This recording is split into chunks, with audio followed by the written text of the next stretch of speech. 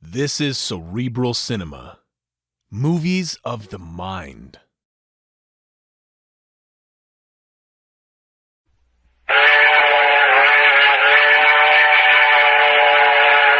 I Love a Mystery. A Carlton E. Morse audio novel featuring Jack, Doc, and Reggie, specialists in crime and adventure. Now following the northwest trail of a missing millionaire, a killer cougar, and the Phantom Castle.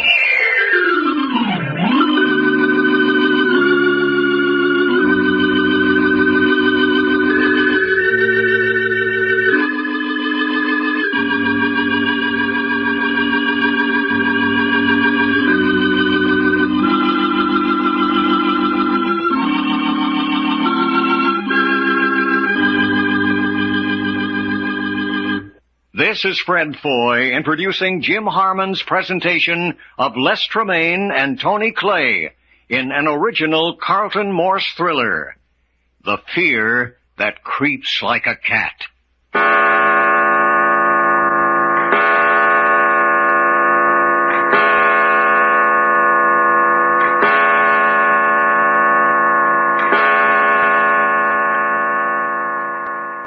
5 o'clock in the evening in a Seattle hotel somewhere on the edge of Lake Union. The three comrades, Jack, Doc, and Reggie, are at the jumping-off place in their new adventure. The new adventure consisting of a manhunt with $1 million at stake. They have been assigned by a big insurance company to bring back alive Alexander Archer, declared legally dead by order of the court. The court says he's dead. The insurance company says he's alive, and the three comrades have been assigned to the task of proving the insurance company right. The trio arrived in Seattle an hour ago by Stratoliner and registered at their hotel less than 20 minutes ago. Well, I'll tell you hombres one thing. We're working for the right people. Look at the size of this room. You could swing a hipponoceros by the tail in here. Hey, Jack, you're sure this here's the hotel we was told to come to? This is it. Well, doggone, if it's going to be like this, I hope our manhunt don't go no further than right here in Seattle. Not a chance. What you mean, not a chance? This afternoon, or tomorrow morning, we get a telegram from the insurance company in New York, and we're on our way. On our way where? Into the wilds of the Pacific Northwest. Is that all the information we got? Until the telegram arrives. I say, Doc, look here. We're right over Lake Union. We are? Well, I'll be doggone. Jack, we're on the second story right here over the lake. How about you two getting changed? Changed? Well, you can't go down to dinner here looking like that. Is the victuals we eat on the company, too? Oh, by all means, Doc. Well, son, just watch me do some expensive eating. Say, that insurance company don't care how it spends its money, does it? It'll be worth it to them if we bring Alexander Archer back alive. Yeah. Imagine them giving one man $1 million worth of insurance money. Well, it was all right when they did it. Archer was one of the most substantial men in New York. Then last year, he lost his pants in a series of financial disasters. Yeah, I know that. And I still say $1 million smackers is a lot to put on one man. If I had... Hey, company. I'll get it. Oh, please. I'm sorry. Hey, don't be sorry. Come on in. How dare you? Well, doggone it. What you go rapping on people's doors for if you don't want to come in? What is it, Doc? A babe and a honey, what I mean. You're insulting. I made a mistake. Oh, no, you didn't. No. Come on in here. Help! Help! There. You let go of me. Look at what I got me, Jack. You fellas can fish for your own. Doc, are you crazy? Well, look at her and ask me that again. But I say, grabbing girls out of the hole? What kind of gorilla have you got here anyway? What's it all about, anyway? I came to your door by mistake, and this... Sippy cat's a good word, sugar. Doc. If you'll please open that door. Oh, no, you don't. Doc, behave yourself, will you? Quite. This is no time for romance. Romance, my grandma. This little old she-girl's a carrying a shooting pistol. That's not true. Look at the shape and sag of her coat pocket and tell me if it's true or not, Jack. Why did you come to our door with a gun? I tell you, it was a mistake. You should ought to be ashamed of yourself. Nice girl like you carrying pistols and telling lies. You let me out of here. Who are you? When the management of this hotel hears about this... Never mind the management. Who are you? 3 men kidnapping a girl. Get her, Reggie. Righto. No. Let go of me. Get the gun, Doc. If you don't let me go, I'll scream. Scream and we'll gag you. Got it, son. Anything else in her pockets? No, let me alone. Yeah, here's a handful of junk. All right. Let her go, Reggie. You'll be sorry for this. Sit down. Oh, See that she stays down, Reggie. I want to see what Doc's got here. 3 great, big, brave men. Nevertheless, you heard what Jack said. Nothing but a lot of female junk. Powder puff wrapped up in a hanky, lipstick, bunch of keys, compact. Here, let me see that. Compact? Yes? Help! Help! That's it. Keep your hand over her mouth, Reggie. Quite. Now sit there and act like a lady. Find anything, Jack? Yes. Look at this. Telegram. Telegram? What's it say? From New York to Linda Joyce. It says, Packard, Long, and York arriving Seattle today. Will register at Crawford Arms Hotel. Stop the sign, Nick. Well, what you know? But I say, Jack, no one was supposed to know about us arriving in Seattle. Apparently everyone knows about it. Take your hand away from her mouth. Righto. You're Linda Joyce, I suppose. Supposing I am. How did this Nick person in New York know we were arriving in Seattle? How do I know?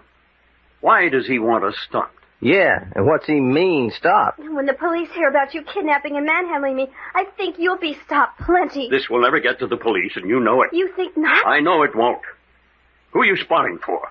I don't know what you mean. Oh, yes, you do. You came to our door to be sure we'd arrived and to get a look at us. That's not true. I think it is. I also think you felt pretty certain you'd get away with that gag about coming to the wrong door. Otherwise, you'd not be carrying this telegram around with you. Was it very smart of you, Sugar? Smart guys. Figure everything out. I say, Jack, there's one thing I don't like. What's that, Reggie? I don't like the way she's taking it. We've caught her with the goods, and yet she doesn't seem a bit worried. Yeah, what does that mean? She thinks of... There's your answer. Yeah, more the same kind of company. Reggie, keep her in that chair. Put your hand over her mouth. Doc, get behind the door as I open it. You betcha. Yes, I'm coming. We ready? Here goes. Good evening, sir. What do you want? You're Mr. Packard, aren't you? Yes? May I come in for a moment? Why not? Thank you. Okay, you're in. What do you want? So, my daughter is in here. Your daughter? That's right. By the way, would you mind having that young man standing behind me remove himself? I'm doing okay, Grandpa. Yes, but it makes me nervous to have someone behind me. Frisk him, Doc. You bet. Hold still, mister. Pretty desperate treatment, isn't it, gentlemen? Nothing bigger than a pocket knife on him, Jack. All right, but keep an eye on him. Now then, who are you? What's your business? I want you to release my daughter, naturally. Oh, you do? Yes, would you mind having that young man take his hand away from my daughter's mouth? First, what's your name? I'm Richard Cooper. Cooper. This girl's name is Linda Joyce. Linda Joyce? Oh, you must be mistaken. The heck we are. What is her name, then? Laura Cooper. Please have that young man release her. All right, Reggie. Quite. Oh, thank goodness you came, Father. Laura, how many times have I told you to keep away from strange men? But it was a mistake. I came to the wrong door. I'm afraid you're a very naughty girl, Laura. That's it. You always think the worst of me. Past experience, my dear. Past experience. Now, if you gentlemen will allow me, I'll take her back to her room. I assure you she won't annoy you again. You promised that. Indeed I do. Well, you better keep an eye on her. Doc's gone for her in a big way, and I won't be responsible. Oh, dear, oh, dear. I've had so much trouble with this girl. Come along, my dear. Yes, Father. Which one of you is Doc? That's me, Grandpa. Red hair. Laura's very fond of red hair. Women are weak, my boy. Weak. I beg you not to take advantage of her. Good afternoon, gentlemen. Well, I'll be a two-tailed hipponoceros. But I say, Jack, the telegram. That girl's more than just a flighty female. Sure. But that was a great act they put on. Kindly old father and his wayward daughter. Doggone if it wasn't. The old guy acting like he was on his last leg. I say, he did look on the trembly side. I felt sorry for him. Sorry my eye. When I went over him looking for a gun, I felt muscles like steel. That guy could lick his weight in wildcats. But, Jack, why did you let them go? Why not? We got everything we could out of them. We can't be bothered with prisoners. Sure, we know the gang's on our trail, and we know what two of them look like. Hey, who you phoning to? Listen and you'll find out. Hello. I want to send a wire. Ready? The Viking Insurance Company, 1440 Broadway, New York City. Who is Nick? He tipped off gang in Seattle of our presence. The fight's on. Signed, Jack Packard. Thank you. Why didn't you tell him to rush them final instructions so we can get out of here? What's the hurry? If we stick around, we may meet some more of the boys and girls. Yeah, I wonder if they got any more little old she-gals as pretty as Linda Joyce or Laura Cooper, whatever her name is. Good looking, but a little bit on the scratch cat side for me. They can be anything they want to be just as long as they're pretty. Boy, did you notice how she filled out that dress she was wearing? Doc, listen. Hey, somebody's picking our lock. Get over there by the door, Reggie. Doc, get in the bathroom. Okay, son. Give me the gun. Okay, catch. Hey, they've got it open. Watch it. All right, stick 'em up, you mugs. Hello, boys. Shut the door. What can we do for you? We'll take care of that. Where's the third guy? What third guy? I got this guy covered. Sam blasts that guy by the wall if he makes a move. I say, a bit drastic, don't you think? Shut up.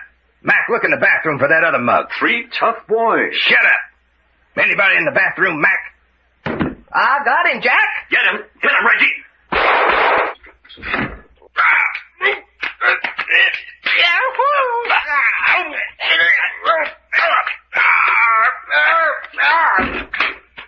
Get that gun. Whoopee! Got it, fella. How you coming, Reggie? There, that does it. Now get to your feet. Doggone, as pretty as you please. All right, you. Stand up. Hey, Jack, now we're gone. What we gonna do with them? Out in the window. The window? You mean we're gonna throw them out? Why not? The lake won't hurt them. Well, doggone. Hey, what do you think you're doing? Come on. Help me, Doc. You darn tootin'. Hey, I can't swim. How'd he go? Whoopee! Man, what a dive. Next. Out he goes. Whee! Is the man in the bathroom unconscious? Out like a light. All right, throw him out in the hall. He might drown. Who is it? Hurry, hurry. Let me in quick. What do you want? They're going to kill me. They're going to kill me.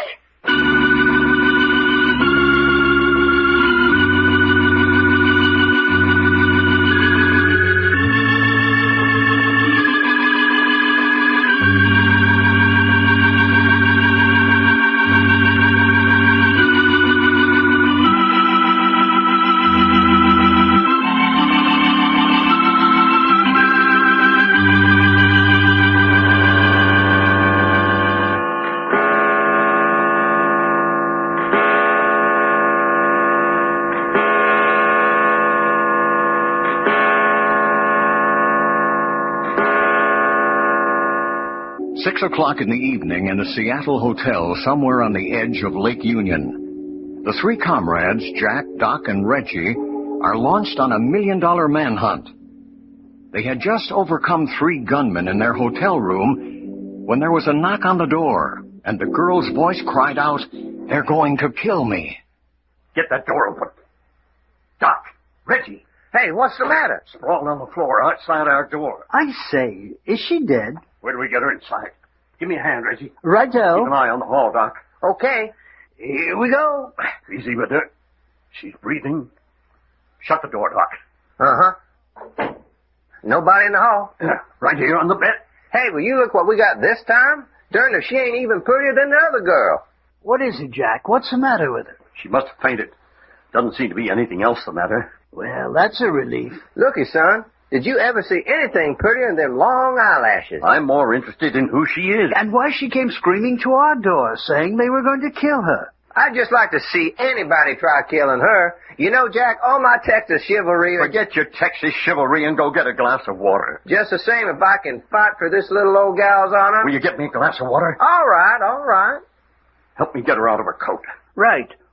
Hold her up a bit. There we are. See what you can find in her pockets. Dressed a bit on the expensive side. Yes. Look at that diamond on her finger. Water for baby, Jack. Yeah. I say, Jack, here's a letter addressed to Jeanette Archer. Archer. Here, let me see that. Quite. Hey, look. We're hunting for a guy named Alexander Archer. Of course. Wonder if Colonel's here is any relation. Jeanette Archer. Do either of you remember the insurance company saying anything about a girl by that name? Heck, I don't remember half them insurance guys told us. Pour some of that water on this towel and bathe her forehead, Doc.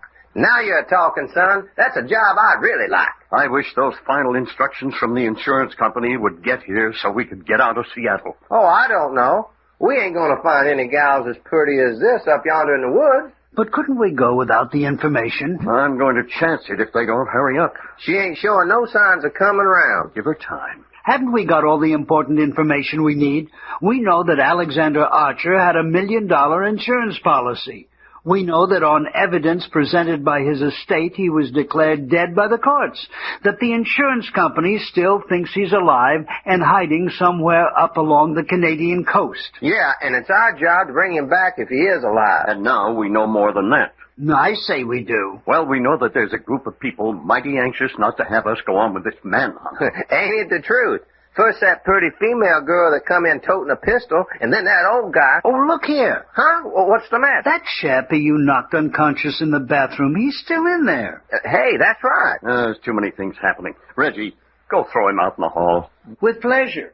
Well, there's one thing, son. We sure are popular. We've been in Seattle about an hour, and here at the hotel about half an hour, and looking at all the visitors we've had. I wish I knew where this girl fits into the picture. Well, if she don't fit in no place, can I have her?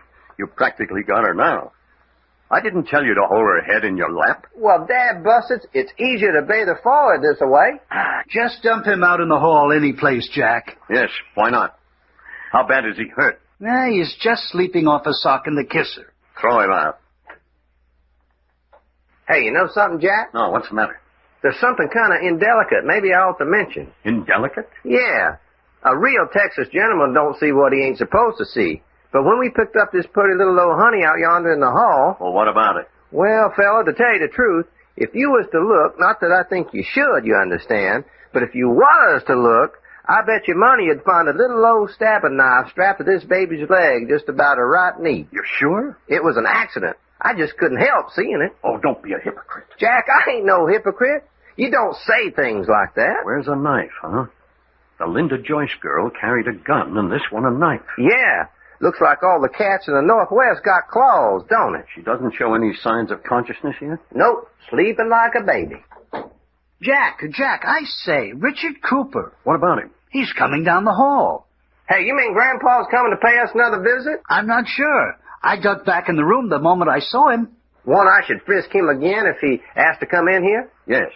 Just leave the wet cloth on the girl's brow and get over by the door. Ain't much fun of holding an unconscious girl head in your lap anyway.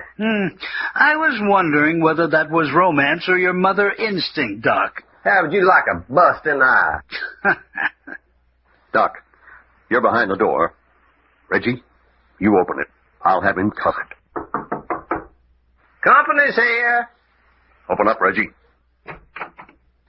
Gentlemen, I say, it's Mr. Cooper, Jack. What does he want? may I come in? He wants to come in, Jack. All right. Please, step in, Mr. Cooper. I'm afraid I'm getting to be an awful bother. Hold still, fella. Here, are you behind me again? Looks like it, don't it? Keep your hands out in front of you, Cooper. Am I subjected to this indignity every time I come into this room? It's not a bad idea. Nope, he ain't carrying nothing, Jack. What in the world gave you the idea that I might be armed? Everyone else visiting us has been. By the way, as I came down the hall, I noticed something rather unusual. That so? Yes, the body of an unconscious man. Rather out of place in a hotel of this distinction. Did you call the management? No, I never like to get mixed up in unpleasant matters of that nature. Besides, the management is upset enough as it is. 2 men dived into the bay from someplace up on this floor. Dived in my grandma. We throwed 'em in. Is that so? They said they dived in. Well, never mind that. What do you want this time, Cooper? I came for my daughter. I say, your daughter? Yeah, she's a little bit eccentric. She has fainting spells. Fella, you're just lousy with eccentric daughters, ain't you? I beg your pardon. That's what I said. First we grab a gal carrying a gun. In her pocket's a telegram saying her name's Linda Joyce. You come along and say her name's Laura Cooper. Next we find the girl outside our door in a dead faint after yelling somebody's trying to kill her. And in her pocket's a letter saying her name's Jeanette Archer. And now you say her name's Cooper. That's right, Brenda Cooper. Now, if you'll allow me to carry the child back to her room... Hold it, Cooper. You mean you're not going to let me have her? That's right. But this is outrageous. Maybe. But the child needs medical attention. Besides, I object to leaving my daughter in this room with 3 strange men. How do you account for the fact she's carrying a letter with the name Jeanette Archer? Easily. Jeanette Archer's a friend of hers.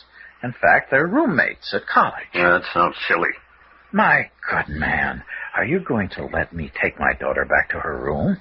Or will I be obliged to call the police? Say, that's not a bad idea. Now, see here. I don't want trouble with you men. I'll admit my daughters are a bit wild. I'm not holding you responsible. Don't move or open your mouth, Cooper. A gun? Yes, a gun. Doc, open the door a crack. If there's any funny work, Cooper's going to be sorry. Okay, fella. Hey, it's a bellboy. He's got a telegram. Take it and close the door. Sure. Thanks, son. Here you are. Got it? You bet you. Reggie, look up the number of the police department. Get them on the phone. Now, don't be hasty. You're the one who suggested it. I had no intention of calling them. In fact, I have every good reason for not calling. You ain't kidding now, mister. Yes, my daughter's names have been in the papers before. Nothing serious, you understand. Wild parties. Please save them any further notoriety. Here it is, Jack. Get them on the wire. You're going to insist on it? That's right. I say, get me Maine 4400, please. In that case, I shall withdraw. Suit yourself. I hope you realize you're breaking an old man's heart. I suppose there's a little old gray-haired mother with a shawl around her shoulders somewhere in the background, too. Good evening, gentlemen. We sure bluffed him out of that one. Bluff nothing. What's the matter, Reggie? Haven't you got them yet? They're on the wire, but they asked me to hold the line a moment. Doc, let me see that telegram. Oh, yeah. From the insurance company, you think? Probably. What's it say? It's what we've been waiting for. Oh, righto. Hold the line a moment. Here they are on the wire, Jack. Let me take it. Hello. Listen, there's an unconscious girl by the name of Jeanette Archer up in room 232 of the Crawford Arms Hotel. Get here quick or she'll be kidnapped. Never mind who this is. Get here and step on it.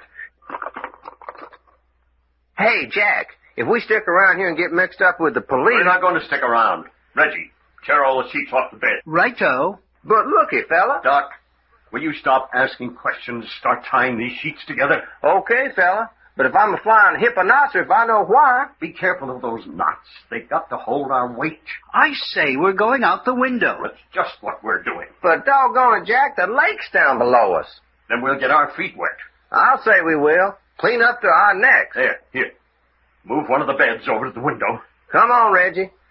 Doggone it, things ain't getting crazier in a lunatic asylum. You fellas get out of your coats and wrap some extra clothes in them and tie them to your backs.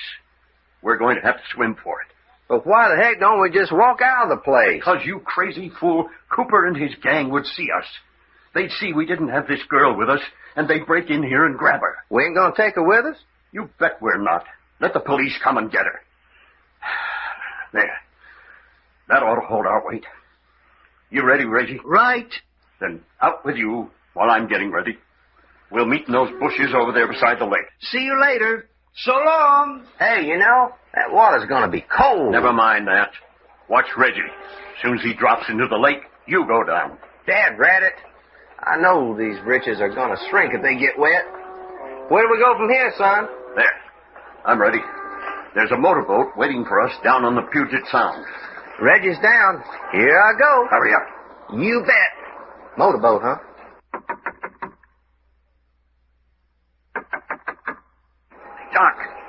Doc, they're here. Hurry up. Hey, Jack. Something's giving way. Look out! Oh, that's beautiful. Now I've got to dive. Well, here goes nothing. Wee! Cuss these blame britches. They're choking me to death already.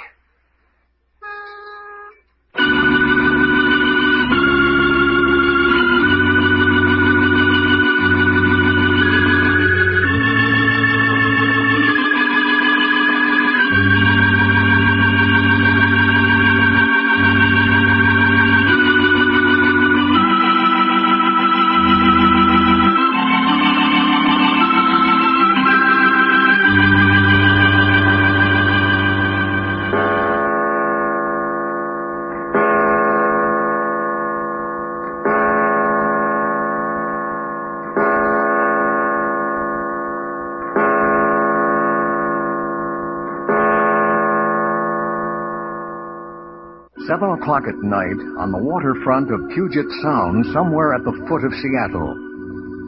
On evidence presented by the estate of Alexander Archer, the courts have declared him legally dead, but the insurance company believes him alive and have hired the three comrades to find him and bring him back alive. There's $1 million insurance policy on his life, and there is a vicious and well-organized gang trying desperately to block the search for him. Half an hour ago, they dodged members of the gang at their hotel and are now completely enfolded in fog and darkness on the Puget Sound waterfront. Hey, I suppose you know where we're going, Jack? Well, we must be almost there. We keep walking along the dock until we come to a warehouse saying, Belts Iron Foundry Loading Dock. Well, that's silly. How are we going to see Belts Iron Foundry Loading Dock when it's so dark you can't even see the hand in front of you? That's why I stopped at the drugstore and bought these flashlights. A lot of good they do. We're on our way to the... On our way where? I don't know. The telegram said we'd find a motor launch waiting for us at the dock. Well, if we ever find it... Hey, Dad, blast it. Oh, I went and stepped into something. Well, if there's anything for miles around to step in, I'm the fellow that steps in it. Oh, take it easy, old boy. Well, blast it all anyway. You don't know where the launch is taking us? Nope. We're going to be run across Puget Sound to some little town, and after that, we're on our own. Sounds a bit indefinite. Well, after all, that's our job. If the insurance company knew where Alexander Archer was, they'd go get him themselves. Well, what makes them think he's up in this part of the country? I don't know, but they must be right. Because if we were on the wrong track, we wouldn't be having so much trouble with the gang that doesn't want us to find him. Hey, I hadn't thought of that. Hold it. What's this warehouse say? You tell me. Well, there's something up there. I can't read it.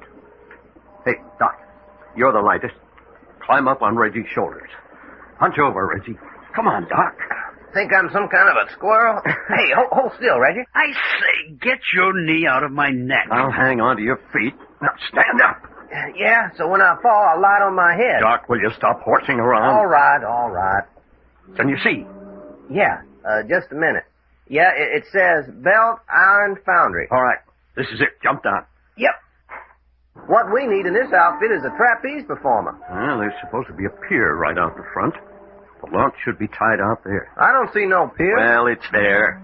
Come on. First thing you know, we're going to be up to our armpits in the Pacific Ocean. Not ocean. Puget Sound. Well, it's just as wet. We would have to pick a foggy night. Stop grumbling. Will you? Why? That's all I want to know. Just plain why. Because I'm tired of hearing you. That reason enough? Reckon so, son. All you got to do is give me a reason. Hey, ain't them lights ahead? Down close to the water? Quite. This must be it. Watch out for steps going down to the water. Fall down and bust your necks. I hope you do. Well, I probably will. Oh, shut up. Hey, you! Who said that? Here, you, Jack Packard. That's right. The launch is right down below. Watch the steps. Follow right behind me.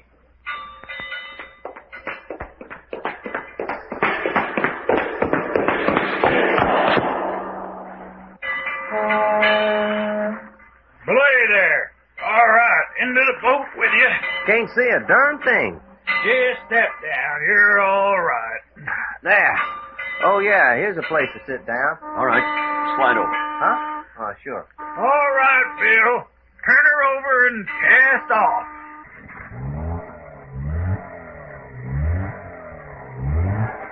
Well, fellas, we're on our way. How much of a trip is it? Huh? You talking to me? Yes. How much of a trip have we got ahead of us? Oh, a couple of hours. As soon as we get across, we'll find a hotel and get a good night's sleep. Hey! Hey there! Come back here! You got the wrong boat! You got the wrong boat! Come back! I got the boat you want! Hey, what does he mean? Yeah, what does he mean we got the wrong boat? Crazy old fool. That's crazy French. Every time any other boat on the Sound takes out a load of passengers, he acts like that. Always trying to get a load for his boat. Is that what it is? That's it. Sure acted plenty unhappy. Can't stand here talking. Gotta go back and take over. Jack, Yes. you don't suppose we could have taken the wrong boat, do you? That's what I was thinking. Hey, you think... And I'm also thinking this is a fine time to find out about it. Well, what are we waiting for? Let's do something about it. Sit down, Doc. But look it, fella. Sit down, will you? Let's figure this out. Well, I didn't mind telling you, I don't like it. This man in our boat called me Patrick. So he was expecting us all right. But see here, Jack, we haven't made a move so far that Cooper and his gang haven't known about beforehand. I know that. But how could they have found out about our orders to come to the waterfront? We only got the telegram about 10 minutes before we left the hotel. Well, maybe they seen the telegram before it was brought up to us. Or that chap back in New York might have wired them. He certainly warned them about us arriving in Seattle. Could be done all right. Well, then, doggone it, let's make these hombres turn this boat We around. might try. What you mean, try? There's only 2 of them and 3 of us. If they're part of the gang, they're armed. We're not. They could shoot us down before we could move. In the dark, they couldn't hit the side of a barn. What do you think, Reggie? I'm for it. Doggone right. All right. Here we go. You move and you're dead men. All of you. Hey, who said that? Never mind. Just don't move. Well, you long-haired sippy cat. Quiet. What about it, Jack? Are we going to sit here and take that? Looks like it. Well, I'll be a 2-horn blue jay. Doc, Huh? cut it out. You mean we ain't going to do nothing? That's right. Now you're talking sense.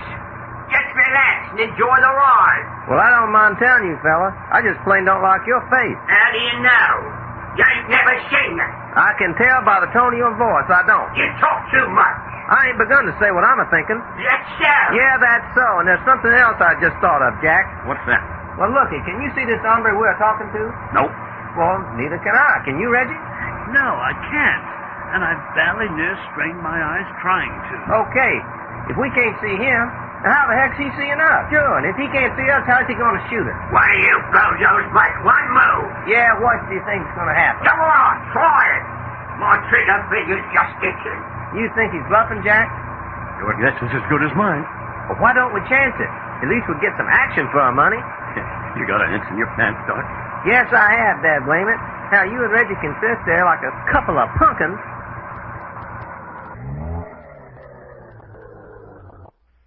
Jack, they killed the motor. This is where you mubs get off. How do you like it? Get off? I don't see no land. It's there, though.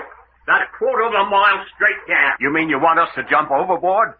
Not until you're dressed for it. Dressed for it? Yeah. You wouldn't want to get in the cold water unless you was dressed for it. Hey, what the heck are you talking about? I ain't a horn to go swimming dress or no dress. Now, you won't mind it with a sack over your head and a piece of iron bar tied to your feet. Not for long, anyway. Well, I'll be a smelly onion if they're going to tie any arm bar to my feet. All right, Bill, you ready? Yeah, let's dump 'em and get out of here. Where's Jack? He's bringing up the ropes and the huts of iron. How about a little light to work in? No, any passing craft seeing a light drifting out here would get nosy. What's keeping Jake? Hey, Jake. You better go see what's the matter. Well, keep that rod on them fellas. They're mighty tricky. You bozos hear that? Hey, you punks. Did you hear what I said? Hey. Hey, you guys. Joe, Jake, come here. Well, what's the matter, Bill? Come here. I think they've gone over this side. What do you mean, over the side? Well, where were you and your gun? What could I do in the dark? I didn't hear a sound. They were sitting right there. There's a hand here. I'll give you a hand. That's what you think. Get him. Get that man. Hey, Jack, man overboard. Here's some rope. Did you knock him out, Reggie? I don't know. Help! Help! All right, here it comes, Bill. Jelly! I can't swim. I did throw it. Yes, I got it. Pull me in. Help me, Reggie. Heave on it. That's it. I can hear him. He's right alongside. Give me your hand, fella. There you are, you yellow-tailed polecat. I can't swim. I don't know why we didn't hold you under instead of pulling you out. Tie him up, Reggie. I'm taking care of this other would-be tough guy. Yeah, I sure landed right on his kisser. Apparently you did. He hasn't moved since. Hey, what about the other fella? The guy they called Jake? He doesn't seem to like our party. Yeah? Ain't seen hide nor hair of him. There, that should hold our friend Bill. All right. Let's go see what Jake has to say for himself. You betcha. Shuckins, that other fight didn't hardly get my blood circulating. Hey, Jake! Come on out. You might as well give up. Yeah, fella. All's out and free. Here, wait a minute. If we turn on some light, he'll be easier to find. Yeah, if we know where they are. Hey, what's making them big waves? Oh, Doc! Reggie! Doc! Hey! Run down! Look out! Look out! Jack? Reggie? Hello. Everybody all right? Yeah. Well, I can't touch bottom if that's what you mean. I say, what hit us? Big freighter. Went right on.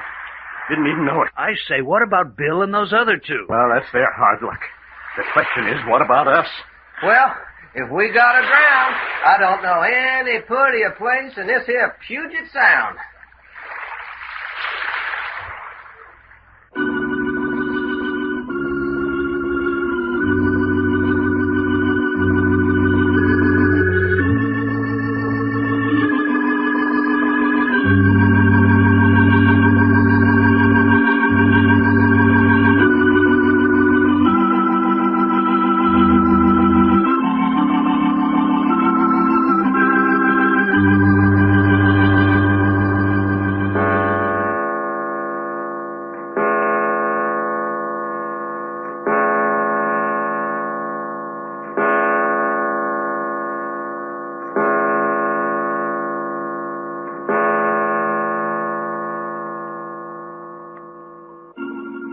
Seven o'clock at night, somewhere in Puget Sound off the waterfront of Seattle.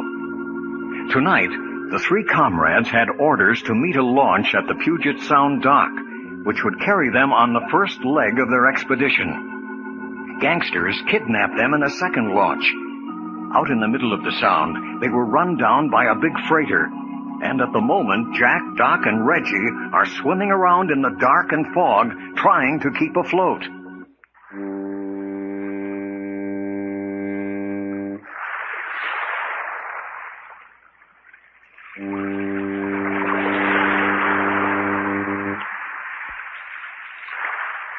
Well, there goes my underdrawers. I could be arrested for what I ain't got on. Save your breath.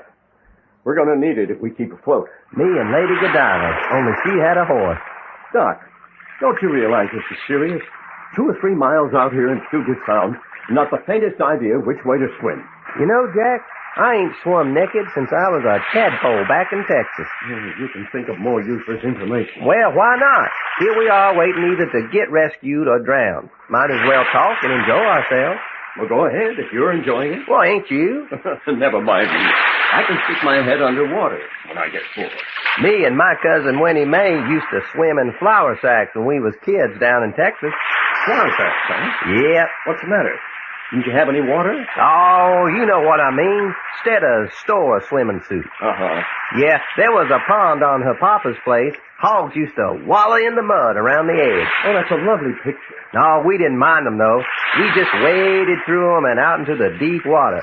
It'd come up to our pistol pockets in the deepest place. Wonder you didn't catch something. We did. Tadpoles, water snakes, things like that. I mean disease, you dope. Germs. Heck no. Me and Winnie Mae were so tough, germs couldn't stand the sight of us. Hey, listen.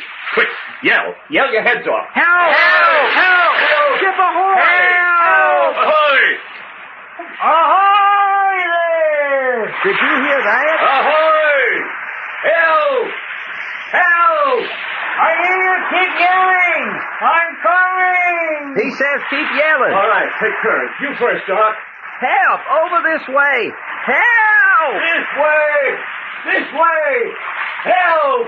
I say he's got the light on us. Well, doggone. Looks like we ain't going to be fish bait after all. You see us?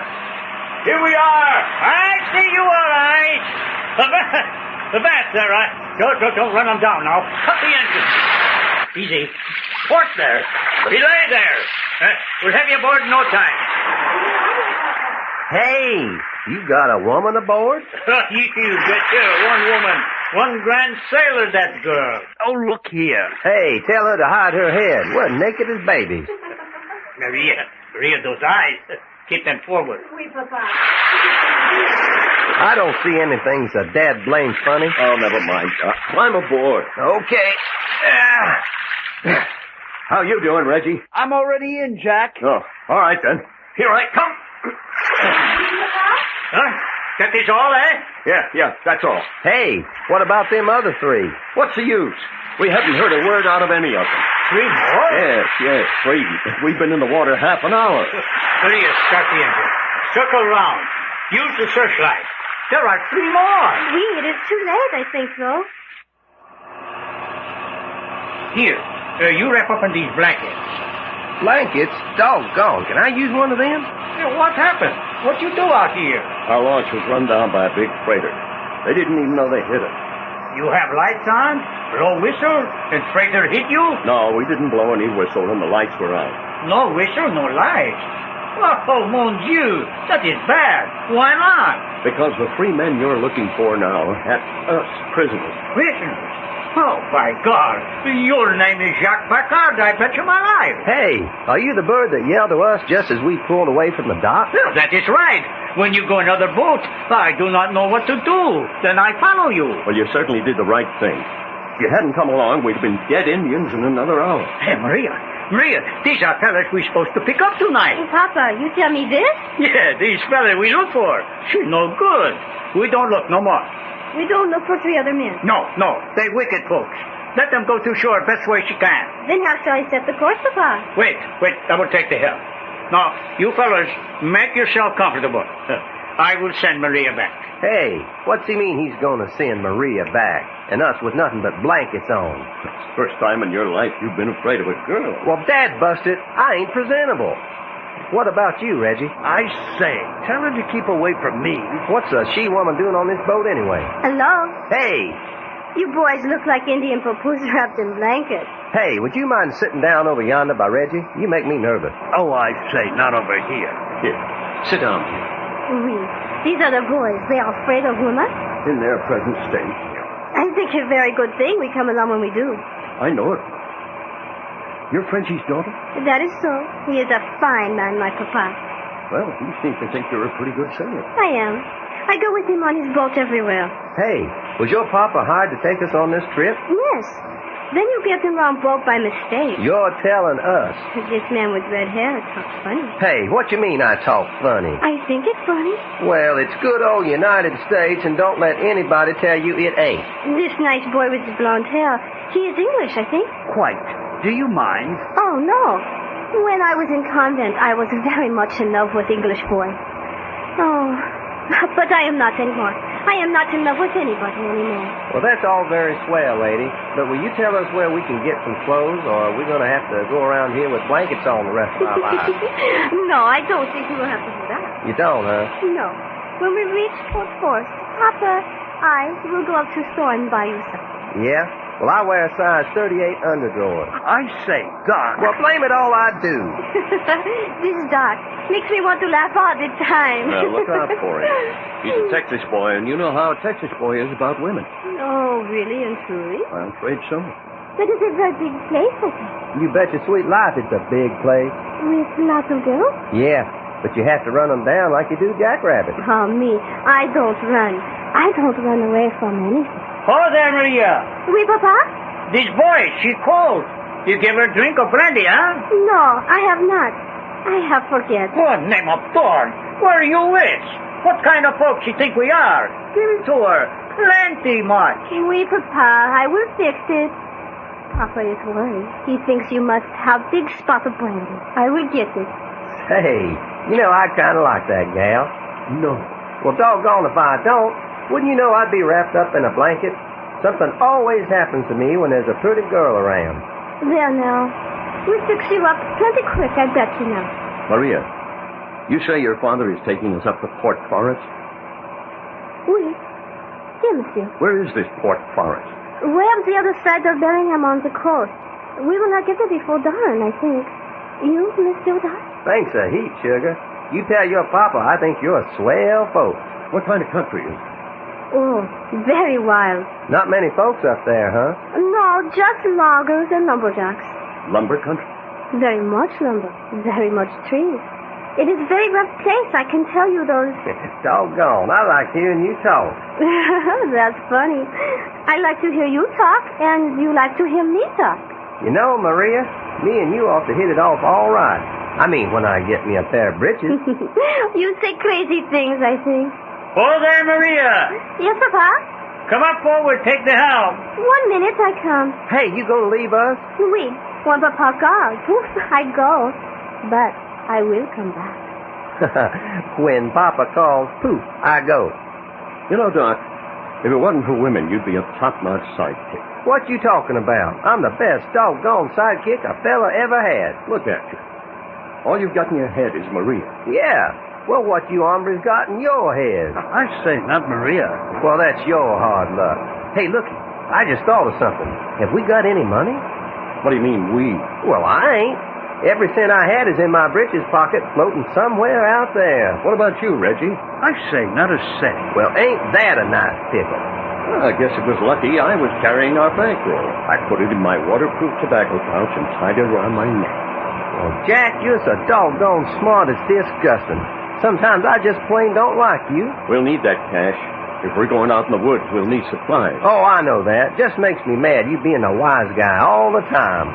What's the matter with these fellas? She mad? No, he's just talking through his hat. What about it, Frenchie? Maria says we won't get to Port Forest before morning. That girl, Maria, she one smart girl. She knows this country like I do. Well, what happens when we get to Port Forest? You ask me? Yes, I'm asking you. Oh, that is bad. Why bad? Because me, I come back here to ask you same question. Oh, I see. You had instructions to take us to Port Forest, and that's all? That is right. Then I have to get next information from you. Frenchie, you know what this is all about? Why you're taking us up there? No, I know nothing. How would you like to make a fortune for you and Maria? Money? You talk about money? Lots of money. Oh, you betcha my life. For money, I do anything. That's a bet. You stick to us, and you'll have plenty of money. Boom. Now you're talking, Jack. Man, I can fight my weight in wildcats with that little old Maria looking on.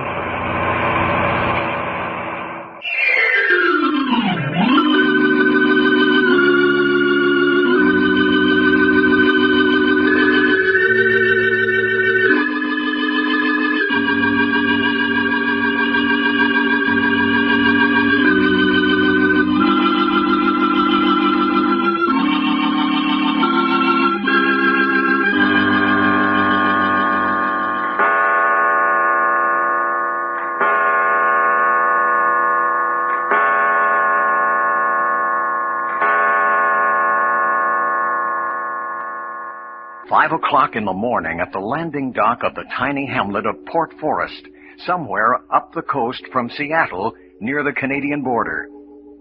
In their search for Alexander Archer, the $1 million corpse, the three comrades, Jack, Doc, and Reggie, have only now arrived at Port Forest. They were brought here in a tiny motor launch operated by Frenchie and his daughter Maria. Last night, the trio were kidnapped by gangsters trying to prevent them from finding Archer, and were carried out into Puget Sound in a small boat. The boat was struck in the dark by a freighter, and Jack, Doc, and Reggie thrown into the water. They were forced to shed all their clothes to keep afloat. That's how Frenchie and Maria found them and rescued them, without a stitch between the three of them. Frenchie gave them each a blanket, and now here they are, docked at Port Forest at the break of dawn, shivering in their blankets. Billy, where's Frenchie and that good-looking daughter of his? Down that little hole they call the cabin. Well, doggone it, if there's any cabin, we should have it. We're the ones without clothes. 3 of us couldn't possibly get in it. Well, 2 of us could. Look at the hair on my legs. Frozen stiff. Break 'em off like icicles. Well, anyway, it's getting light enough so we can see where we are. So that's Port Forest. Where's Port Forest? Well, at least there's a few buildings scattered about up there. Don't look very appetizing to me. Well, don't forget, we're a long way from civilization. Port Forest is the last outpost on the edge of the wilderness. Hey there, Maria. Up on deck with you. Those fellas, she's plenty hungry, I bet you. Huh. What's he yelling about? He said he bet we were hungry. Of course we're hungry. Well, will you look what's coming? Hey, food. You betcha my life, food. Maria, she one good cook. I think you need something very hot to warm you up, eh? Oh, you never said a truer word, Marie. Then we all gather round. Plenty tea, plenty hot bread, plenty meat. Boy, howdy. Excuse my scanty panties, but I'm hungry. Oui, I'm quite used to you 3 in these blankets.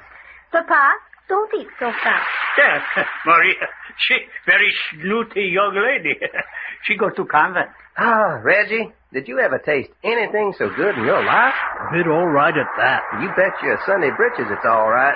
You talk about the breeches? You darn tootin' we are. I swear to my grandma, I never did know before how much comfort a pair of pants was to a fella. Oui. When we have finished eating, Papa and I will go to the store and buy you some more. You mean there's a store up yonder? Oh, one fine store. She got everything in the world. That store, everything. This is Port Forest, isn't it? Sure thing. Sure don't look like much. What's up there? Big sawmill behind those hills. Big general store. 3 liquor stores for the lumberjacks when they come into town on Saturday night. Oh, I see. Plenty liquor, plenty girls, plenty fun on Saturday night. You betcha my life. Papa, we do not stay here Saturday night. Oh, by God. What you mean we do not stay here Saturday night? No, we put out from shore on these boats Saturday night. Ah, that is woman for you. I send you to convent, and now you say I have no fun on Saturday night. You know, this is a beautiful little cove, protected from the ocean. Oh, plenty deep water, too. Big lumber schooners. She come right up to dock here. I say, then Port Forest is simply a mill town. That it is. All the men are at the mill or in the woods now. Are there any other towns in this vicinity? Not for maybe 100 miles in any direction. Hey, this place is 100 miles from any town? And that is not all. By boat.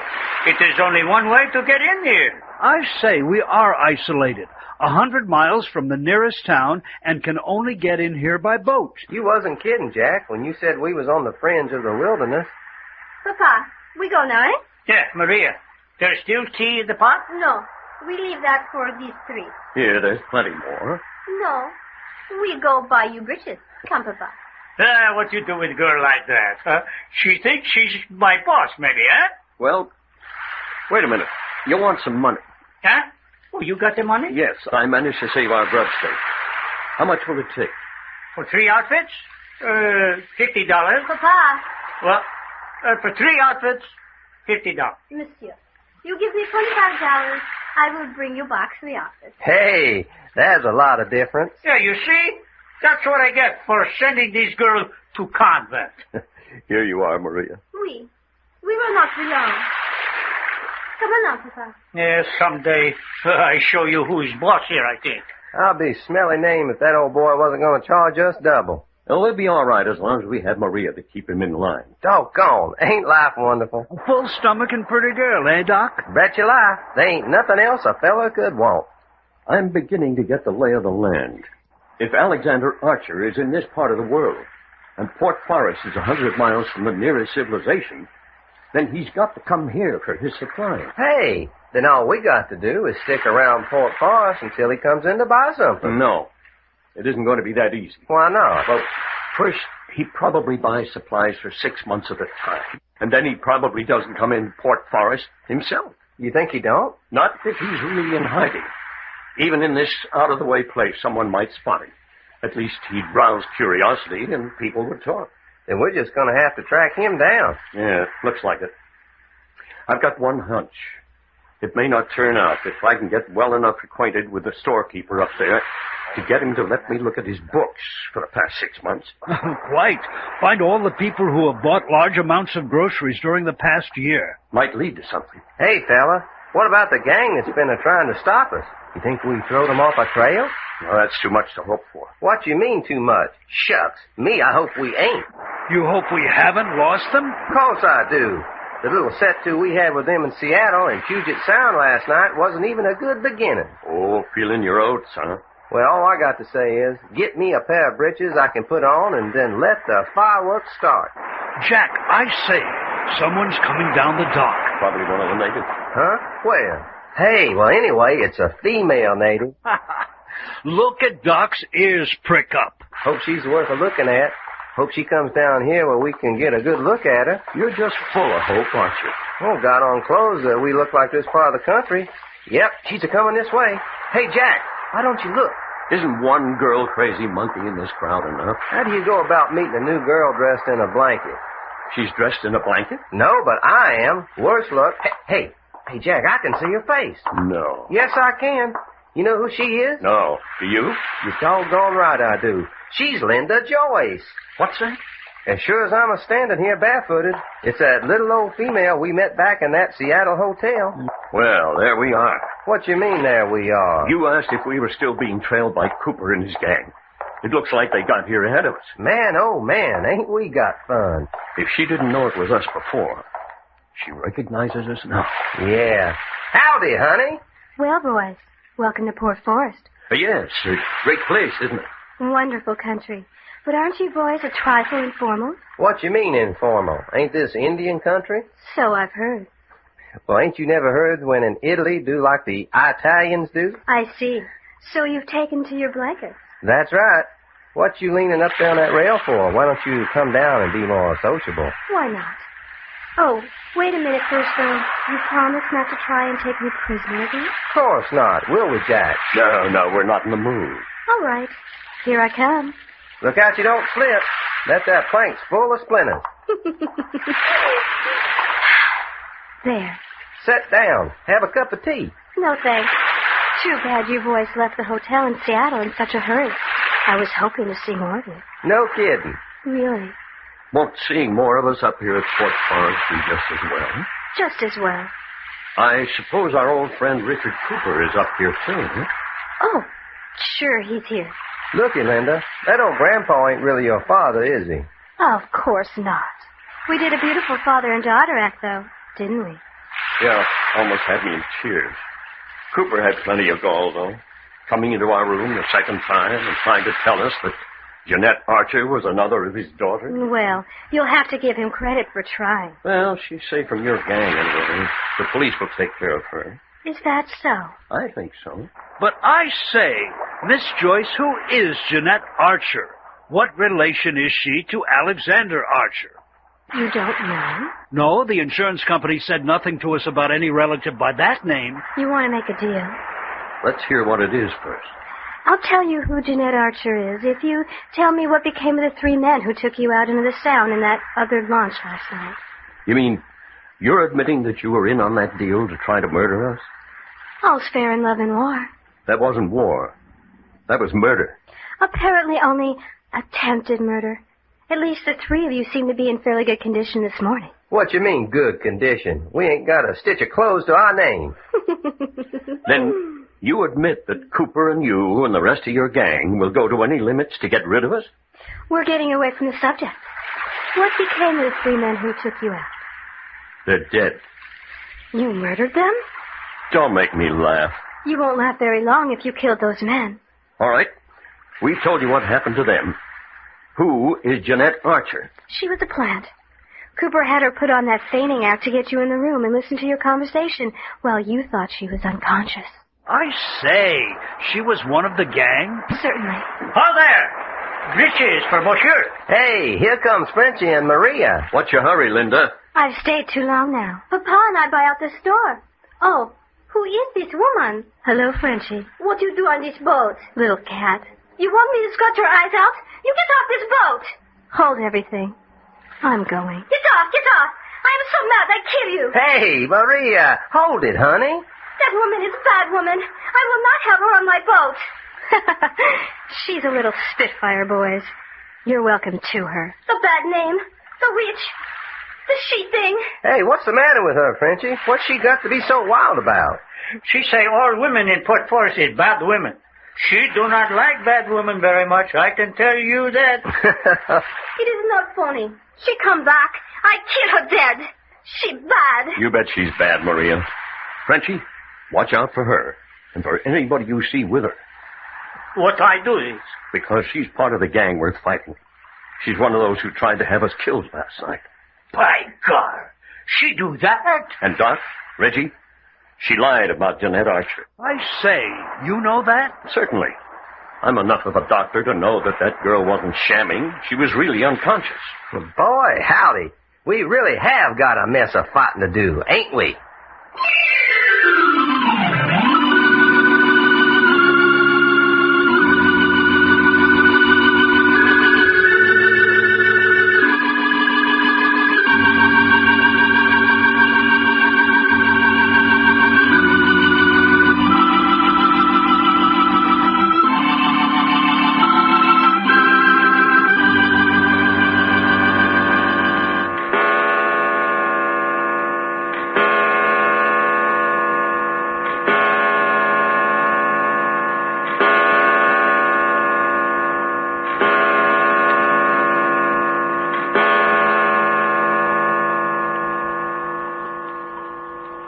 Seven o'clock in the morning at Port Forest, a tiny lumber milling hamlet somewhere up the coast from Seattle near the Canadian border. Jack, Doc, and Reggie's search for the missing man, declared by his estate to be dead, is being hampered on every hand by a well-organized gang of men and women. The three comrades have fought their way up the coast to Port Forest, the only settlement within 100 miles in any direction and approachable only by water. Their only allies in this isolated settlement are Frenchie, who brought them here in his fishing launch, and his daughter Maria. Frenchie told the trio to meet him at the general store. Here she come now, Bud. How there, fellows? Well, here we are, Frenchie. Where Maria? She do not come? No. She said she'd stay on the launch. Oh, she mighty fine girl, that Maria.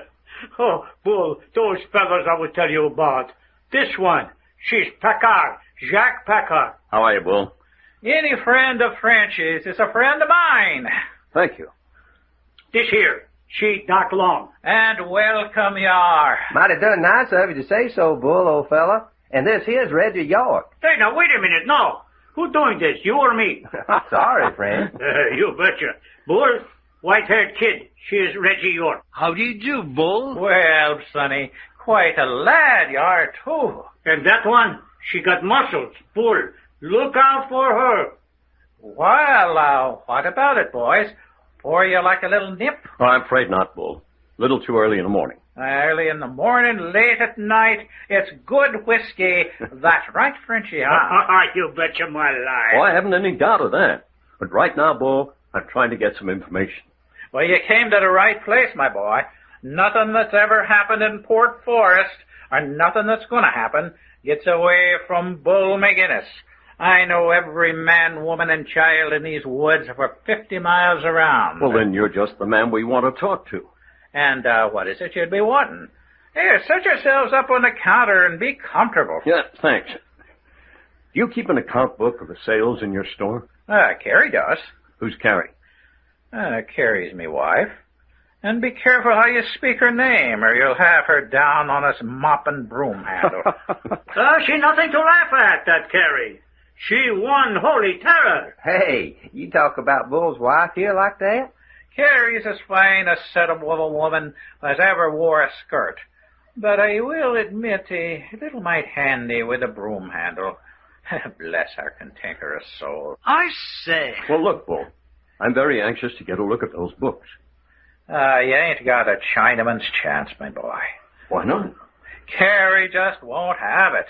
Couldn't you get them for us without her knowing it? Oh, by God, you ask Bull to put his head in the lion's mouth. You ask him to face Carrie McGinnis? Hey, she ain't as bad as that. Not a chance, me lad, not a chance. Well, now, how about telling us where they are and let us take care of getting them? What I tell you, Bull, these boys, she is not afraid of anything. Hey, looky, Jack. Bull here says he knows everything that's going on around here. Maybe he could tell us what we want to know about looking at the books. Maybe so. How about it, Bull? Do you remember making any large sales of groceries and supplies during the past 6 months? Well, lots of them. But I mean really big orders. Perhaps even 6 months' rations. There's nothing out of the usual. Prospectors, trappers, all sorts of folks living off from Port Forest get their stuff here. Only place they can get it. I say, this isn't going to be as easy as we thought. Well, I guess that's that. Oh, wait a minute. You say you know everyone up in these parts? I pride myself on it. Well, do you recall any stranger laying in heavy supplies? Why, no, I can't say that I have. Oh, my goodness! Oh, there she blows. Oh, we're sunk, all hands, and the captain. Bull McGinnis, you know Count Irishman. Oh, yes, me darling. Drinking up our stock of liquor. Well, bless your life. And at this time in the morning. You can smell me breath. I'll smell your breath with the whack of my broom handle. Harry, me love. Whoopee! Outside, all of you. Scum, carrion, no good. Oh, I say. Ha! Whoopee! Every man for himself. That's a mean broom handle. This is far enough, boys.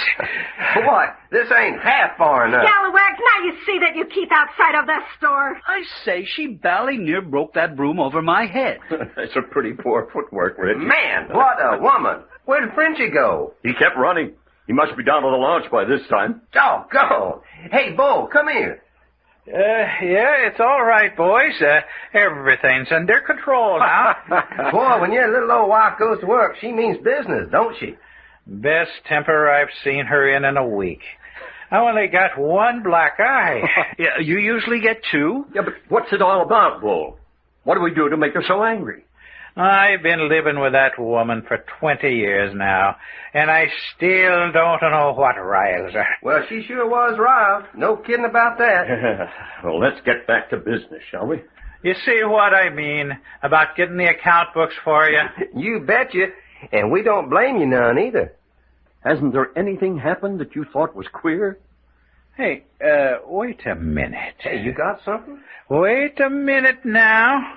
Now, about 3 months ago... Yes? Jake Sims come in here with a wad of money and bought enough supplies to stuff an elephant. Who's Jake Sims? No count bum. Lives on a log hut over next to the timber, down at the end of the street. But I say, what was strange about that? Because Jake Sims don't never work, and he's always broke. And yet he suddenly comes in and buys a lot of supplies? Enough for a fella to live like a king for, 5 or 6 months. He bought them for himself? That's just it. Damn supplies melted away. After he bought them, he went on a week's drunk, and since then he's been begging meals around just like he used to. In other words, he bought the supplies for someone else and got drunk on the money paid him for doing it. Well, that's the way I figure it. Bull, where can we find Jake Sims now? Up at his place. He never gets up before noon. Well, just where is it? Well, not far. Just go to the end of the street here. Over across that stoppage, you'll see a log hut. And that's it. Thanks, Bull. If you see Frenchie again, tell him we'll be back at the launch in half an hour or so. Yeah, stop by the store on your way back. I'd like to buy you a drink. With Mother McGinnis and a broom standing by? Not me, fella. Wish you take it too much to heart. Carries the soul of hospitality. Well, she sure got a funny way of showing it. Shall we go, Jack? Yeah, just a minute. Bull, have you noticed any strangers in Port Forest the last day or so? Nope, I can't say I have. That is, except them show folks. Show folks? Yeah, they're going to put on a show down at the town hall next week. Couple of women. Half a dozen actor fellas. They're staying down at the King Charles Hotel. Thanks. We'll be seeing you later, Bull. Well, don't forget to stop by on your way back. I say, Jack, actors up here? I suppose it's possible. It might be possible, but I'll bet money they're not. It's Cooper and his gang just as sure as shooting fish. We'll have a look as soon as we talk to Jake Sims. Well, here we are at the end of the street.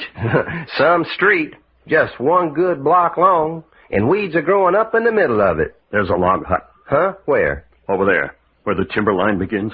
I say, this path looks like it might lead over to... Okay, let's go. Man, will you look at them stumps. There's sure been some big trees cut down around here. Mm-hmm. And all going to waste. Mm-hmm. Yes, sir, some mighty good burning wood for somebody's fireplace. Look at that. Everywhere. Wood to burn, huh, Doc? Okay. What do you think about this fella, Jake Sims, anyway, Jack? He may be our man, all right. I say, it looks like it, doesn't it? Yeah, buying all them supplies. Hold it. We're getting too close. Yeah. Jove, what a pigsty. Darned if Jake Sims ain't white trash of the worst sort. What'd you expect? Bull said he was drunk all the time. Yeah, all this pretty country and a fella has to come along and make this kind of a stinkhole in it. Well, let's see if he's in. Hey, Jake. Jake Sims. Probably sleeping off a binge. Why didn't we just bust in? Might as well. There's no lock on the door. Oh, push her open. Is he in there? Can't see him. We're this far. Let's go on in. Sure. Doesn't seem to be... Jack, look there behind the bed. Oh, I say. Quick, move the bed away. That's enough. Too late.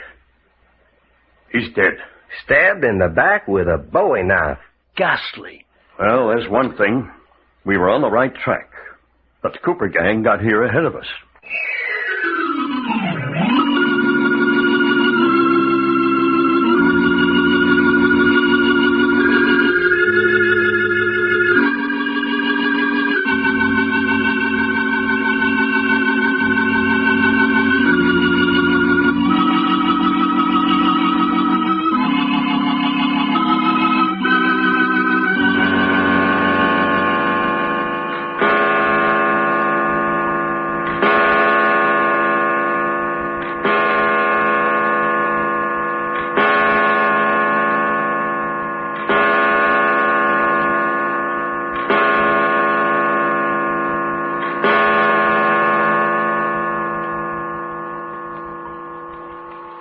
8 o'clock in the morning in the little sawmill town of Port Forest, somewhere up the coast from Seattle near the Canadian border.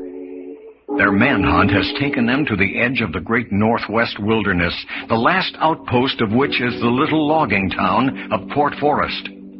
They have had to fight the Cooper gang, an organization determined to keep them from finding Archer every step of the way. The gang's newest atrocity was the murder of Jake Sims, a native of Port Forest, whom the three comrades believed was Archer's contact with the outside world. At the moment, the trio are in the dead man's cabin. Well, there ain't anybody ever going to be deader than Jake Sims is right now. You know, it's interesting, too. He hasn't been dead over 15 or 20 minutes. I say. Yeah, looky, that window's open over yonder.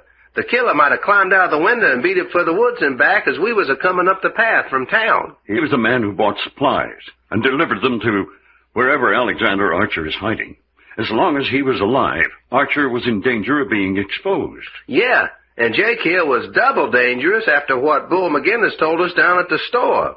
I say, you mean someone of Cooper's gang overheard? Yeah, ain't that the way you figure it, Jack? Yeah, I'm afraid so. But look here, that means that we're being watched. Not a doubt in the world of it. Queer we haven't been aware of it. Yeah, what about that, Jack?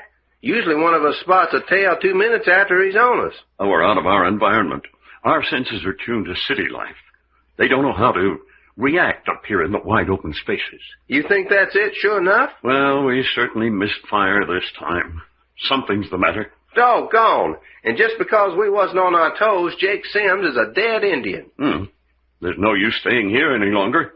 Yeah. Reckon we ought to go down and report this dead body? Wonder if they got a police department up here. We've got something more important to do than report dead men. Huh? Such as what? Didn't Bull McGinnis say Cooper and his gang were staying at the King Charles Hotel? Yeah, passing themselves off as a troupe of actors. Well, then the King Charles Hotel is our next stop. But aren't we going to report the body? What's the hurry? But looky, fella, if somebody else discovers Jake here and reports it, and then Bull McGinnis remembers we was on our way up here the last he saw of us, ain't that gonna put us in one sweet spot? Quite. I don't like it. So you needn't worry about the body, gentlemen. I say. Hey, Jack, it's Cooper. Don't move, gentlemen, or one of you may find yourselves in the same unfortunate state as Jake Sims. Pointing a gun at us through the window. Is that any way for a nice old man to act? Now, I ask you, fella. I hope you'll all use good judgment, because my age hasn't anything to do with my shooting ability. All right, Cooper. What do you want? Just stand quietly as you are, while Frankie takes care of you. What you mean, takes care of us? Frankie, show them what I mean. Yeah, you want me to go in through the window? Now, you might get into my range of fire. Go around by the door. Yeah, sure. Now, ain't this a nice mess of potatoes? This is all pretty silly, Cooper. Oh, you think so? Certainly. We're within 100 yards of the main street of Port Forest. It's broad daylight. What do you think you're going to gain by this sort of gunplay? All right, Frankie. Go to work. Yeah, you bet. If any fuss starts, drop to the floor, so I won't hit you when I open fire. Sure. All right, you. Put your hands behind you. What about it, Jack? You better do as he says. Good common sense, Packard. I say, Jack, he put handcuffs on me. Hey, Jack, are we just going to stand here and take this? Can you think of anything better to do at the moment? Yeah, this mug's not carrying a rod. All right. Take the next one. Come on, you. Put your hands behind you. Hey, Jack. Do as he says, Doc. Well, darn it anyway. Come on. You're wasting time. Ooh, all right. But I warn you, fella, don't you ever let me catch you down a dark alley at night. Handcuffs. Now, we can't fight, Jack. Just as well at the moment. No rod on this bozo either. Now, you see, Frankie, you boys insisted that these three were hard to handle. They're not only agreeable to get along with, but quite friendly about it. I ain't either friendly, dadburn it. I'm meaner than a he-mule in fly time. All right, Packard. Your turn. Hands behind you. Oh, why not? Letting a pack of murderers truss us up like a passel of chickens without making a fight? What's eating you, Jack, anyway? I just don't happen to like Cooper's gun. Packard, I must congratulate you on your high type of intelligence. No gun on him either. All right. Take that rope and tie their feet so that they can walk decently but can't run. Hey, the least you could do if we're going to be your prisoners is to carry us. No, I'm afraid you'll have to do your own walking. After all, I'm quite an old man. Darn if you ain't. Just a dirty old man. I beg your pardon. I am immaculate. Okay, have it your way. An immaculate, dirty old man. Does this red-headed young man talk all the time? Yes, I'm afraid so. And doesn't he ever say anything? Hey, what you mean, don't I ever say anything? No, I'm afraid Doc just likes to talk to hear his brains rattle. Well, that's a nice thing to say about a fella to his face. That's unfortunate. I detest useless conversation. Unless he can restrain himself, it may be necessary to use a gag. All right. If nobody likes the sound of my voice... Not too tight with those ropes, Frank. Give them a chance for a long, easy stride. Yeah, but then they can run. Did you ever see anyone try to run with ropes tied to their feet? Personally, Packard, you're more my type. Thanks for nothing. Oh, here, come now. I've been looking forward to some delightful conversation with you. On what subject?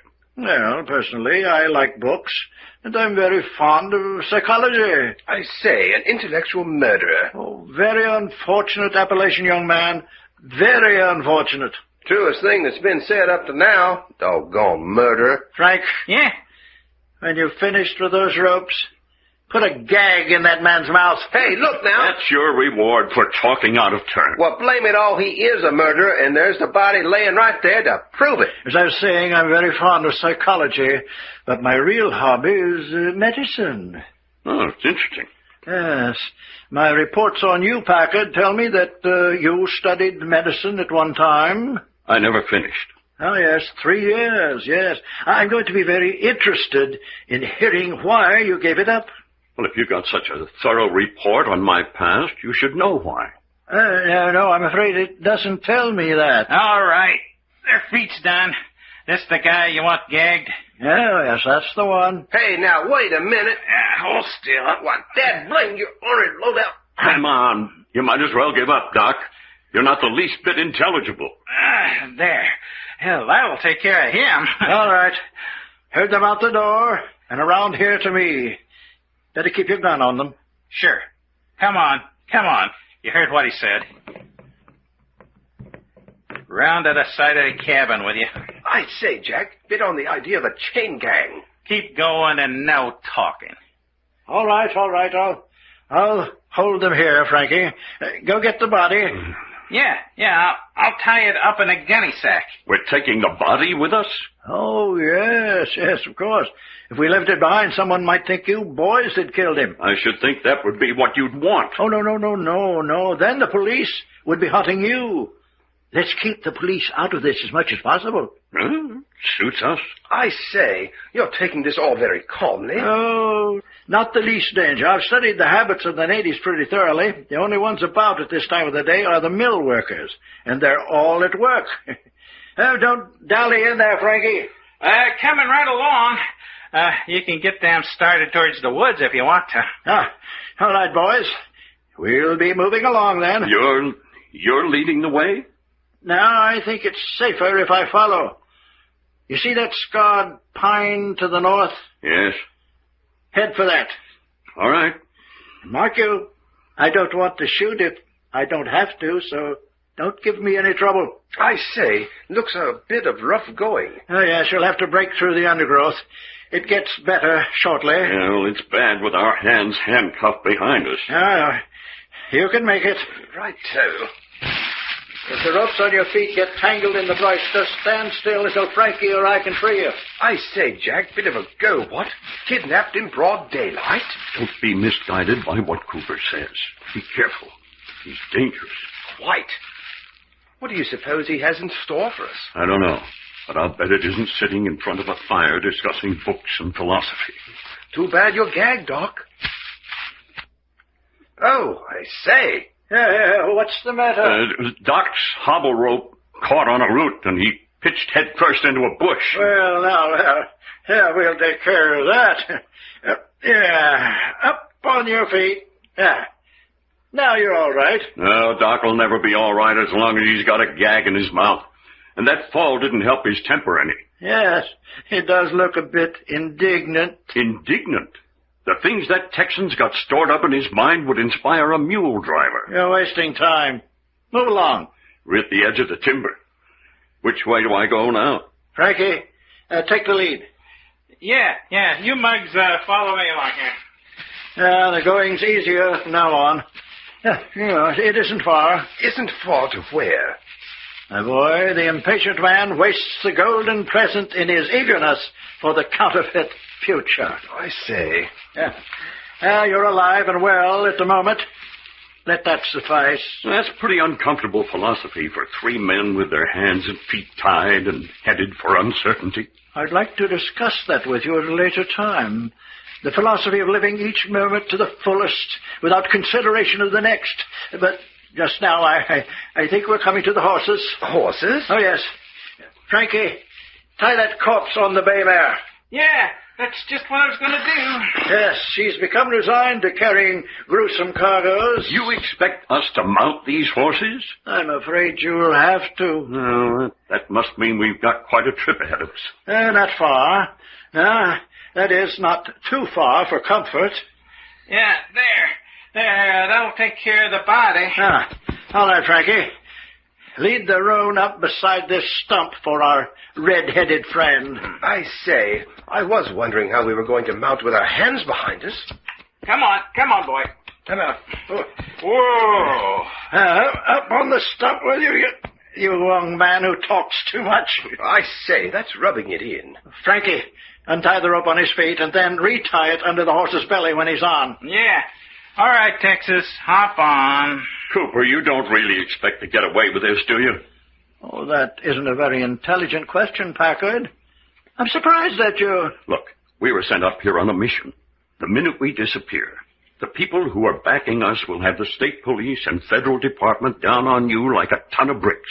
Well, you talk in a way that makes me realize you don't know all the facts in this case. Your turn up on the stump, Packard. There you go. There. I'm certainly not dressed for horseback riding. Oh, you'll do. What do you mean I don't know all the facts in the case? Untie his feet, Frankie. Yeah. You came up here into these woods to find Alexander Archer. That's right. Hired by an insurance company. Yes? Yeah, get on the horse. It's awkward. I made it. Go on, Cooper. We were hired by an insurance company. Did the insurance company tell you they'd sent other men out to find Alexander Archer? Oh, look here. Did the insurance company tell you that some of those other investigators disappeared? What are you implying? Did they tell you that there's been a great deal of secret to do in official circles about these men who have never returned, and that nothing has come of it? All right, York. Your turn. Up on the stump with you. Quite. I say, Cooper, are you telling us that we're about to disappear, never to be heard of again? Oh, there's that possibility, of course. You must be crazy. We've left a trail behind us broad enough for a village constable to follow. Yes, officials have followed all those who have come before you as far as Port Forest. But then somehow the trail comes to an end. Oh, I say. Yes. At this point, the men sent out by the insurance company seem to vanish in thin air. Oh, beautiful thought. Are we ready, Frankie? Yeah, all set. Up on your horse, then. We'll take the underground passage.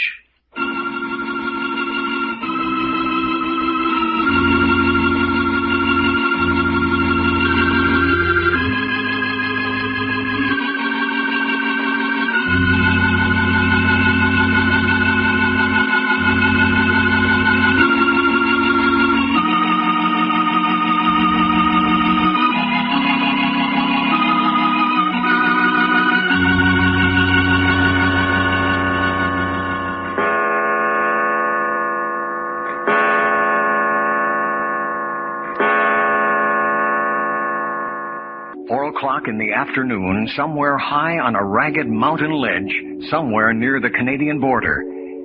Jack, Doc, and Reggie are in the Pacific Northwest in search of Alexander Archer, declared to be dead by his estate, but believed to be alive by the insurance company who holds $1 million policy on his life. Every inch of the three comrades' manhunt has been opposed by a well-organized outfit come to be known as the Cooper Gang. This morning, in the isolated little mill town of Port Forest, they thought they had found a clue to Archer in the person of Jake Sims. But when they got to Sims' cabin, he was dead. Murdered. Right on top of this, Cooper and one of his gang appeared and at gunpoint tied them up and loaded them on horses. That was at 7 o'clock this morning. Now, at 4 in the afternoon, they're riding on a high rocky ledge so narrow the horses must go single file.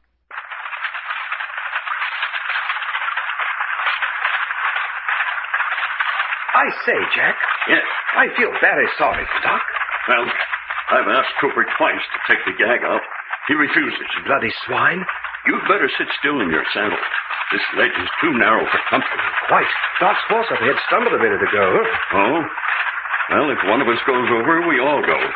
We're all tied together. Quite.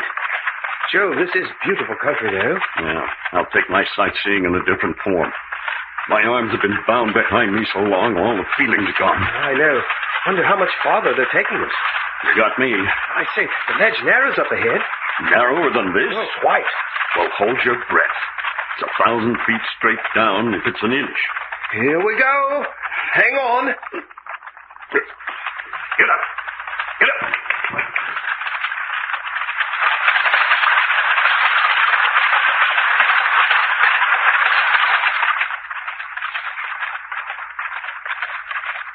Get up there. Jack, are you all right? Well, Yeah, I made it. Is my hair white? Scared the witch out of me. When I heard your horse scrambling, I thought you'd gone over. No, so did I. Maybe somebody likes this mountain goat stuff. I don't. Call back of you and ask Cooper how much more there is of this. Probably won't do any good. Hey, Cooper! Yes? I suppose you know kidnapping's a hanging offense. My, aren't you informative? How much farther are we going? The worst is over.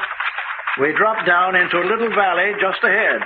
Then you'll get the surprise of your life. Well, that doesn't sound very encouraging. Oh, you needn't worry about it. Nothing's going to happen to you. Yet. Not yet. Huh? No. I have taken quite a liking to you. One of those beautiful friendships, huh? Jack, the ledge is widening. We're going down into a tiny canyon. Well, that's something. I'm getting tired of this eagle's nest department. Cooper says we've got a surprise in store for us. Something gory? No. He says not to worry. Here. This path's taking on the elements of a shoot-to-shoot. Bit on the steep side, all right. Steady, boy. Don't put the brakes on my horse or good, or I'll run you down. Well, these horses are used to this trial. Just let them alone. They'll take care of you. That's all right. But with our hands tied behind us, I'm having something of a problem keeping my seat. Well, endeavor not to fall off. If you know what's good for you. Oh, thanks for the warning. Now we're down. Yes, it's an easy path to the other side of the canyon. Well, look, how about calling up ahead to your old pal Frank and having him pull up for a bit?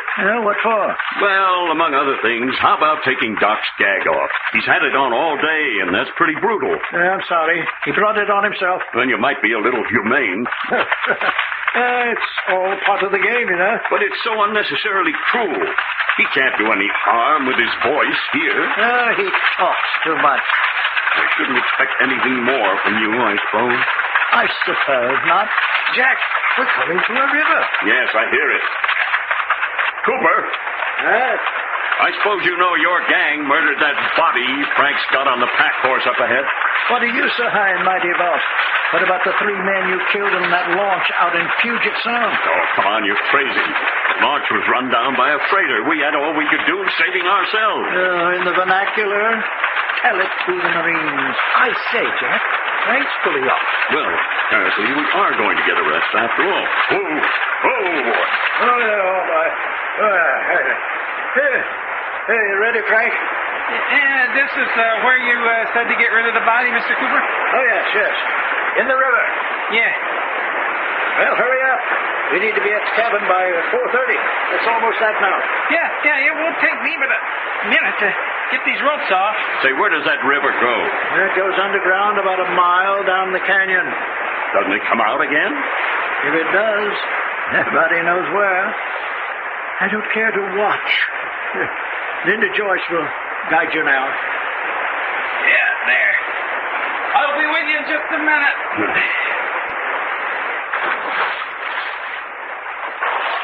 And that's that. And that's the end of Jake Sims. Yeah, just like he ain't never been. Now, look at you guys. We go into a cave up ahead. Cave? Yeah, that's what I said. I'll have a light up ahead, but it won't do you guys much good. Bend down over your horse's necks, or you're liable to get your head dropped. A cave? So that's what Cooper meant about the underground passage. Yeah, never mind about that. Now, just listen to what I'm saying. Do what I tell you to, because when we first go in, we follow along the river, and she makes so much noise you won't be able to hear yourselves think. Just bend over in the saddle, and the horses will do the rest. Yeah, that's right.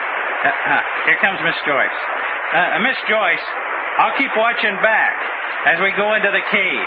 If anything goes wrong, you signal me with your light. So let's go. Here we go into the cave. No use trying to talk anymore.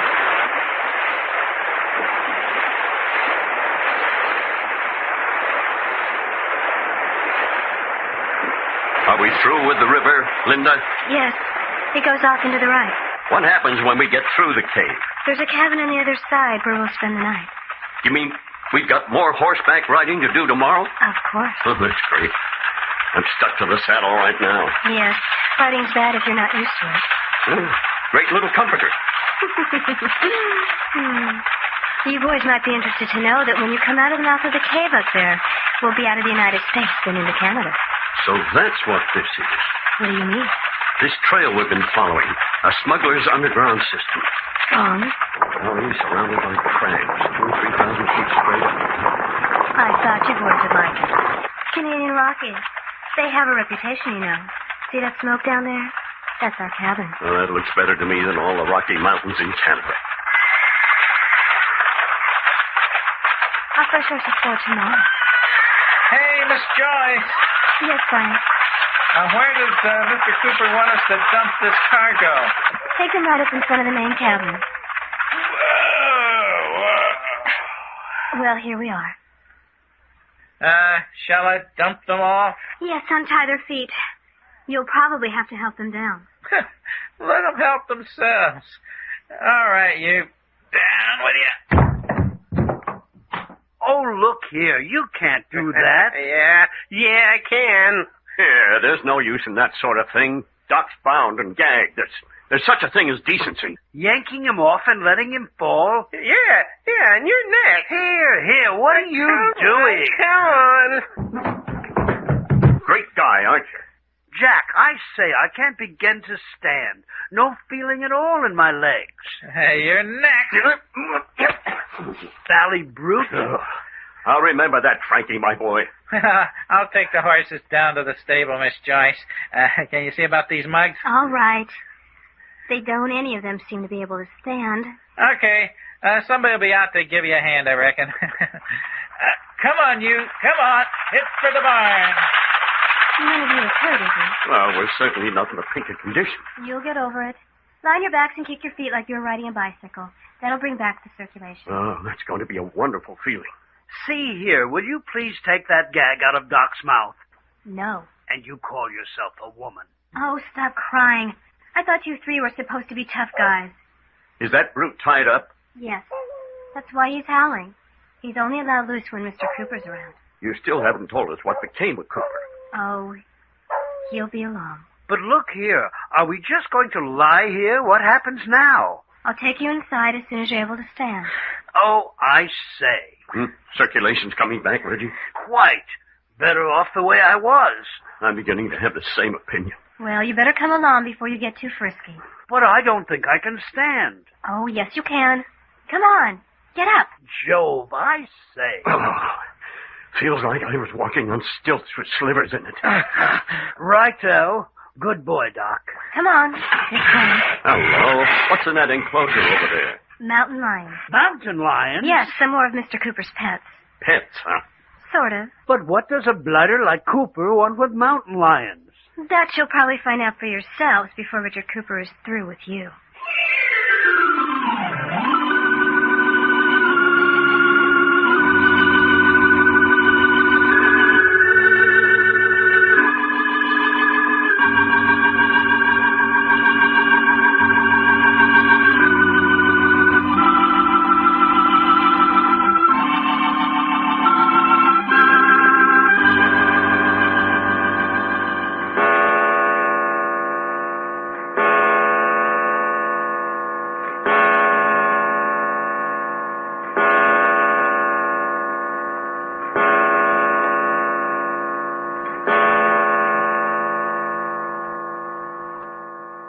Seven o'clock in the evening in a wilderness cabin somewhere across the Canadian border in the Pacific Northwest.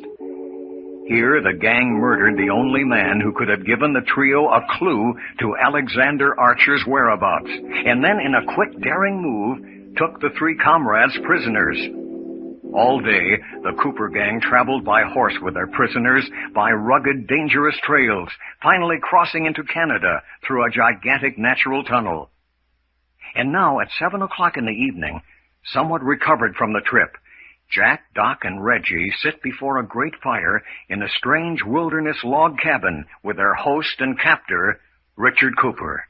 Gentlemen, the necessity for keeping you handcuffed to your chairs revolts me. Well, it don't revolt you no more than it does us, Cooper. Yes. As your host, I deplore the whole business. As your captor, however, it seems only logical. Oh, there's logic in keeping us handcuffed to our chairs, all right? Oh, you see my point. You bet. Because if we wasn't chained down here, we'd bust you wide open and get out of here. Apparently you haven't yet learned your lesson, Mr. Long. What lesson? I kept you gagged all day because you talked too much. Now, looky here, Cooper. Every man's got a right to say his piece. Not unless he has something intelligent to say. All right, I can take a hint. I hope sincerely you can, for your sake. Darn polecat. Mr. Packard, you seem disinclined to talk. Nothing to say. I realize you all must be deadly tired. There was a pretty strenuous trip through the mountains for anyone not used to horses. Yes, especially with our hands tied behind us. And yet you all came through it much better than some of our other guests. I say, you make a regular habit of kidnapping people and bringing them up here? Oh, nothing regular about it, but there are occasions... Other investigators before us who have tried to find Alexander Archer, I take it. Some of them, yes, some of them. Bit of an organization you have. I've counted 5 men about this cabin, not including myself and Linda Joyce. Oh, yes. 5 men on duty at this station. Station? Oh, yes. This is the Midway station on the underground passage. You know, I've been giving this some thought, Cooper. I'm not surprised. This thing's too well organized simply to be a means of disposing of people who get too nosy about Alexander Archer. That's logical. I mean, Archer's only been missing a year. Everything indicates this setup has been established for a much longer time. Oh, it has, I assure you. Am I right in assuming it's an underground railroad for smuggling goods between the United States and Canada? Oh, no. Dear me, no. That's a logical assumption. Yes, it could be used for that very well, but never has been. I see.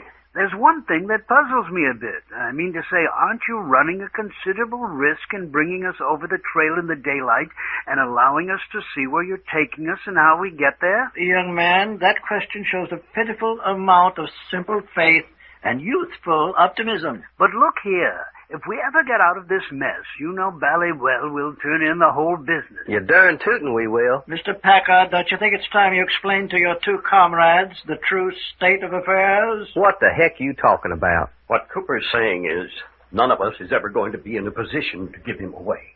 Well, ain't that a beautiful thought for the day? Quite. Furthermore, I'd say Mr. Cooper's inclined to be a bit on the optimistic side myself. Well, that's the human mind. Hope rising eternally, each of us living with his own personal convictions. Good of you to allow us our own personal convictions, Cooper. Oh, please don't misunderstand me. I have no desire to threaten you, to make you more uncomfortable than necessary. Personally, I would never have brought up the subject of your future. That was done by Mr. York. Mr. Packard here is the only possible one of you who might have some small insight into the things which go on in my mind. Not much. Beyond the fact that you're a very dangerous man. Only dangerous because I'm intellectually your superior. Perhaps that's true. All I know is that I sense something that warns me to watch out. Speaking of sensing something, what's that raw, wild smell I keep a-smelling? Quite. I get it, too. A bit like spoiled meat. Oh, yes. That's my pen of mountain limes. Yeah? I was going to ask you about that. We saw 'em when we first come. What the heck did Linda Joyce mean when we asked her what you kept mountain lions for? What did she say? That we'd probably find out for ourselves one of these days. That girl is taking a great deal on herself. Linda! Hello? Linda, come up here. There's that darn wolf dog again. A fine animal. You haven't made his acquaintance yet. Well, I made all the acquaintance I want to of him. When I see him from our window galloping around the house. Quite. Big, ugly-looking brute. Biggest fangs I ever saw in a dog. He's half wolf. There you are, Linda. Yes?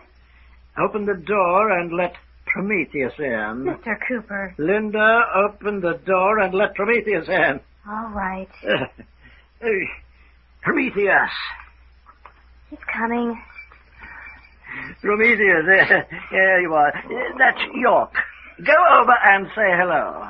I say. Prometheus, over there's Long. Go say hello.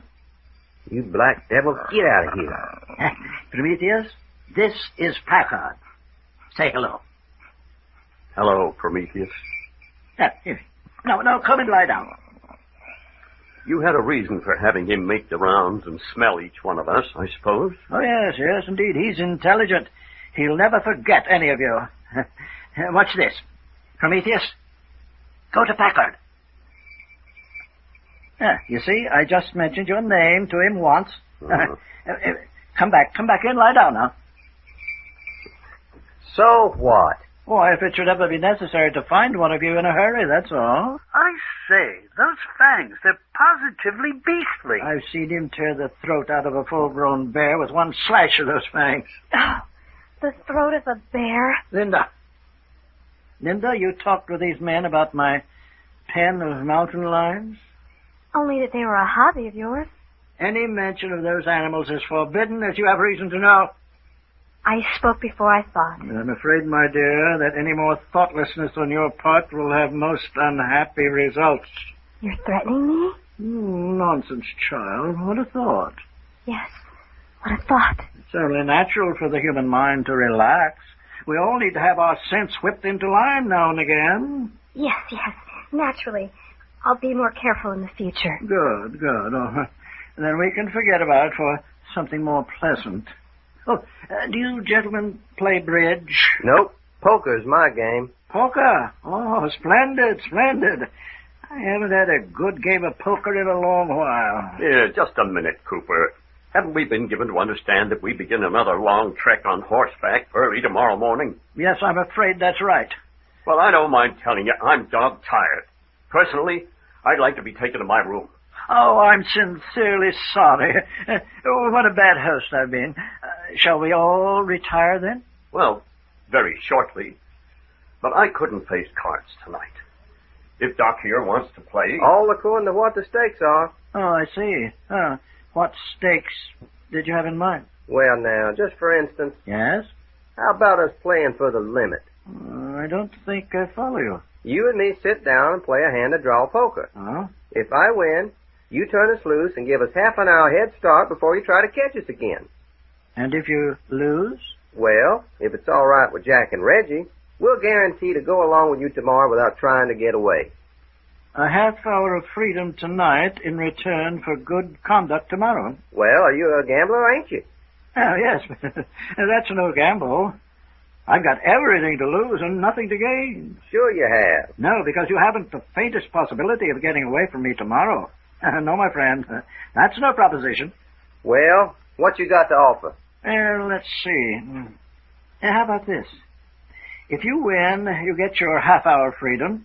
And if you lose, you lend yourself to a little experiment of mine. Oh, no. Linda. What you mean, a little experiment? It really is a marvelous opportunity for you. Lend yourself to the advancement of scientific knowledge. Doc, I think you're getting in over your head. You mean let myself get bit by malaria mosquitoes, something like that? Something, but not quite. Linda, I think you'd better leave the room. Yes, I think I'm going to be sick. Well, Long, what about it? Yeah, well, that ain't exactly what I had in mind. But on the other hand, I'm a pretty doggone good poker player. I won't consider it, Cooper. The consideration is out of your hands. I absolutely forbid it, Doc. But if Cooper here was to give us half an hour head start, Jack, he'd never catch us. Where's your good sense? If Cooper's taken all this trouble to bring us this far, you think he's going to take a chance of losing us for the fun of playing some one hand of poker? Oh, I'll release you and give you a full half-hour head start. You think he will, Jack? Probably. But there's a catch in it. Well, all I want to do is get free. I'll take my chances on the rest. You seem very certain of winning the poker hand. Of course I'll win. Ain't I told you I'm good at poker? What you say, Jack? No. Positively. Reggie? Absolutely not. Well, there you are, Cooper. You mean you've decided not to play? 2 against 3. Majority rule in this outfit. Oh, too bad. Apparently your two companions haven't the faith in your ability as a poker player that you have. Huh? Hey, is that what you folks mean? You don't think I can beat this tin horn? No. We don't mean you couldn't beat him. We're saying it's a trick. And you've got everything to lose and nothing to gain. You're saying my good faith? I'm saying your good faith is only good as far as it meets your convenience. Now then, if you'll release us from these chairs and take us to our room, I'd like to get some rest. Jack, I still think You never had a thought in your life. You want to play that hand of poker just to show off? Now shut up about it. Hey, fella, you can't talk to me like that. Jove, I say, Doc, we're all a bit on the nervy side tonight. Let's just drop the whole business. Well, Dad, blame it anyway. Cooper, will you stop fumbling with these cards and take us into our bedroom? Oh, certainly, certainly. I'm sorry for all this unpleasantness. Let it go. I'll have to go call the men. Well, go call them. Too bad, yes. I'm afraid I've tried your patience too far. Doc, Yeah? I'm sorry, but you didn't get the full significance of what he was saying. There was murder mixed up in that conversation. Hey, what you talking about? I know it. I saw it in his face. I say, watch out. Somebody's outside the door. Hey, it's Linda. He mustn't catch me here. But don't ever do that again. Don't ever, ever do that again. What do you mean, Linda? It's just the chance he was looking for. Watch out for him.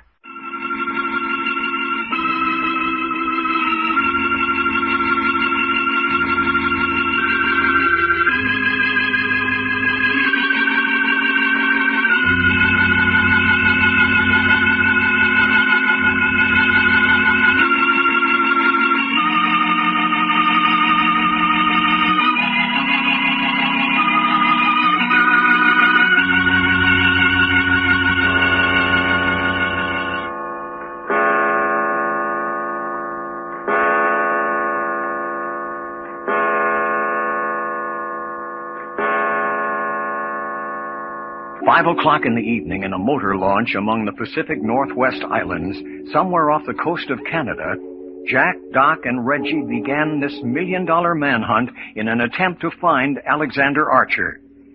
Yesterday morning, they were taken prisoners by the Cooper gang and transported across the border into Canada by horses.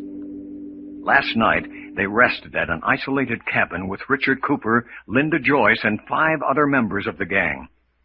All day today, their horseback trip continued until an hour ago, when they came down to the edge of the Pacific. Here, they were loaded into a launch, and for the last hour, they have been cruising through the innumerable uninhabited islands which mark this portion of the coastline. Oh, there, Mr. Cooper. Linda, go up forward and see what Frankie wants. Sure, why not? We're getting close to our destination. Shortly now, and you'll be rid of these handcuffs. Yeah? But what's worrying me now is, if this here launch should get wrecked or something with us handcuffed to the rail... Oh, no danger of that, I assure you. Just the same, if it should happen, we're gone goslings and no two ways about it. I say, the thing that interests me, I've never realized before how many islands there were off this part of the coast. We've passed so many I've lost count. Oh, yes, hundreds of them. They got white folks on them? Oh, dear me, no. Most of them uninhabited. Some have never known the presence of white men. Mr. Cooper, Well, Linda? Frankie says we're at extreme high tide. We can make it through the outer reef now if you're ready. Oh, certainly. What's he waiting for? For your orders. Oh, yes, of course. Tell him to go ahead. Hi, Frankie. Yeah, what's he say? Go ahead. Take us through as fast as possible. All right, hold on to your hats. Here we go. What's he mean, here we go? We're going to cross the reef. Quite rough for a few minutes. Unfortunately, your gentlemen out here on deck are going to get wet. What about you? Linda and I will go down into the cabin. And leave us 3 out here handcuffed to the rail? I'm afraid it's necessary. There's consideration for you. Great, huh, Jack? If we're crossing a reef, then that must be the island we're heading for over there. Ah, yes, that's right. Another 5 minutes, and we'll be in. Come, Linda. It's beginning to get sloppy. See you boys after the flood. Huh? How do you like them apples? We're going to get a ducking, and we just got to stand here handcuffed to the rail and take it. Well, there's one thing. Yeah? What? We're apparently penetrating right into the heart of the Cooper gang's stronghold. We're penetrating in all right, but are we going to be able to penetrate out again? I think you've got something there, Doc. That depends a lot on what we find on this island, I imagine. Just remember, we ain't the first folks to be brought on this island. And we got Cooper's word for it that nobody that's ever come here's ever left it. Hey, there's rocks are sticking out of the water. Look out. Here we go. Hey, there's no way to take it, fella. will come right up and slap me in the face. Well, handcuffed to the rail, at least we won't be walking overboard. Look out! Here we go again!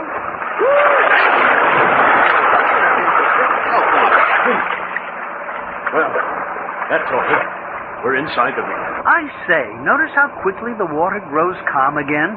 We seem to be in a sort of a lagoon. Well, I don't mind telling you, I could wring out my clothes and start a good-sized ocean of my own. Yeah, we're all in the same fix there, Doc. What is there about me and water? Any of it in miles, and it either gets on me or I fall in it. Well, just the same, I prefer this to riding a horse. I say, don't even mention horses.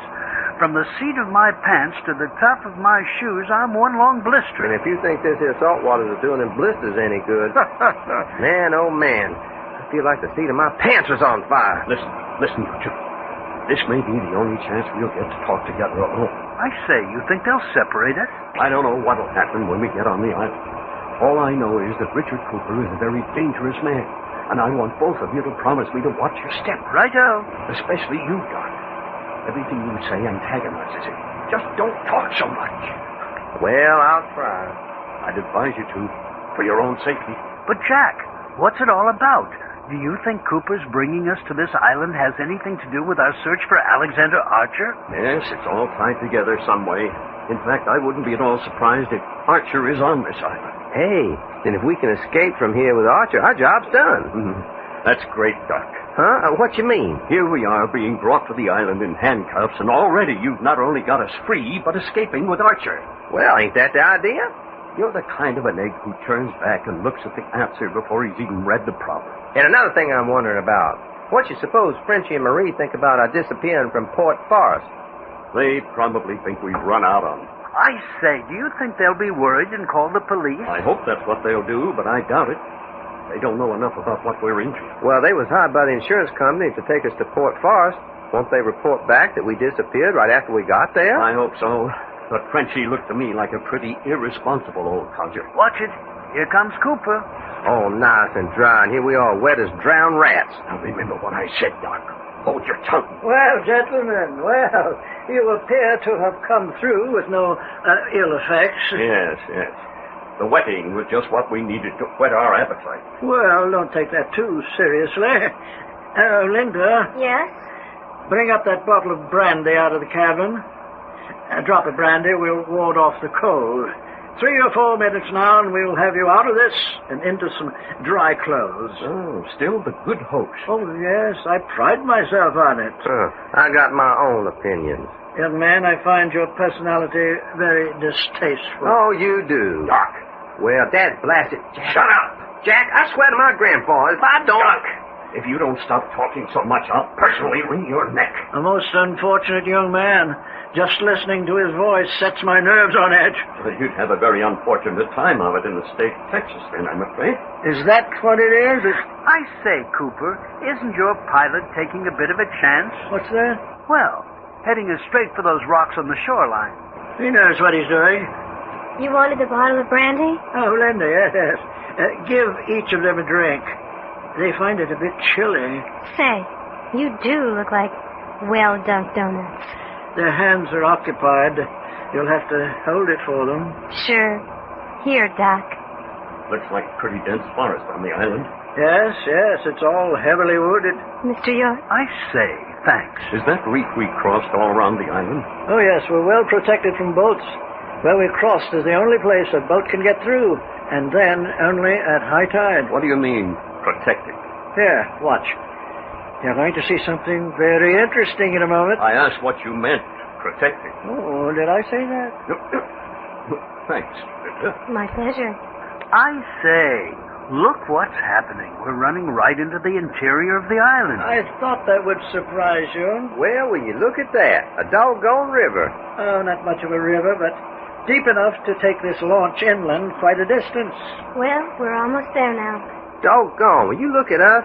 Chugging up a river with trees as tall as churches hanging right over us. I say, beautiful. Like it, huh? I certainly do. I've heard about the natural beauty of the Northwest, but Joe... Hey, what's that? Oh, that's Prometheus. I've got him locked up down in the cabin. You brought him along? Oh, yes. He knows we're almost home. I was hoping we'd left him behind. No, not Prometheus. He's my right-hand man, right here on the island. Right around the next curve is it. Is what? The landing pier. Is that what you mean, Linda? Why, yes, of course. Jack, do you smell something queer? Yeah, I do. I've smelled it before. Raw. Wild. I say, mountain lions? Hey, you got mountain lions on this island, too? A few. Linda, tell Frankie to tie up at the lower dock.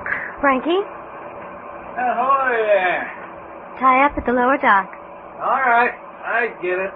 Right around the bend, gentlemen, is our destination. And here we go around. But this here mountain lion business... Mr. Long? Yeah? Isn't it obvious that the matter is closed? Maybe it's closed to you. Doc, for the love of Mike, where's your good sense? Huh?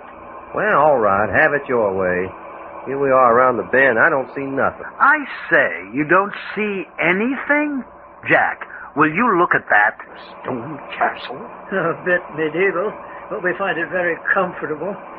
Tell Frank to cut the engines, Linda. Cut the engines, Frankie. Okay, all right. A great medieval castle in this out-of-the-world island? The story of how it got here is almost as amazing as the first sight of it. I must tell it to you sometime. Hey, that mountain lion smells stronger than ever. Linda, tell Frank to come here. Frank, Mr. Cooper wants you. You better come and take the helm, then. All right.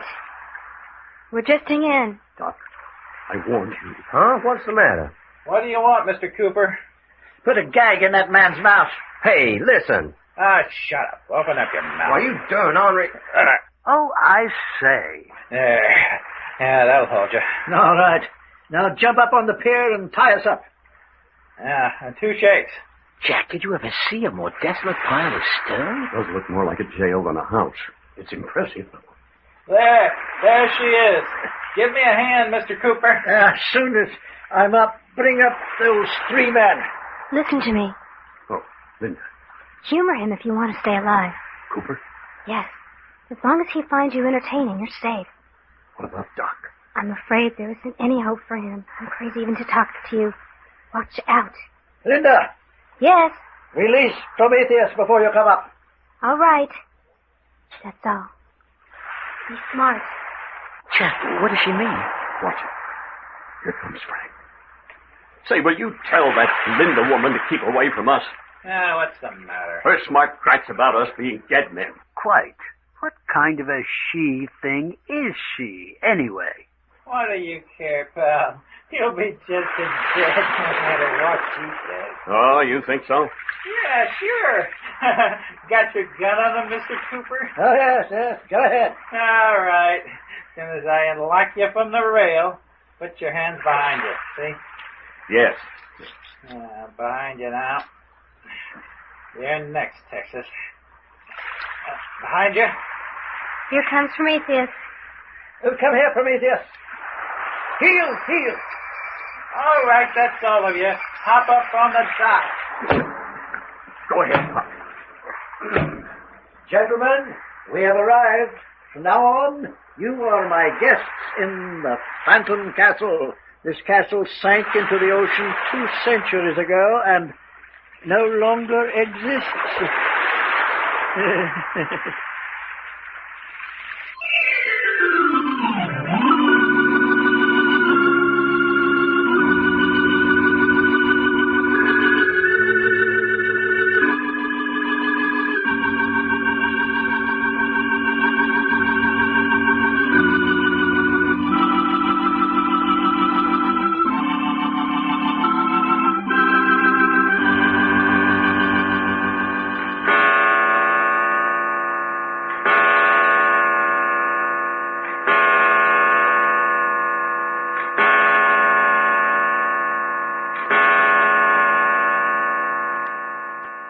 Six o'clock in the evening in the Phantom Castle on one of the myriads of tiny islands off the west coast of Canada, Jack, Doc, and Reggie's million-dollar manhunt in an attempt to find Alexander Archer has ended with the 3 of them prisoners of Richard Cooper and his gang. The 3 have vanished from the outside world exactly as other investigators who have hunted Alexander Archer have vanished.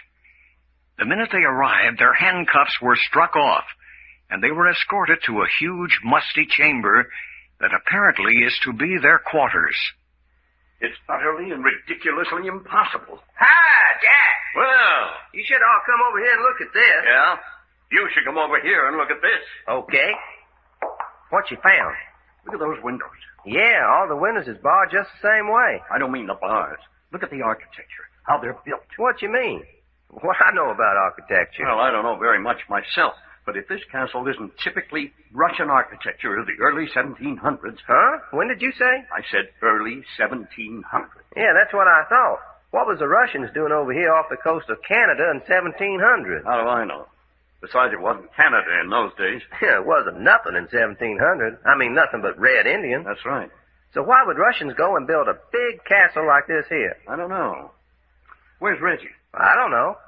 Hi, Reggie. Hello there. Where you at? Coming. He's a-coming. You know, Jack? Listen, Doc. Huh? Listen how Reggie's footsteps ring. Just walking naturally. Yeah. Should be hard sneaking up on a fella in here. These great chambers that do it.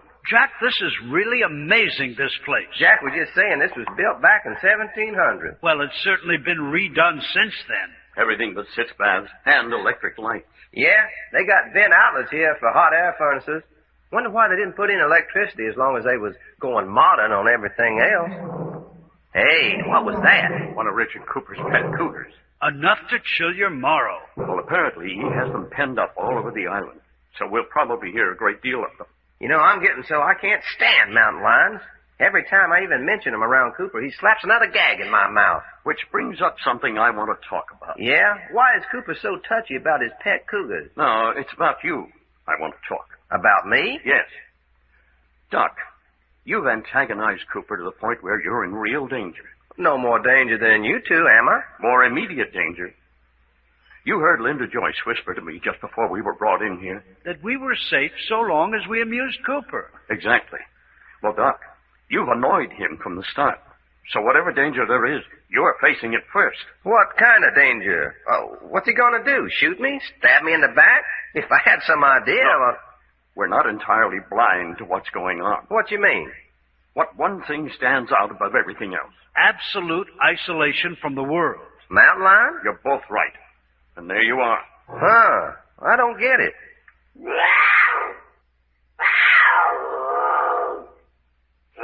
Oh, gone. I wish he wouldn't do that. These are the facts that we know.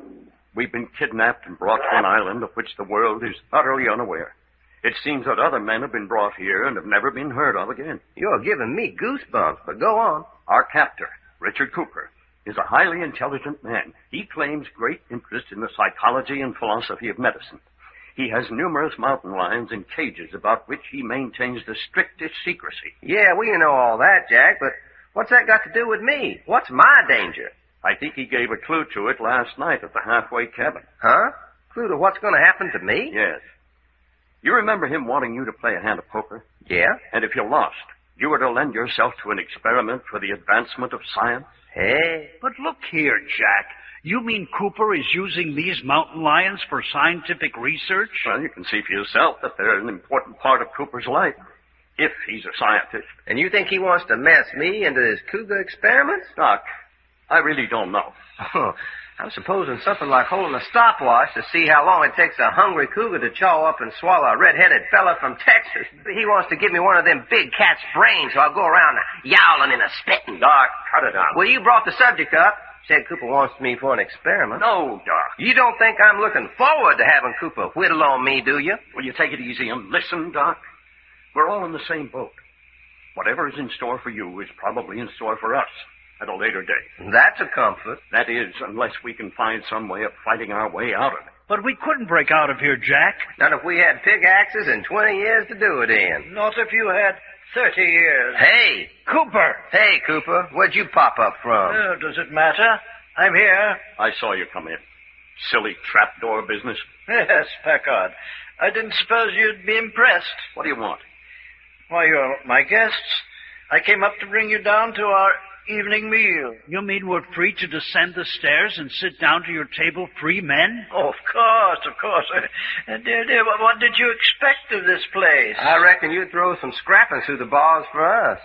Long, if I allow you at my table, I must ask you to keep quiet. Now, what have I said? I simply despise hearing your voice. Well, I'll be an overfed hipponoceros. Doc.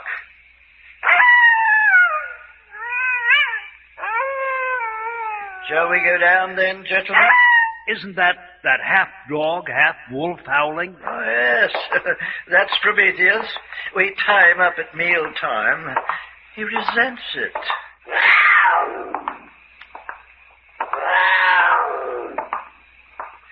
That wasn't your wolf, dog. Oh, no, that wasn't Prometheus. Wait a moment while I unlock this door.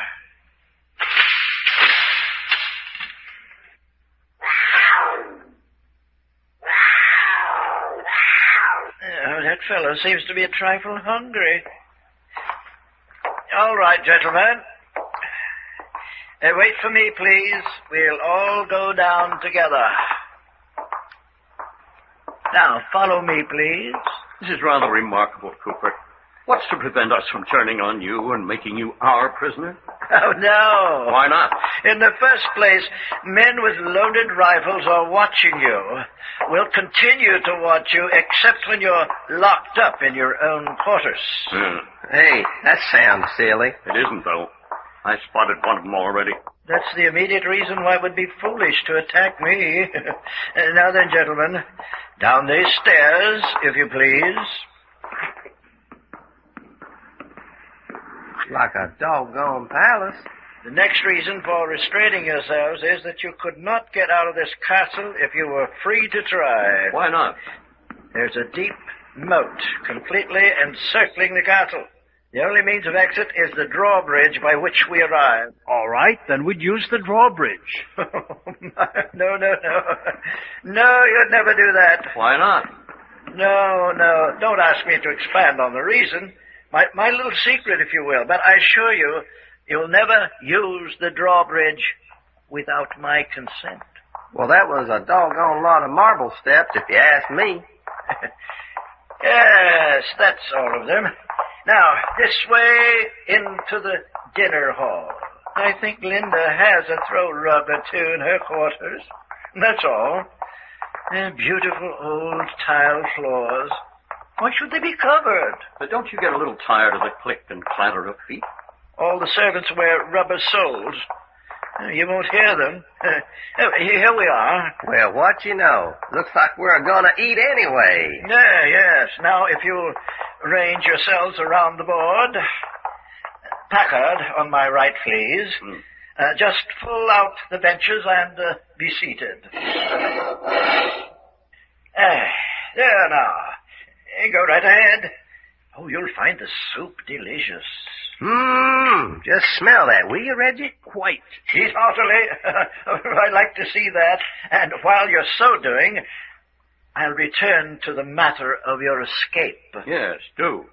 Even if you were free of the castle and loose on the island, you'd not get away. You think not, huh? I know. It's been tried before. Numerous times before. What stopped them? The reef that completely encircles the island. A boat would be dashed to pieces. A swimmer would meet the same fate. But see here, Cooper. Your man Frank brought us through in the launch. Oh, yes, there's one place at high tide, but I defy you to find it. Well, I bet you I could come pretty close to it if I had to. Pretty close is not close enough. It's certain death, and I'm warning you against trying it. Cooper, this castle, is it as old as it appears to be? Oh, yes. Early 18th century. Then why doesn't the world know about it? The world forgot about it nearly 200 years ago when it sank into the ocean. You're really being serious about that? Oh, yes, it's the truth. Less than 50 years after this castle was completed by a Russian nobleman, the entire island sank, castle and all. Oh, there's history to prove that. But when did it reappear? I don't know. But when I first saw it about 35 years ago, there it was. A great ruin entirely covered with mold and vines. 35 years you've known about this place? Oh, yes. Another man and I discovered it on a fishing trip. We saw its possibilities and immediately set to work restoring it with numerous modern facilities. Cooper. Yes? You said there were two of you. Oh, yes, that's right. Of course, we had the help of many dependable men. I'm only interested in this other man. Was he Alexander Archer by any chance? Why, yes, now you mention it, it was. Hey, fella, if Archer's half owner of this here castle... Quiet, Mr. Long. But doggone it, Archer must be right here in this castle now. Don't make it necessary for me to gag you before this meal's over. But Cooper, what's so out of the way about that? What Long said was perfectly obvious. It's obvious that Alexander Archer's in this castle. Yes, and I detest hearing the obvious expressed. Jack, then we've found Archer? Oh, you didn't find him. I brought you to him. Still, we found him. Several other insurance investigators had the same honor, but, dear, I'm afraid it did them little good. I wonder if you're telling the truth. Mr. Packard, I don't lie. I want to see Archer with my own eyes. Would you know him if you saw him? I would. Well, when do I see him? I'm afraid that's impossible. Why? Alexander Archer's a very sick man. I don't think he's going to last much longer. Sick? But Jack, if he dies, then the insurance company is out the $1 million. Oh, yes. I'm afraid my old friend hasn't much chance. Are you murdering Alexander Archer? Oh, dear, such unpleasant conversation. Well, you admit doing away with them insurance investigators, don't you? Oh, yes, Long. I'm afraid I do. What happened to them? What'd you do to them? The same thing that's going to happen to you very shortly now, my talkative friend.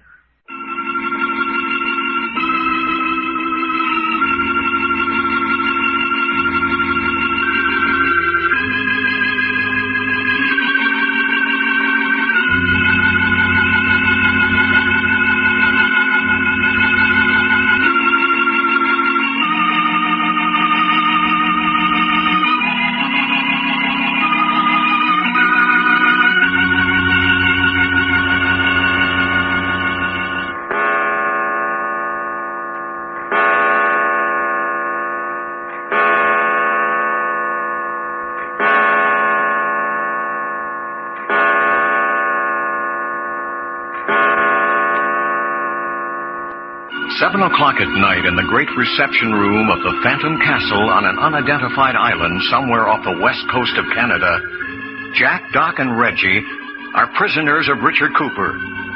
Here are the essential facts. The castle, built in 1700 by the Russians, sank with the island only to emerge from the sea some 150 years later. It was found and restored by Richard Cooper and Alexander Archer, unbeknownst to the world. About the island is a vicious reef, preventing any ship from approaching and anyone on the island from escaping. Immediately about the castle is a deep moat of swift water, so that the castle stands on a tiny island within the main island. And here, within these great rooms, the three comrades are prisoners. Doc is in particular danger, because he is disliked by Cooper, and whom Cooper dislikes, he destroys.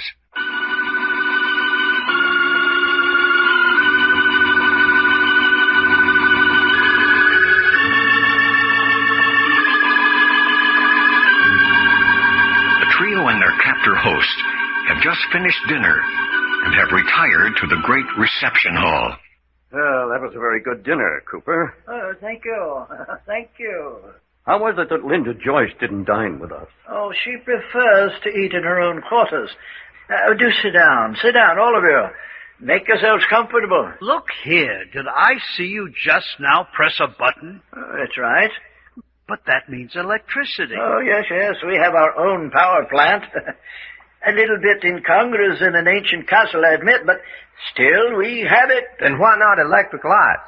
What's that? You say you got electricity. Why don't you have some electric lights then instead of these here smelly old oil lamps? I beg your pardon. They are not in the least smelly. Well, that's what my mama always used to say down in Texas. She used to say, darn a smelly, smoky old lamp anyway. I prefer the old-fashioned virtues myself. You consider the oil lamp an old-fashioned virtue? I most certainly do. Oh, yes. Just one thought, gentlemen. Prometheus. I say, that brute of a wolf dog. On guard, Prometheus. Just in case any of you might take it into your heads that you can avoid my hospitality. I won't be long. What's he mean he won't be long? Where's he going? I say, I wish that bloody beast would stop grinning in this direction. Prometheus? That's no grin. That's a leer. Keep looking at me with those bloodshot eyes, fangs like a bear. Yeah, more wolf than dog, if you ask me. That bell he wears on his collar is a fine bit of irony in itself. Well, gentlemen, I haven't been any longer than necessary. I hope you haven't been bored. Oh, not in the least. Hi, Frankie. Old sippy cat. Never mind the bouquet. Frankie? Yeah, Mr. Cooper. You have the handcuffs? Handcuffs? Hey. Yeah, here they are, Mr. Cooper. Oh, yes, very good. Now, Mr. Packard, if you lay your wrists along the arm of the chair. What's the idea, Cooper? On guard, Prometheus. What's the matter with you, Cooper? Tell that wolf to lie down. Now, Prometheus stands ready until you're all handcuffed to your chairs. Well, that's ridiculous. You've shown us that we can't get out of the castle, let alone off the island. That's right. Then why handcuff us to our chairs? In due time, Mr. Packard, in due time. Your wrist, please. I refuse to be handcuffed. Frankie? Yeah. Why, you low down... Doc, don't move. Look at that dog. Good thing you didn't move, Mr. Long. Prometheus would have been at your throat. Yeah, doggone. Oh, yes. Well, thank you, Frankie. That's the second dirty blow you've given me, Frankie, my boy. Packard the pachyderm, they call me. Never forgets an injury. Now then, Mr. York. Doc and I could give him a bit of a battle. With that wolf standing over Doc? Yeah, one whiff of his breath makes me weak at the knees. But at least we've got a fighting chance. No use, Reggie. Save it. That's good advice, young man. Good advice. Now, the other arm. That's it. Sally well don't like it. I can tell you that. All right, Prometheus. It's okay. Lie down. Now then, Frankie, bring that table with the lamp on it over here. Yeah, sure. Table, huh? Oh, yeah. Hey, ain't you going to handcuff me the same way as you done Jack and Reggie? Oh, that's right, Mr. Long. Oh, yeah? But look here, why not? Aren't you enjoying your special privileges? That's it, Frankie. Put the table right down here between us. Yeah. Look here, Cooper, I don't know what's going on, but could I ask one favor? Oh, what's that? Call off that wolf dog just long enough for me to get one crack at that polecat's mug. What about it, Frankie? Sure, why not? Go ahead, Mr. Long. Nothing's holding you back. You mean that? You won't sick that wolf on me? Oh, I promise. That's all I want to know. Here I come. Well, come on. What's all this chatterboxing for? Why not you come, huh? Yeah, that's what I said. All right. You asked for it. Frankie, get to your feet. Get to your feet, you hear? How the heck's he going to get to his feet when he's sleeping like a baby? I say, Doc, good work. Well, what'd you think I was doing? Waltzing with him? Well, this is interesting. Yes, sit down, young man. Sit down. Why should I sit down? Huh? Yeah, I just knocked out Frankie, didn't I? What's going to keep me from treating you the same way? What is? Yeah, what is? Why, Prometheus here, I think. Oh, yeah. Lie still. Now then, will you sit down, please? Yeah, okay, sure. Now then, my boy, we're about to enjoy that little hand of draw poker we missed out on last night. Poker? Oh, yes. And here are the cards. Now, wait a minute, Cooper. Quiet, Packard. You're not concerned in this. Now, just wait a minute, Cooper. I ain't said I'd play you a game of poker. Oh, but you will, of course. Well, I don't know whether I will or not. I think you will. Now then, sit down and shuffle the cards while I explain the wager. No, sir. I ain't touching them cards till I hear what we are playing for. It's to be draw poker. Yeah? You are scheduled to be a part of a scientific experiment of mine. Don't listen to him. Quiet, please. There's no way out for you. You're my prisoner, and I shall use you any way I see fit. What's that got to do with this poker game? Oh, just this. you're going to gamble with me on how soon the experiment takes place. Do what? Yes. Yes, instead of money, these poker chips represent hours. Hours, huh? 24 chips, 24 hours. Oh, yes. At this moment, you are 24 hours away from your fate. Every chip you lose brings you 1 hour closer to the experiment. Every chip you win from me adds 1 hour to your life. You mean if I keep on winning chips from you, I keep adding hours to my life? That's right. And when I win all the chips in front of you, what happens? Oh, I'm the banker. I can keep on losing chips as long as it suits my humor. Well, what's we waiting for? This is right down my alley. But remember, if you lose your stack, when those 24 chips are gone, it's the end. Start dealing the cards, Cooper. Win, lose, or draw. This is going to be one rip-snorting poker game.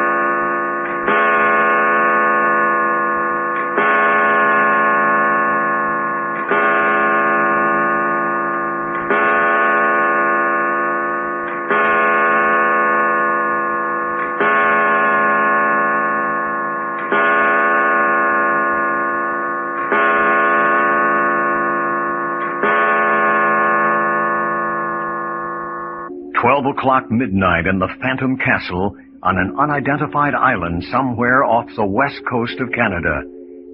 Jack, Doc, and Reggie are the prisoners of Richard Cooper, who has hindered their search for Alexander Archer from the beginning. Now that he has brought the three comrades to this ancient island castle, they have found out the following. Alexander Archer himself is apparently a prisoner in the castle also, and at the moment very ill. That no one brought to this island by Cooper has ever left alive. That Cooper, besides being interested in keeping the outside world from finding Archer, is engrossed in some kind of scientific problems which have to do with experimenting with mountain lions and human beings. And finally, that Cooper enjoys playing with his victims as a cat enjoys playing with a mouse. Witness the manner in which he is working on the nerves and emotions of the three comrades.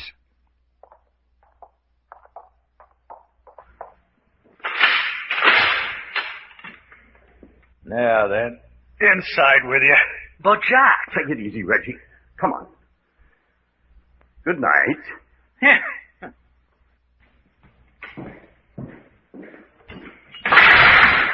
Well, here we are, Reggie.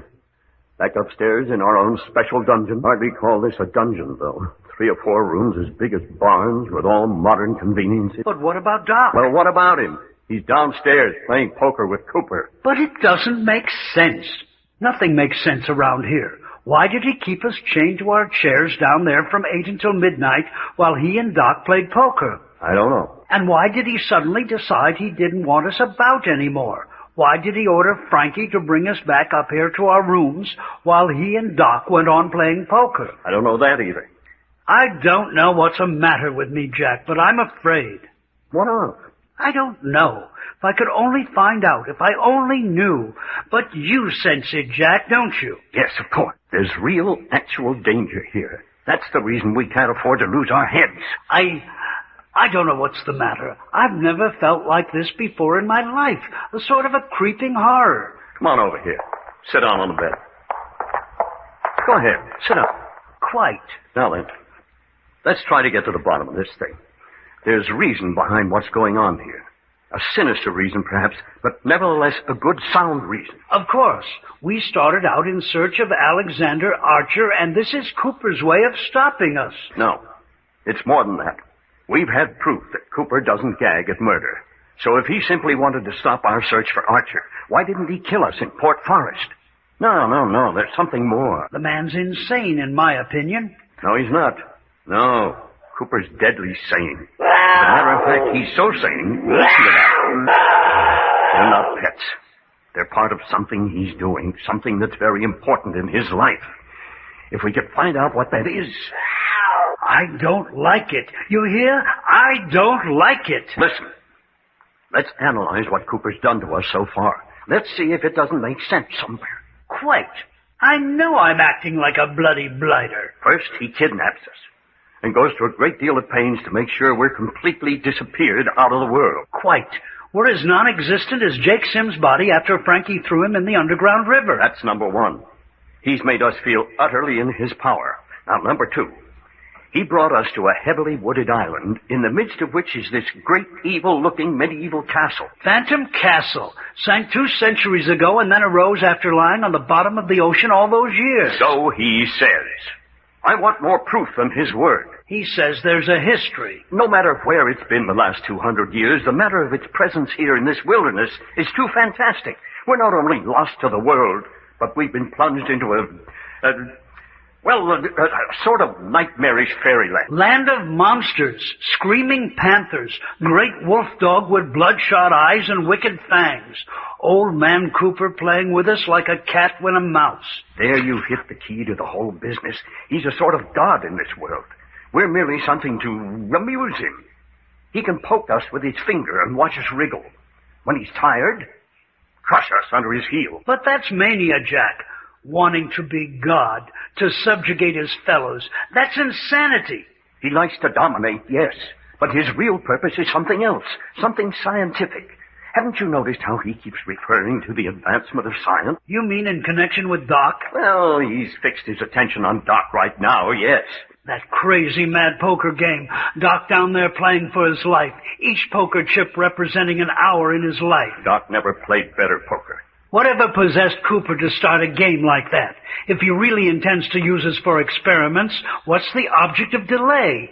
Why sit down at cards and tell your victim that every poker chip he can win represents another hour of reprieve for him? Well, in the first place, real gamblers like high stakes. But Doc's life? He's down there sweating agony right now, but if he ever gets out of here, this will be the one poker game above all others. I think Cooper is enjoying it just as keenly. You don't think Doc is in any immediate danger? Not now. Remember what Linda Joyce said? As long as you amuse Cooper, you're safe. Well, I think Doc's giving him the time of his life. I hope so. When Cooper had us handcuffed to our chairs down there, I thought something beastly was about to happen. Hold it. All right. Come in, Doctor. Hello, Linda. All right, guard. Close and lock the door. I'll pound on it when we're ready to come out. Evening, Jack. Reggie? Righto. Late evening. Midnight, anyway. Well, Mr. Cooper thought you boys might like to meet his assistant while he and Doc are finishing up their poker game. Oh, they are finishing it up. Huh? Yes. They're almost through. Dr. Thorne, I want you to meet Jack Packard. Mr. Packard. And this is Reggie York, Mr. Thorne. Oh, yes. Oh, he'll do. I'll do for what, Dr. Thorne? What? Oh, yes, I see what you mean. Just talking out loud. Perhaps you were, but I don't care for what you said. Oh, come on. Let's try to get along. Everyone sit down. Thank you, Miss Joyce. You say Cooper thought we'd like to meet Dr. Thorne? Yes, he's Cooper's assistant. Assistant in what? By his scientific investigations, of course. Specifically, just what is Cooper investigating? What field of science is he so interested in? Linda, I was under the impression these men were informed. Well, you know how it is.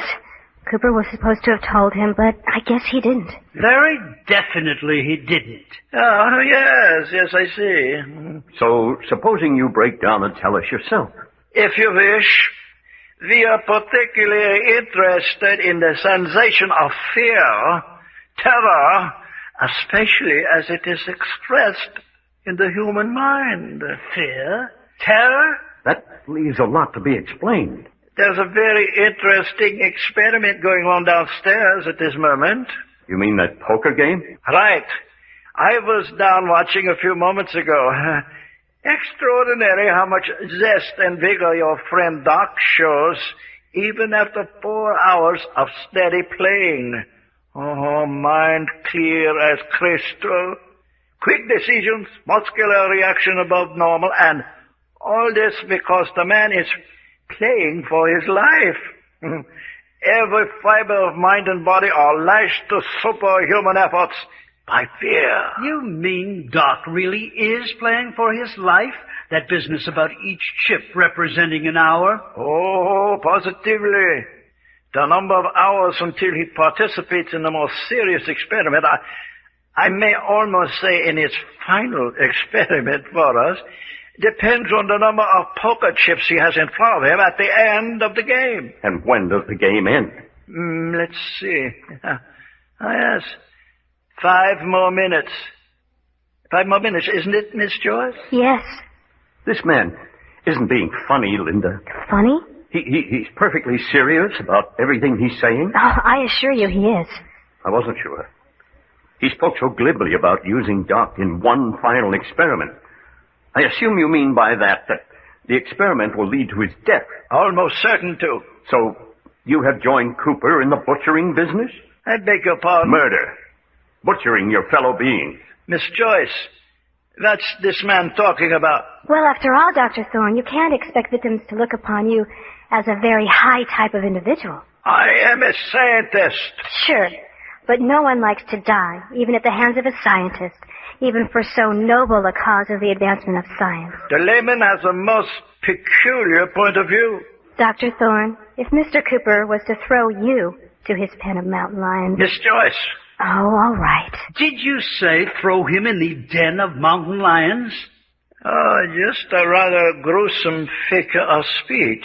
May I ask you a question, Dr. Thorne? Certainly. You say you and Cooper are studying fear and its reactions on the mind and body of human beings. That's right. Then what are the mountain lions for? I'd rather not talk about that, Mr. Packard. Why not? They're a part of your experimental work, aren't they? Yes, they are that. Well, then, why so hesitant to talk about them? I thought all true scientists were eager to discuss their work. Listen. Prometheus is howling. That means Cooper's tied him up for the night. And that means the poker game's over. Yes. Well, then, Doc will be up here in a minute. I don't know. Why not? What do you mean you don't know? Why, I imagine it will depend on how many poker chips he had left at the end of the game. That was the understanding, wasn't it? He began with 24 chips, which represented 24 hours. Every chip he won from Cooper added another hour to his existence. And with every chip he lost deducted an hour? Oh, yes, that's right. If he lost all his chips, I don't think you'll see your friend again. Linda, you can do something about that, can't you? Why? Of course you can. I don't care what happened in that game. I want to see Doc again. But... I won't take no for an answer. I want to see Doc again. You understand? You're being unreasonable, Packard. I don't care anything about reason. I want to see Doc. Are you going to take us to Cooper? It's no use, Reggie. If Cooper's decided... Dr. Thorne, you're a dead man unless... Hold it. Hiya, folks. Here I am. Hey, Reggie, you ain't a-choking that fella, are you? I was. Well, doggone. Close the door, guard. Everything's all right. Oh, you're back with us for the night. Why, yeah, sure. Why? Well, we were just getting a little nervous. Hey, you didn't think I lost in a poker game, did you? We didn't know. Shucks, no. Looky here. 32 poker chips. 32. Got 'em, folks. Too bad it wasn't 132. Nope. Cooper was too smart for that. Doggone smart poker player. But you're satisfied then? Sure. 32's better than a kick in the teeth, I always say. That's it then. 32 hours to live. Well, what the heck? I can do a lot of living in 32 hours. Doggone if I can't.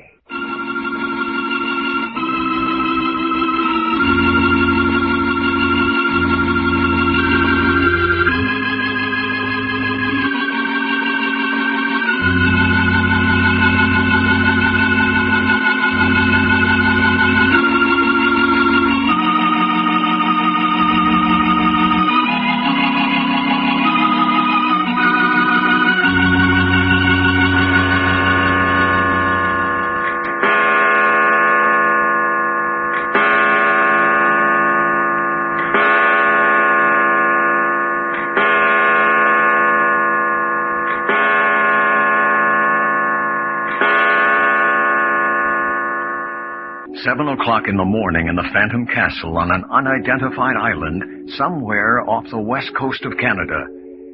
Jack, Doc, and Reggie are prisoners of Richard Cooper, who uses human guinea pigs in his scientific research into the realm of fear and terror. Last night, they met Cooper's assistant, Dr. Thorne, who told them that they were to be used in combination with mountain lions for the purpose of further research into the field of human terror. The manner and method of the experiment have not been revealed. All that seems certain is that Doc is to be the first victim, and that he is to face whatever is in store for him 32 hours from midnight last night. Now at 7 o'clock this morning, 7 of those precious hours are gone. Hey, Jack, Reggie, you folks awake? What's the matter, Doc? You know what them sippy cats done to me last night? No, what? Well, wait till I get my shoes on. I'll come in and tell you. There. Morning, Doc. Listen to my footsteps, will you? Every time I walk around in here, I feel like I'm in a big auditorium. Well, it's big enough for an auditorium. What's your trouble? Well, you think there's trouble? Well, because you're up and dressed at 7 in the morning, that isn't natural. Well, Jack, you know what that passel of polecats done to me last night? After we went to bed. Every hour, all night long, one of them guards come in and woke me up and made me give him one of my poker chips. What's that? I swear to my grandma he did. But I don't get it. What is the object? Didn't say. Just come in every hour and took one of them poker chips. You get it, Jack? Yes, I'm afraid I do. Then do a little explaining, will you? You came up to bed last night at midnight with 32 chips you won in the poker game. That's right. And each chip represented an hour. Yeah, 32 chips, 32 hours I had to go until they're going to perform some kind of experiment on me, according to Cooper. Well, don't you see? Each hour they took a chip away from you. One of your hours gone. How many chips you got left? Well, I don't know. I'll go get them and look. But, Jack, that's childish. What's Cooper's objection? Not so childish. Cooper knows his psychology. He's trying to create fear in Doc. Oh, look here. He knows that watching those chips disappear one by one, actually seeing his numbered hours slipping away, will have a much more potent effect on Doc's nerves. Hold it. It's coming back. Yeah, they took 7 chips away during the night. That leaves me 25. Silliest darn thing I've heard of yet. Taking a chip every hour when they could just as well be taking all 7 of them this morning. Didn't bother you any, though. Well, it made me pretty darn sore, him waking me up that way. When you reckon they'll call us down to breakfast to bring us something up here, whatever they do for eat? Doc? Yep. Look here, old fella. Do you quite realize what those 25 chips represent? Sure, 25 hours I got left. Well, you're taking it with bally little concern. Huh? Hey, Jack, what's eating Reggie? A little on the nervy side this morning. Certainly I'm on the nervy side. I didn't sleep well, and if you ask me, I think it's time we got out of this place. No. Yes, I do. Well, how do you suggest we go about it? I don't care. Let's do something. Oh, shucks now, Reggie. Don't you getting all upset and stuff. And as for you, Doc, you're crazy as the rest of these bally maniacs around here. Yeah. Hold us, son. Well, you are. Playing poker for your life, and then accepting the outcome as though you were paying off with toothpicks. Reggie, you're in exactly the frame of mind Cooper was hoping for. I don't care. You're playing right into his hands. He's interested in the fear complexes. Now, if you work up a good crop of hysteria, you're liable to be the next experiment instead of Doc here. Yeah, and we can't have that, Reggie. All right, let them. I'm ready for any bloody experiment they can work up. Reggie, you're going to give us trouble. Cooper's interested in scaring his man. If Doc doesn't scare, he hasn't got any experiment. You're not afraid, Doc.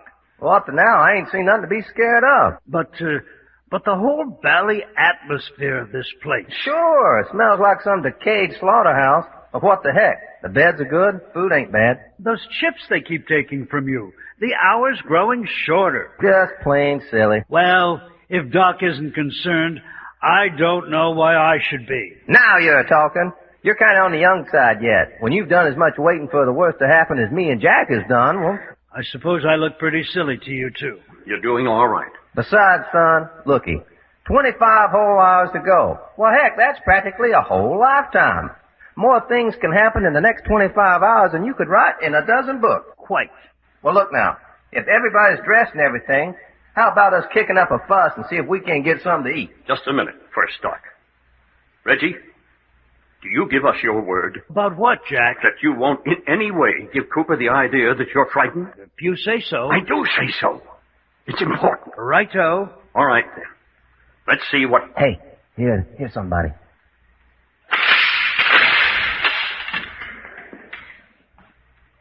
Good morning, gentlemen. Well, if it ain't the old poker player himself. How are you, Cooper? Oh, dear me. So bright and cheerful this morning. Of course I am. Why not? Yes, and I see by my watch that it's time you turned over another of those chips to me. Yeah, another hour gone, sure enough. Oh, I'm afraid it has. Well, then I reckon I got to kiss another old chip goodbye. Here you are. Oh, thank you. Hey, look, Cooper. How about you and me playing another game of poker tonight? What's that? Yeah, my stack of chips is kind of dwindling. How about giving me another chance to build it up again? No. I'm afraid not. No, huh? No, couldn't do that. Oh, you're much too good a poker player. Oh, so you admit I'm too good for you. Well, you were last night. I was lucky to keep your pile down to 32 chips. Your problem in psychology isn't working out very well, is it, Cooper? Hackard, I was wondering whether you weren't going to speak to me this morning. I said your problem in psychology. Yes, I heard you. Doc's got a lot of weaknesses, but one of them isn't an overactive imagination. Yes, I'm beginning to find that out. What you mean I ain't got no imagination? In this case, it's to your advantage, Doc. Yeah? Yes. If you were highly imaginative, you should be in a sweat of fear about now. With all the hocus-pocus Cooper here is set up to work on you. Yeah? Doggone, Cooper, that's a shame, wasting all your time like this. No, don't mind me. If I could find a man with a complete lack of fear, I haven't done so badly. It will make an interesting note in the appendix of my treatise. Huh? What's he saying? Looks like you're to be an interesting note in his appendix. Appendix, huh? So he says. Well, I'll tell him one thing. He won't like me in this appendix. He's got to need an appendectomy the minute he puts me there. You see, Cooper, he's scared to death. Senseless conversation. Senseless. What's the matter with you, Mr. York? I say. Hunger. What about some breakfast? Bit morose, aren't you, young man? Quite. Always out of temper before I've had my coffee. Yeah, when do we eat? Food. Oh, yes, of course. Food. But I came up to see if you wouldn't like a little exercise before breakfast. What sort of exercise? Walk about the island? Well, that's not a bad idea. Yes, you've had little opportunity of seeing anything but the inside of the castle so far. You mean you'll take us across the moat onto the main part of the island? Yes, that was my thought. Good. Let's go. Yes, just a minute. You'll allow me to slip on the handcuffs first. Well, what's that for? You said there was absolutely no way for us to escape from the island. Yeah, you said we'd be killed if we tried to cross the reef that circles around this island. True. But you might try it just the same. Well, that would be our hard luck, wouldn't it? No. 3 fine specimens. Mustn't take a chance of losing any of you. Besides, once out into the fresh air, you might take it into your hands to attack me. Oh, that'd be silly if we couldn't escape from the island. Nevertheless, you might do it, and I'm too old a man to be knocked about. Put your hands behind you, gentlemen. No, I absolutely refuse. Here now. That's not at all friendly. I tell you I won't. Not under any circumstances. What's the matter, boy? Reggie. Yes, Jack. Put your hands behind you. Put your hands behind you. Quite. Yes. Oh, that's better. Here, no use to clench your fist like that. There. Now, Mr. Long. Sure, clip 'em on. It's getting so I don't feel natural without these here cuffs on.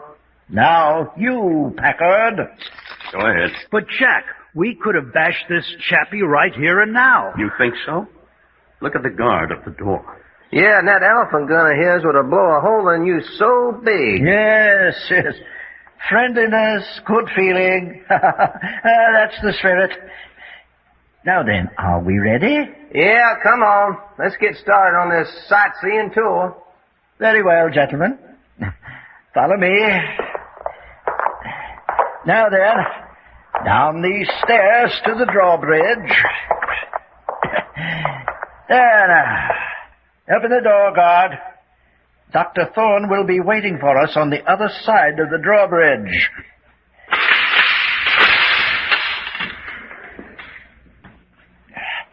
Follow me, please.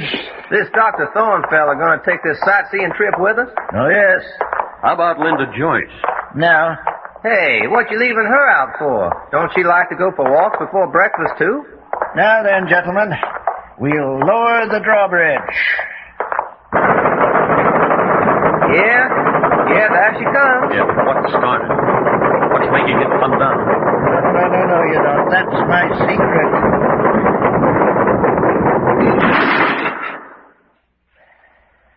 There now, we can cross. Doggone, crossing the drawbridge out of an honest-to-goodness castle. Wonder how many other folks in our generation's done that. Interesting, huh? Huh, Reggie? I suppose so. Hey, Red, step out of it. No, let me alone. Okay, fella. There now, that brings us across, and there is Dr. Thorne waiting for us. Yeah. Hey, look, Cooper, I just happened to think of something. Well, You didn't answer my question a while ago. oh, didn't I? No. I asked you if that Linda Joyce gal wouldn't like to walk with us. Yes, I know you did. Well, wouldn't she? Young man, I'm afraid you'll see very little of Linda Joyce in the future. What do you mean by that, Cooper? I've just discovered an interesting fact about Linda. Yeah? What? That young woman got into my good graces for no other purpose than to discover the whereabouts of Alexander Archer. Alexander Archer? You mean Linda's on our side? She was hunting Archie, too? Yes. Too bad, too. A very beautiful young woman. What you mean, too bad? Too bad for her. Excellent for me. Women make wonderful specimens for my work in fear hysteria. Yes. Wonderful specimens.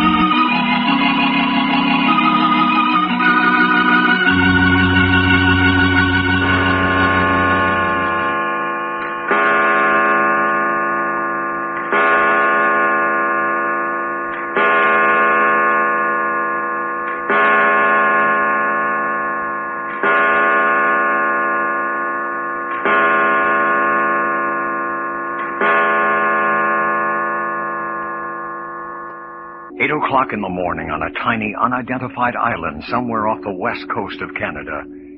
Last night, Doc won 32 chips from his captor, Richard Cooper, which represent the number of hours remaining to him before Cooper performs some mysterious experiment on him in his study of fear and fear reactions.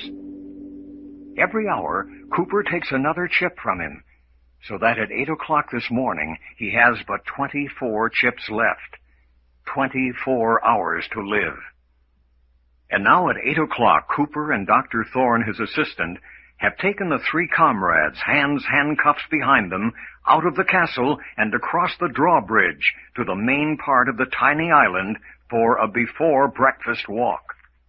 Now then, gentlemen, we'll walk in a straight line through the woods to the shore. Anything suits us. Hey, looky, though. This is the funniest forest I've ever been in. In what way? Well, looky, there ain't a speck of brush or bushes or nothing like that anywhere you look. Yeah, it does look more like a park than a wilderness. Yeah, looky. Grass growing almost like it was planted. And look at them big trees. Ain't none of them got limbs growing lower than 20, 30 feet. Oh, dear. How you notice things. Dr. Thorne? Yes, Mr. Cooper? Will you please give our guests a dissertation on this island as we walk along? Castle Island is almost circular. The diameter is not more than a mile in any place. Not as big as I thought. No, not so large. The reason there is no low-growing bushes is that there have all been cleared out. The same with low-hanging limbs. Also, all trees of less than 3 feet in circumference have been cut out. That is the reason for the hawk-like effect. There was a reason for this? Reason? I mean, any reason except for beautifying the island? Ah, very astute question. Dr. Thorne? Yes, isn't it? Well, then there is a reason. I can assure you there is, but go on, Dr. Thorne, come on. Yes, the castle sits almost in the center of the island. The tiny river that brought your launch yesterday from the ocean to the castle is nothing more than a small inlet. Not really a river at all. It furnishes water for the most about the castle and comes to an end just back of the castle. Hey, look. What's that flashing through the trees over yonder? What's that? Where? Can't see it now. Look like the shadow of some animal or something. That must be Prometheus. Yes. Here, Prometheus. Come here, boy. You mean that wolf dog runs loose out here? Oh, yes. This is his playground. There he is. Yes. Come here, Prometheus. That's it, boy. To heel. Why do you keep that bell on him, Cooper? Oh, he never makes a sound. That's how I know when he's about. Don't make a sound. Man, I sure heard him whooping it up last night. Oh, yes, when he's tied up. Never when he's loose. It's the wolf in him. Now then, if you'll notice the huge trees, you can see the ocean already. Yeah, I see it. We're going down to the beach. Yes. See here, Packard. What's the matter with Mr. York? He hasn't said a word since he began this stroll. Leave him alone. He's just in a mood. That's interesting. Is he inclined to moodiness? Seldom. But when one comes on, it's a blank one. Can't get a word out of him. That's too bad. I don't like sulkiness. I think I can give you the reason, if you want to know.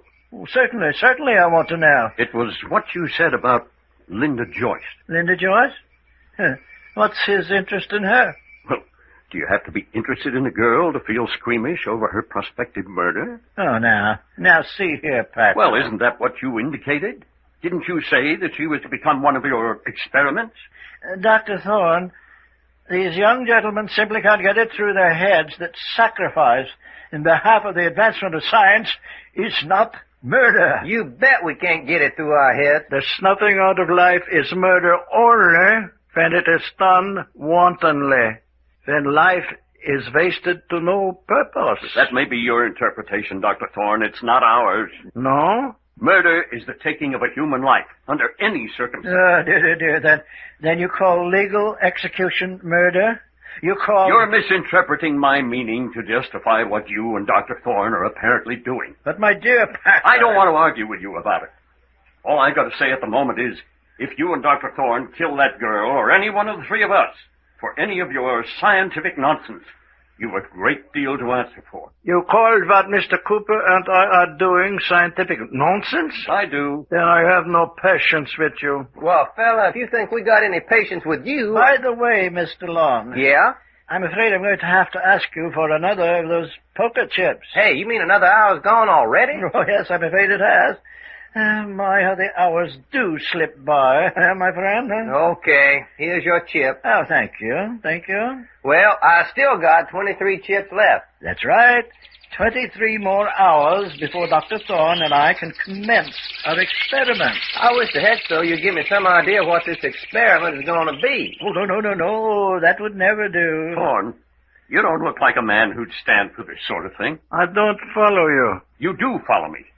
You know that hour by hour, Cooper asked Doc here for those chips, for no reason in the world but to try to break down his morale. Oh, there's no malice behind it. No, none whatever. Simply a scientific problem, a psychological theory put into practice. A diabolical attempt to drive Doc into an hysteria of fear. Oh, no, not diabolical. A well thought-out plan to stimulate terror so that we may study reaction in its progressive stages. Forget it, Jack. Shucks, I ain't no scared now, and I have been. Well, I know I've taken about all of this. I intend to. That's a silly statement. You think so? Certainly. There's nothing whatever you can do about it, so why make any pretense there is? Oh, come now, let's not lose our tempers. We're coming down to the shore. Hey! Wait a minute! What's the matter, Doc? Doc, what's the matter? Jack, come over here. What is it? Looky, there in the grass. Skeleton. Bones of a human being. Cooper. Thorne. Now, Packard. Cooper, what is this skeleton? Another one of your scientific experiments? Oh, dear, yeah. Dr. Thorne, I thought all evidence had been removed.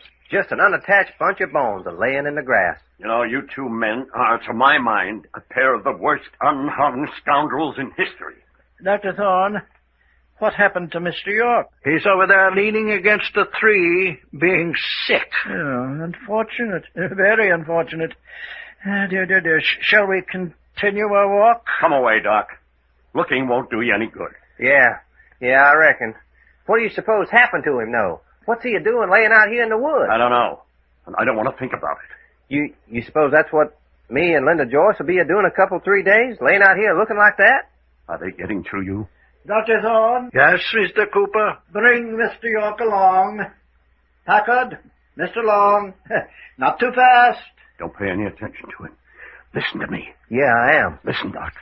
That was a plant. As sure as we're on this island. A what? A plant. They deliberately brought us this way so that you'd stumble onto that skeleton. You mean they didn't murder him? I don't know about that. Perhaps they did. But they are doing everything they can to break you down. That skeleton was put there for no other purpose. Well, son, they almost succeeded that time. You feel better now? Yeah, some. Well, get hold of yourself, because there's something more in store. There is? Yeah, I don't know what. But this walk isn't just for the exercise, so watch out. What'll we do? Just go on like them bones didn't even faze us? Can you do it? Sure, why not? All right. That's the way we'll take it, then. Poor old Reggie. Yes. But it's playing it smart. He knows he can't talk without giving away the fact he's scared, so he's not saying a word. Here, boys. Huh? You talking to us, Cooper? Yes. You're taking it too fast. We'll wait for Dr. Thorne and Mr. York. Well, we're practically on the beach. There's no place else to go. Yes, well, here they are. Yes. Now then, will you explain about the beach and the reef? Hey, looky, seagull. Yes, you see, it's low tide now. Notice that sawtooth reef of rock out there about 200 yards? What about it? That reef extends around the entire island. High or low tide, the water out there is so tortuous, neither boat nor man can stand it. Yeah, I know. Cooper's already told us it would be suicide to try to get past the reef. Well, now you can see for yourself. And now, here's something else. There's a block of wood. Watch when I throw it in the surf. Hey, where'd it go? It should have floated, but it disappeared the minute it hit the water. The undertow is so vicious about this island that a man wading out to his knees would be immediately sucked under. Doggone. Why do you make such a point of it? Because I don't want to see any of you make the silly attempt of trying, yes. Why would we, if we knew we couldn't get across the reef anyway? In due time, Packard, in due time. What do you mean, in due time? Oh, there's a reason for everything. Everything we're telling you. All you need to know now is that it would be suicidal to step feet in that surf. You're certainly making it tough for anyone with an idea of escaping from this place. No. We haven't done that. Nature did that for us. Man, this here's sure some before breakfast walk. What else you got to show us that might whet our appetite? Yeah, well, yes. Let's go ahead. Come along, Prometheus. Where do we go now? Back to the woods again, only on a different route. Come on, Reg, old kid, perk up. It ain't the world that's so bad, it's just some of them skunks that inhabit it. Philosophy from that young man. Well, what about it? Nothing. Nothing at all. Go right ahead. I've been expecting you to drag that gag out again. What's the matter, Cooper? You like my conversation better than you did? As a matter of fact, I don't. But you don't need to worry. You won't be gagged anymore. 23 hours more. I can bear with that. Darn nice of you. Now then, Mr. Long. Yeah? It's to your advantage to keep your eyes open. The more you know about this island, the better off you're going to be. I don't get you, fella. Oh, well, in due time, I'm just warning you. Make yourself as familiar with every nook and cranny as is possible. You mean I'm going to be out here again? Yes, and under very different circumstances next time. Such as what? Never mind that. May I point out to you that little ravine down there? There's no place to hide or defend yourself down there. It would be a trap for you. Hey, what you talking about? And over there's a big hollow stump. Keep away from that for the same reason. Oh, yes. Never let yourself get in a position with your back to the wall. Hey, I can't get heads and tail of what you're talking about. Can you, Jack? No, but I'm beginning to get ideas. Don't try to climb trees. It's utterly useless. As a matter of fact, your only chance is an out in the open running fight. All right, you fellas are the doctors. An out in the open running fight it is. But what the heck am I going to be a fighting? Better tell him about the little rocky precipice over to the left, Dr. Thorne. The last man who tried that... Yeah, what happened to him? Tragic. Well, ain't that a doggone shame? And I still don't know what happened to him. He died there. Cooper, I want to ask a question. Certainly. Why is it the mountain lions aren't screaming this morning? What's that? They kept up an infernal racket all night. Why are they so quiet this morning? Cougars only scream at night. I see. Yeah, that's it. In the daylight, they're as silent as Prometheus here. Creepy, slinky things. Jack, you mean... Treacherous? Oh, yes. Never trust a cougar.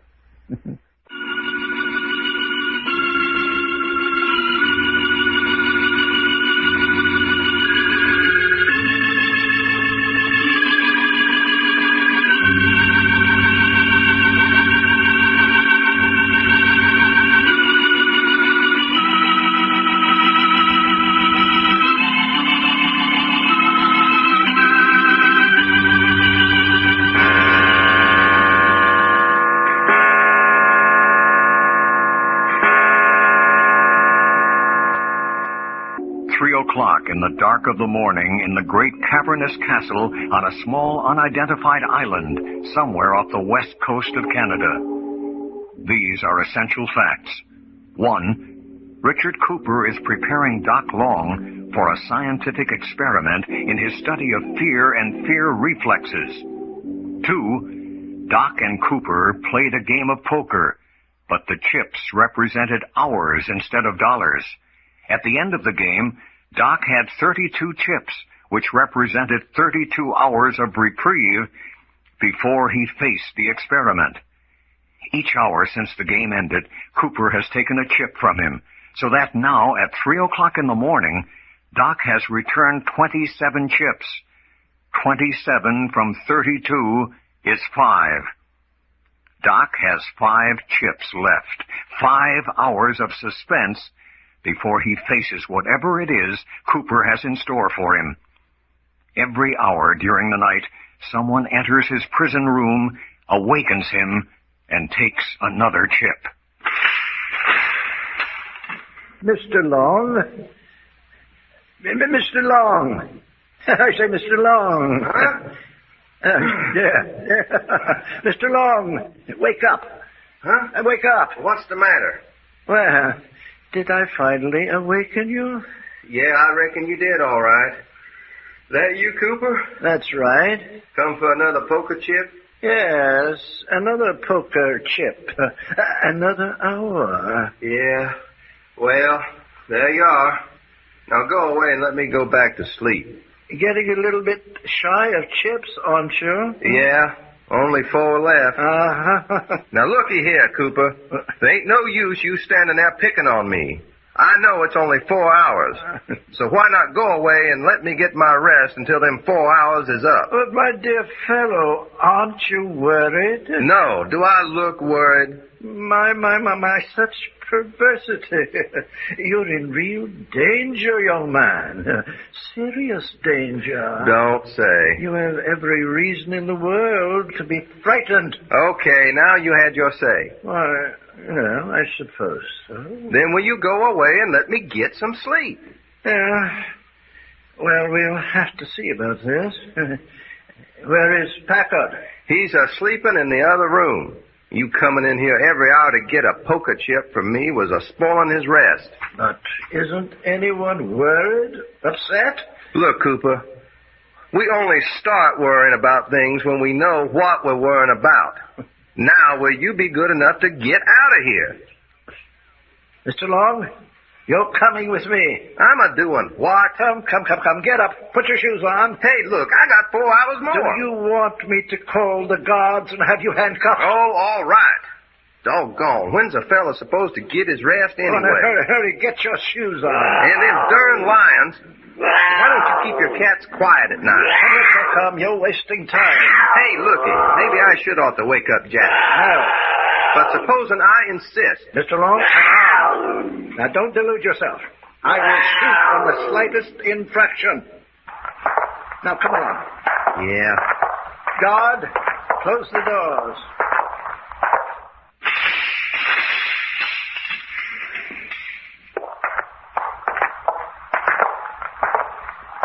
Which way now? To the right. Prometheus. Hey, that old wolf dog. Where'd he come from? Been lying outside the door all the while. Come. Move along. So you not only got a gun, but you're bringing fangs along, too. Yes, of course. It seems wise. Yeah, that's right. I wouldn't in the least mind busting you. Oh, get such thoughts out of your mind. They're futile. Uh-huh. Where you are taking me at?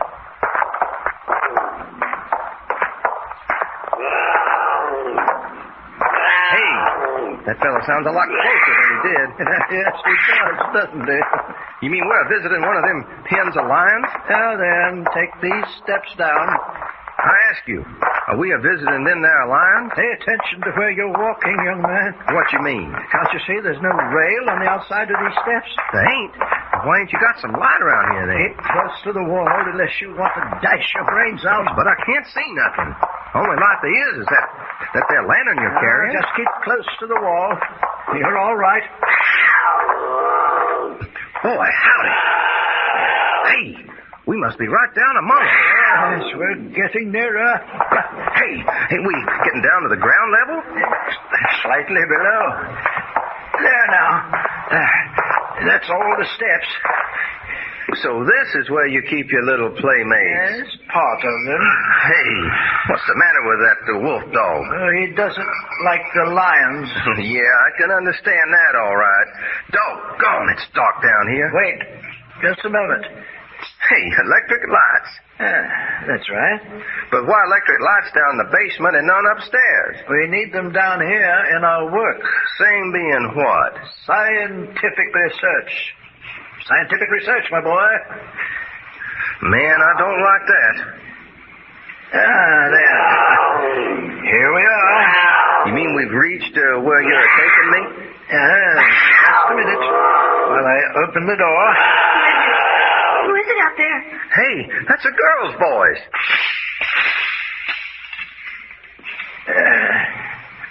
There now. Hey, Cooper, it's Linda. Yes, Mr. Long. I'm afraid it is. Hey, what's she doing down here? Oh, Mr. Cooper, let me out of here. Let me out of here. Oh, there, my dear. We've come for you. Mr. Long, will you go bring Linda out? Bring her out? Why can't she come out herself? She's chained to the wall. Why, you dadgum polecat. Here now. Take this key and go release her. You're blame right. I'll go release her. Oh, Doc. Don't you worry, fella. We'll have you out of this. Hey, Cooper. Doc, he brought you in too? Cooper, you double-dealing, two-timing skunk. My dear Mr. Long, you're so simple, it's a shame to take advantage. Good evening. Hey, he turned out the lights. You see? I don't see nothing, except I'm mad enough to tear this whole castle apart. Mad? I'm scared. I'm so scared that even if I wasn't chained down... You really are chained to the wall. Yes, for 10 hours now. Well, looky, he gave me a key. Let's see if I can unlock you. Yes, If I could just move around. Yeah, here's the lock. Be just like him to give you the wrong key to raise my hopes. No, it's the right key, all right. And there you are. Really and truly? There. That feel better? I don't know. My arms and legs are so numb. Well, you just lay out here and let me get the circulation going again. Now I know how you boys felt after you've been riding horses all day. Yeah, only you didn't give us a rub down like I'm a-doing for you. I don't dare. What you mean you didn't dare? Hey, for the love of Mark! Oh, no. Hey, Linda, that thing's right down here in the room with us. I know, but it can't get to us. What you mean it can't get to us? The room is divided by iron bars. They reach from the floor to the ceiling. You mean we're on one side of the bars and that old mountain lion on the other? Yes. I've been down here with it for 10 hours. Holy cats! What for? I'm one of Cooper's experiments. Listen. Hey, what's that? What's he doing? He's been gnawing those bones over there for hours. Son of a gun. He must have teeth worse than a wolf dog. Haven't you seen one up close? No. Look, you can see his eyes. I'm close to the floor. Yeah, green and yellow. He lies there, crunching those bones and watching me. watching. Hey, let's just turn around here so we can't see him. Just plain ignore him. How can I ignore anything that's been pounding in my brain for hours? Yeah, kind of feel something creeping up my back. Wonder what kind of bones they are. I can't stand much more of this. Hey, looky. Try to forget it for a minute. I gotta talk to you. Oh, all right. What? Well, it's like this. Me and Jack and Reggie figured you was part of Cooper's gang. That's what I've been pretending. I had Cooper fooled. I've been with him for almost 4 months now. Yeah? Well, what happened? I made a mistake. You remember the other night when Jack told me that Alexander Archer was here in the castle? Yeah? Hey, I wish you'd stop that. Well, I tried to find where he was being kept. You mean you've been a hunting Archer, too? Yes. I found him, too. I even got in the room where he was, but Cooper caught me. But what you doing this for? What's Archer mean to you? I'm his niece. You're related to Alexander Archer? Yes. My sister and I are his only living relatives. Sister, huh? Where's she? You remember the girl who fainted in front of your door at the hotel back on the mainland? Hey, she was your sister? The girl we turned over to the authorities? Yes. I knew she'd be safe with them, so I came on with Cooper to try and find my uncle. Cooper said he knowed Alexander Archer for 35 years. How come he didn't know about you? He did. But he'd never seen us. We were kept in school in Europe since we were little girls. He thinks that's where we are now. He don't know you're Archer's niece, even now he's caught you? No. He thinks I'm just another investigator trying to find my uncle. Well, what do you know? You ain't never been on this island with him before? No, but I know what happens to people who try to find Alexander Archer. I've heard him tell it too often. You mean you know what he means when he says he's going to use us for scientific experiments? Yes. Tries to scare you to death or something like that, ain't it? I think of the first girl he's had. I don't know what he's going to do with me. He ain't going to do nothing to you if we can help it. I don't think anybody can do anything. Look, what can we do down here? Yeah, I've been wondering myself. How many hours have you got left? Well, I got 4 poker chips left. If he sticks to his bargain, I got 4 hours left. And then do you know what's going to happen to you? No, but I wish I did. Oh, stop it! Stop it! Hey, Linda! I don't care! I can't hang on any longer. Linda, stop it, do you hear? I want out of here! I want out of here! Hey, I hope I didn't hit you too hard. That's all right. What difference does it make? Now, looky, honey. There ain't no use getting all worked up over this. No use getting worked up. You say that. When in 4 hours, you'll be on the island, stripped to a loincloth with one of those things after you. Hey, what did you say? Nothing to get worked up about, huh? Hey, is my hair standing straight up? Well, it should be. If it isn't, all you have is a knife and an 8-inch blade, and you can run and hide or do anything you want. And all the time, that mountain lion will be creeping along behind you on its belly. Hey, but mountain lions are afraid of human beings. They're not if they hadn't had anything to eat for a week or 10 days. And you mean I got to fight a hungry lion out there with nothing on? Funny, isn't it? Hey, cut that out, will you? Very, very funny. Oh, Doc. Doc, I'm so scared.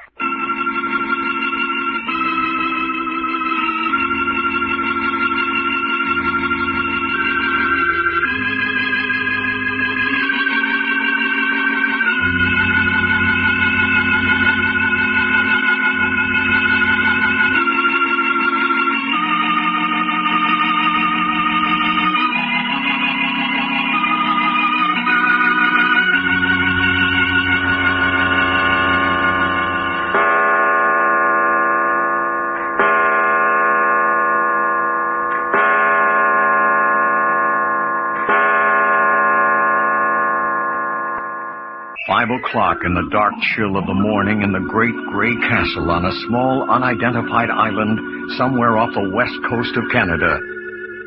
At last, Doc knows what is in store for him. He learned from Linda Joyce 2 hours ago when the two were locked down underground in a dungeon separated from a hungry mountain lion only by bars.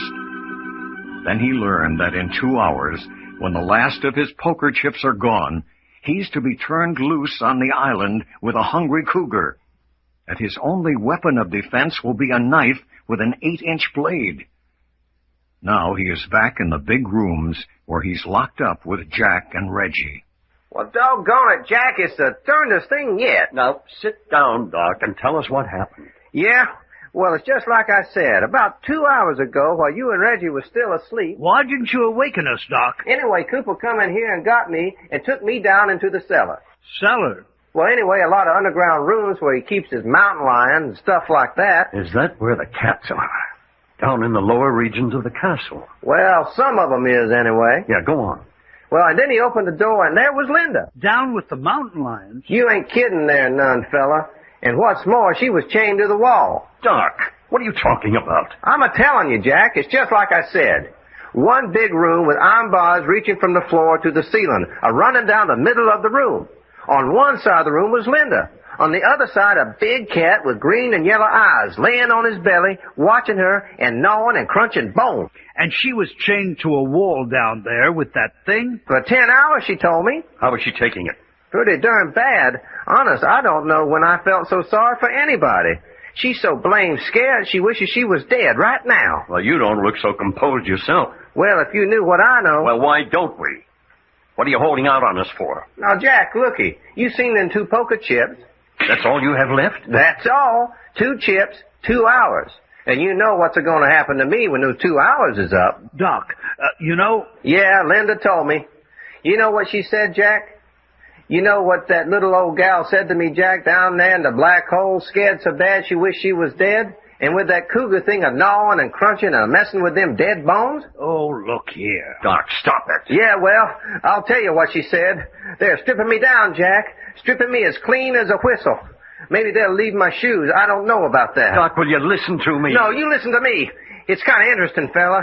Yeah, kind of interesting. Doc, please. Yeah, when they come and get me in my birthday suit, that is all except my shoes, maybe. They're going to turn me loose out there on the main part of the island with nothing but a stabbing knife. What do you mean, turn you loose on the main part of the island? Yes, they are. And that ain't all they're turning loose out there. No, sir, you betcha it ain't. They're turning loose a nice big tawny mountain lion that ain't had nothing to eat for 10 days. That's ridiculous, Doc. It ain't ridiculous. It's just the way Linda told it to me. Scared to death. Wonder if that's what was going to happen to her, too. It's happened before? Yeah, that's it. That's why the other folks before us who tried to find Alexander Archer disappeared out of the world and ain't never been heard of since. Unless you count that skeleton we seen out on the island yesterday, hearing from them. Doc, listen to me. I'm scared, Jack. I ain't never been scared in my life before. I know that now. And I'm only the first. There's you and Reggie and Linda after me. Yes, of course. Doc, stop sitting there rocking like that. Get hold of yourself. Everything fixed out there so the cougar can go any place I can. Sneaking up, crawling along on his belly, his mouth a-watering. Hamburger for a mountain lion. That's all I am. Living, walking hamburger. Jack, you slapped me. I did? Yeah, I had to do that to Linda down there in the cage. You all right now? Yeah, I think so. Still got the creeping jitters. And that's exactly what Cooper's been working for. He's finally broken you down. I was being down there in the dock with that thing, cracking bones and watching, and the smell, that meaty smell. Don't get started again. Are you sure you haven't been framed? Huh? Oh, what you mean? Are you sure Linda and the mountain lion weren't just a setup? That the whole thing wasn't just another of Cooper's experiments in fear? You mean Linda was faking? If you think she was, you're crazy. There ain't nobody could act like she was unless they meant it. Besides, she's Alexander Archer's niece. What's that? Yeah, she's been thrown in with Cooper so she could reach her uncle. That's why she was so interested last night when you told her Archer was here in the castle. So that's where she fits into the picture. Yeah, and that's why she's in trouble now. She got to looking around and found where Archer was being held. Just as she was getting to the room, Cooper caught her. That's something to know. But we're getting away from the subject. Right now, we've got to concentrate on you. And, fella, if anybody ever needed concentrated on, it's me. It's hard to swallow. It seems incredible that Cooper would do what you described. I know it's true. If a girl ever told the truth, Linda Joyce was a-telling it. Well, then we've got 2 hours to do something about it. I still wonder... Looky, Jack. What about that walk Cooper and Dr. Thorne took us on yesterday morning, out on the main part of the island? Quite. The moat of swift water about the castle so that once across the drawbridge, neither man nor beast can get back. And all the brush and undergrowth cut out. And all the limbs trimmed off the trees up 20, 30 feet. A fella have a bad time trying to get up a tree away from a mountain lion. I say, it's all perfectly clear, Jack.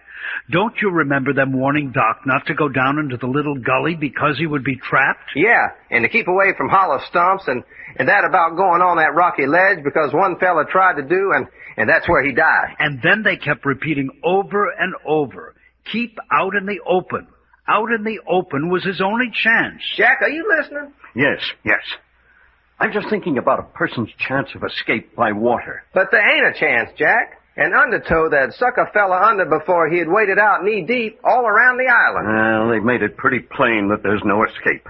That you're going to have to face that animal. Yeah, such nice people. What did they do with Linda Joyce when they brought you back up here? They took her out to, I don't know what they're doing with her. But Jack, are we just going to sit here? Why aren't we doing something? If you can suggest something. What about getting that door open? Doc, you say you can open any lock that's made. Big old lock like that? Not without some tools. Besides, even if I could, the guard outside the door couldn't help knowing what's going on. Then the windows. Barred. And even if they weren't barred, it's a good 50 feet straight down and the moat right below. We did it in Seattle, tied the bedclothes together. The water's too swift, and the banks are straight up and down. It just won't work, Reggie.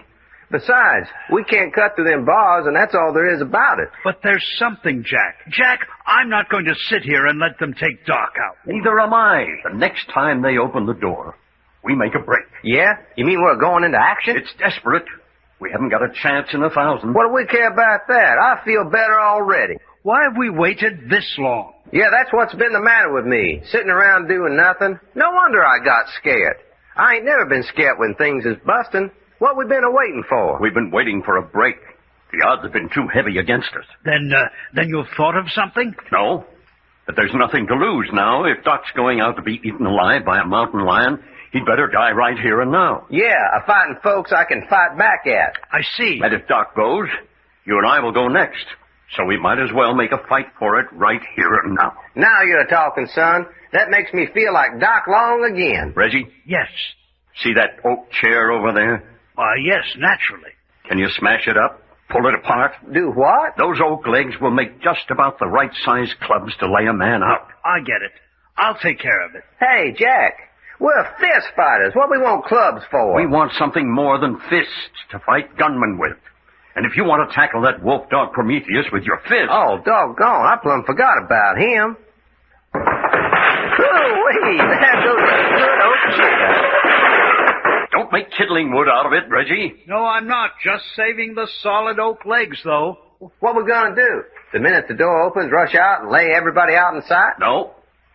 If we can pick them off one at a time, before they realize... I say, here you are, beautiful clubs. Doggone. Hey, I want that one. All right.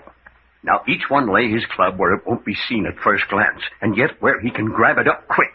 Yeah, I get you. What do you mean, Jack? Undoubtedly, the next person in here will be Cooper. Yeah, that's right. Well, let him get in. Let the guard get the door shut before we make a move. But I say, he'll be armed and he's bound to have that wolf dog with him. Wait until he's in and the guard has closed and locked the door. Hey, somebody coming. Relax. Take your signal from me. Good evening, gentlemen. Guard, close and lock the door. I'll be talking to these men quite a few minutes. To heel, Prometheus.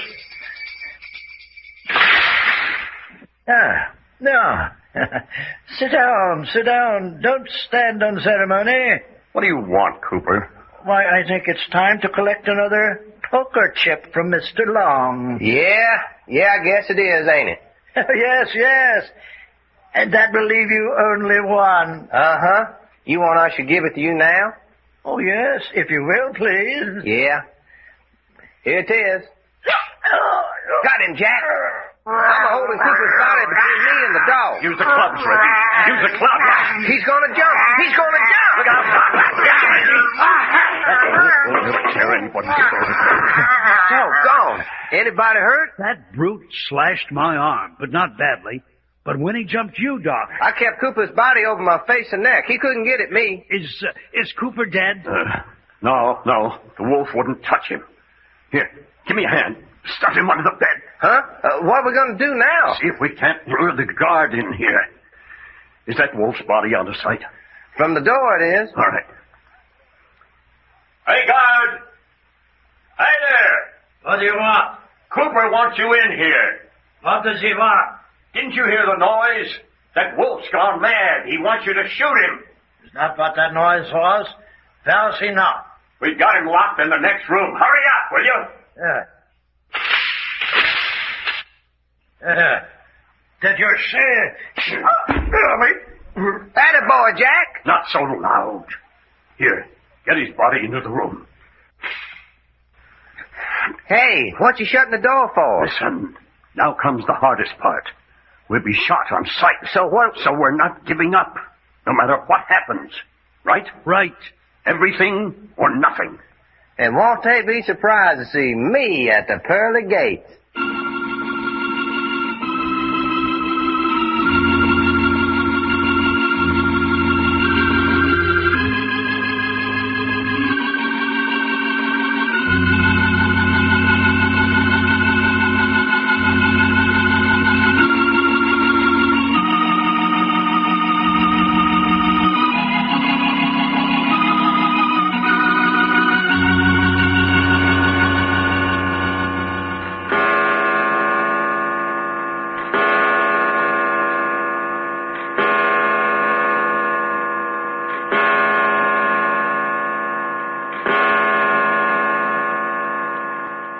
Six o'clock in the morning in the great old castle on a tiny unidentified island somewhere off the west coast of Canada. In just 1 hour, Doc is supposed to participate in the scientific experiment prepared for him by Cooper and Dr. Thorne. The experiment to consist of Doc armed with a knife to battle to the death with a hungry mountain lion in the woods of the mile-square little island. The test is to measure fear in the human being and what it will do to help or hinder in an emergency. Can Doc's fear make him strong and desperate enough to overcome such overpowering odds? Which is the strongest force in the mountain lion, hunger or fear of a human being? That's the test. But at the moment, it appears that the test may never be made. For in their prison chamber, they have knocked Cooper and the guard at the door unconscious and killed his wolf dog, Prometheus. And now they are on the point of creeping forth in an attempt to overpower the rest of Cooper's forces in the castle. Well, come on, Jack. Let's get it going. There's no use barging out there in the hall until we know our objective. Well, that's easy. Our objective is to get off this island quick. Yes, but let's know what we're doing, what we have to do to get away. Well, for one thing, there's 7 or 8 guards to be disposed of. Hey, they won't all be on the job at 6 o'clock in the morning. There'll be enough to give us trouble. Now, first, the guards. Then I think we want to capture Frankie. Who? Cooper's handyman. The fellow that's been slapping us around. But we haven't time for revenge now. But he's the one who piloted the launch in through the reef. Righto. We need him to take us safely out across the reef. Yeah, I hadn't thought of that. All right, then. That's our plan. Put the guards out of commission. Capture Frankie and make for the launch. That suits me. Let's go. Hey, wait a minute, though. What about Linda Joyce? We ain't leaving her behind. Quite. And Alexander Archer. After all, he's the reason for us being here. They go with us, naturally. You mean you was planning it that way all along? Certainly. Now then, let's go. And above everything, keep together. Yeah, come on. Got your old club, Reggie? Rather. Well, here we go.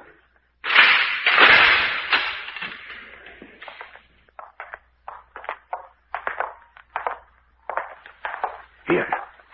Wait a minute. We're making too much noise. Take off your shoes, tie the strings together, and sling them around your neck. Yeah, okay. Only I hope somebody don't go and step on my toes. Man, do I hate having my toes stepped on. All right. What about it? I'm all set. Righto. Then let's go. Keep your eyes open. Did you ever see a gloomier place than this at 6 o'clock in the morning? Half light of dawn. Bit on the dark and dreary side. Keep it to yourself. Quite. Seen anything of anybody yet? No. Neither have I. This here takes us down them wide marble steps to the main floor, don't it? Doc, will you keep quiet? Sure, why not? Darn these stone floors. My feet are getting cold. What you need is a gag. Now then, we're going downstairs. Doesn't seem to be anyone up here. Hey, Jack, let's put our shoes back on. I fight a lot better with my shoes on. Might as well. They won't make any more noise than your mouth. Of course not. Huh? What'd you say? Quiet. Come on, Reggie.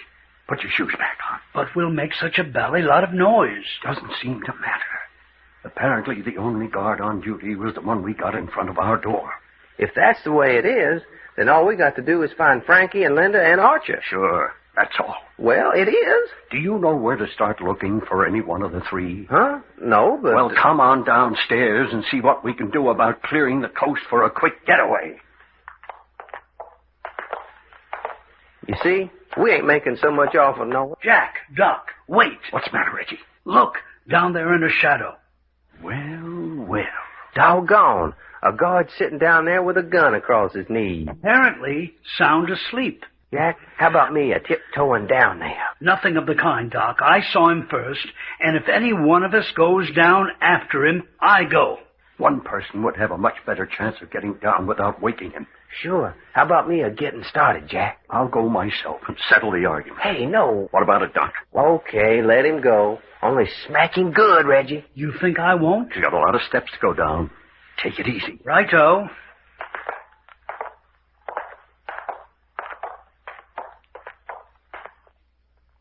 Now then, you bloody blighter, stand up. What's that? I said stand up. Yeah. Quite. I don't like bashing a sleeping man. But I don't in the least mind tapping a man on his feet. Reggie, look out! What's the matter, Jack? Get back upstairs here! Get back upstairs! Stop where you are, or I'll shoot. I say. Reggie, are you shot? I slipped and fell. I'm all right. Good boy, Reggie. Good boy, fella. Who shot at me? Our friend, Dr. Thorne. Yeah, darn his hide. Hey, you Thorne fella, what's the idea? I say, there's dozens of them. Where did they come from? Dr. Thorne, I warn you not to come any further than the foot of those stairs. Shall we go up and get them, Doctor? How are you, Frankie, old kid? Now, Frank, I want to talk to them first. How did you men get out of your room? By knocking out Cooper and the guard. You mean Cooper entered your room without his wolf dog? Shuckins, we took care of him, too. He's about the deadest wolf dog you ever seen. There's no use you men making all this trouble. You haven't got a chance of getting away. Reggie. Packard, did you hear what I said? Give us a minute, will you? We're talking it over. Go ahead, but hurry up. What about the furniture, Jack? Pull it all over here by the head of the stairs. We're going to need it for ammunition if they rush us. Now you're talking, feller. Shh. Hurry. Doc and I'll stay here at the head of the stairs and keep them occupied. Righto. All right, Dr. Thorne. You're ready to surrender? No, not until we've asked you some questions. Well, what is it? Will you make me a deal? What sort of a deal? You had every intention of using us for guinea pigs. We were to die. Now we've got Cooper in our hands. Maybe he's going to die. You men would murder Mr. Cooper? Why not? You and Eve are going to murder us. But we're scientists. If you kill Mr. Cooper, it's a wanton waste of life. I won't argue the fine points of morality. Death won't embarrass Cooper any more than it will us. Now then, if we save Cooper's life, what can you guarantee us? I don't intend to guarantee you anything. I've got 9 men here who can overpower you before you can touch Cooper. All I'm doing is giving you a chance to surrender before you get hurt. How's Reggie coming? He's got chairs and tables and benches piled up and more coming. This is your last chance. What are you going to do? I'm afraid you'll just have to come and get us, Dr. Thorne. Give me your gun, Dr. Thorne. Under no circumstances are these men to be shot, Frank. We want them alive. Yes, so you can feed us to the mountain lions, I suppose. All right, Frank. Take your men and go get them. Yeah, okay, all right. Come on, you mother. Here they come, Reggie. Righto. Give them this Chesterfield to start with. Grab a hold, Jack. Yeah, let her go.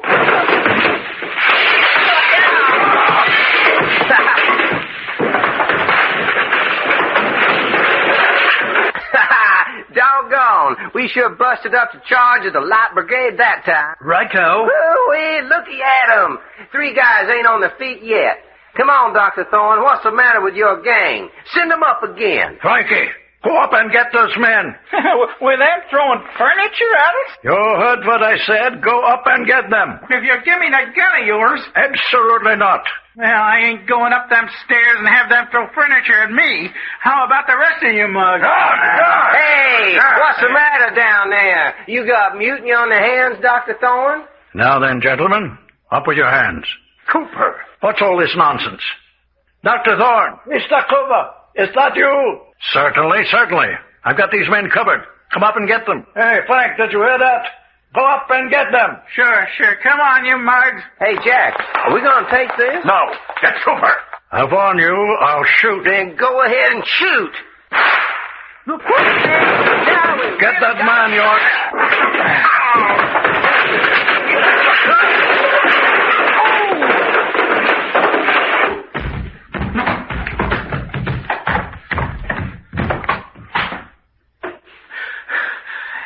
Well, Mr. Cooper, that's all of them. You shouldn't have let Mr. York roll down those stairs like that. He's unconscious. How about Packard and Mr. Long, Dr. Thorne? No, both unconscious but not badly hurt. Packard's got a cut on the head that will need 3 or 4 stitches. We'll take care of it.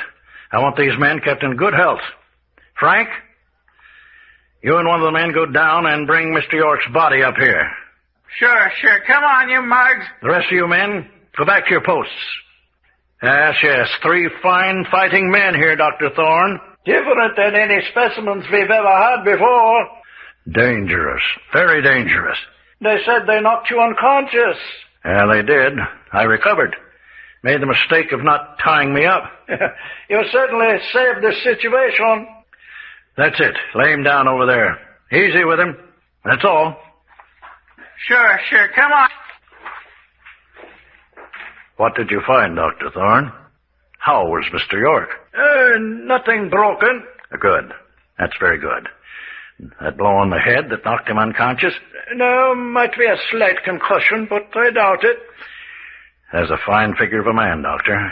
A fine figure of a man. Youth. And courage and spirit. Yes, yes. You know, Dr. Thorne, if we can create real fear in that magnificent body, his feats of strength would be prodigious. Prodigious. What about Doc Lorne here? He has just a half hour more until we should begin preparing him for the experiment. Yes, the experiment. Will he be fully recovered by that time? I can get him ready. He'll have his full strength and a clear mind. Positively. Good, good, good. Then I'll go along and tell Frankie to prepare Cougar. You're using the tawny lioness, aren't you? Yes, gaunt, hungry, viciously hungry.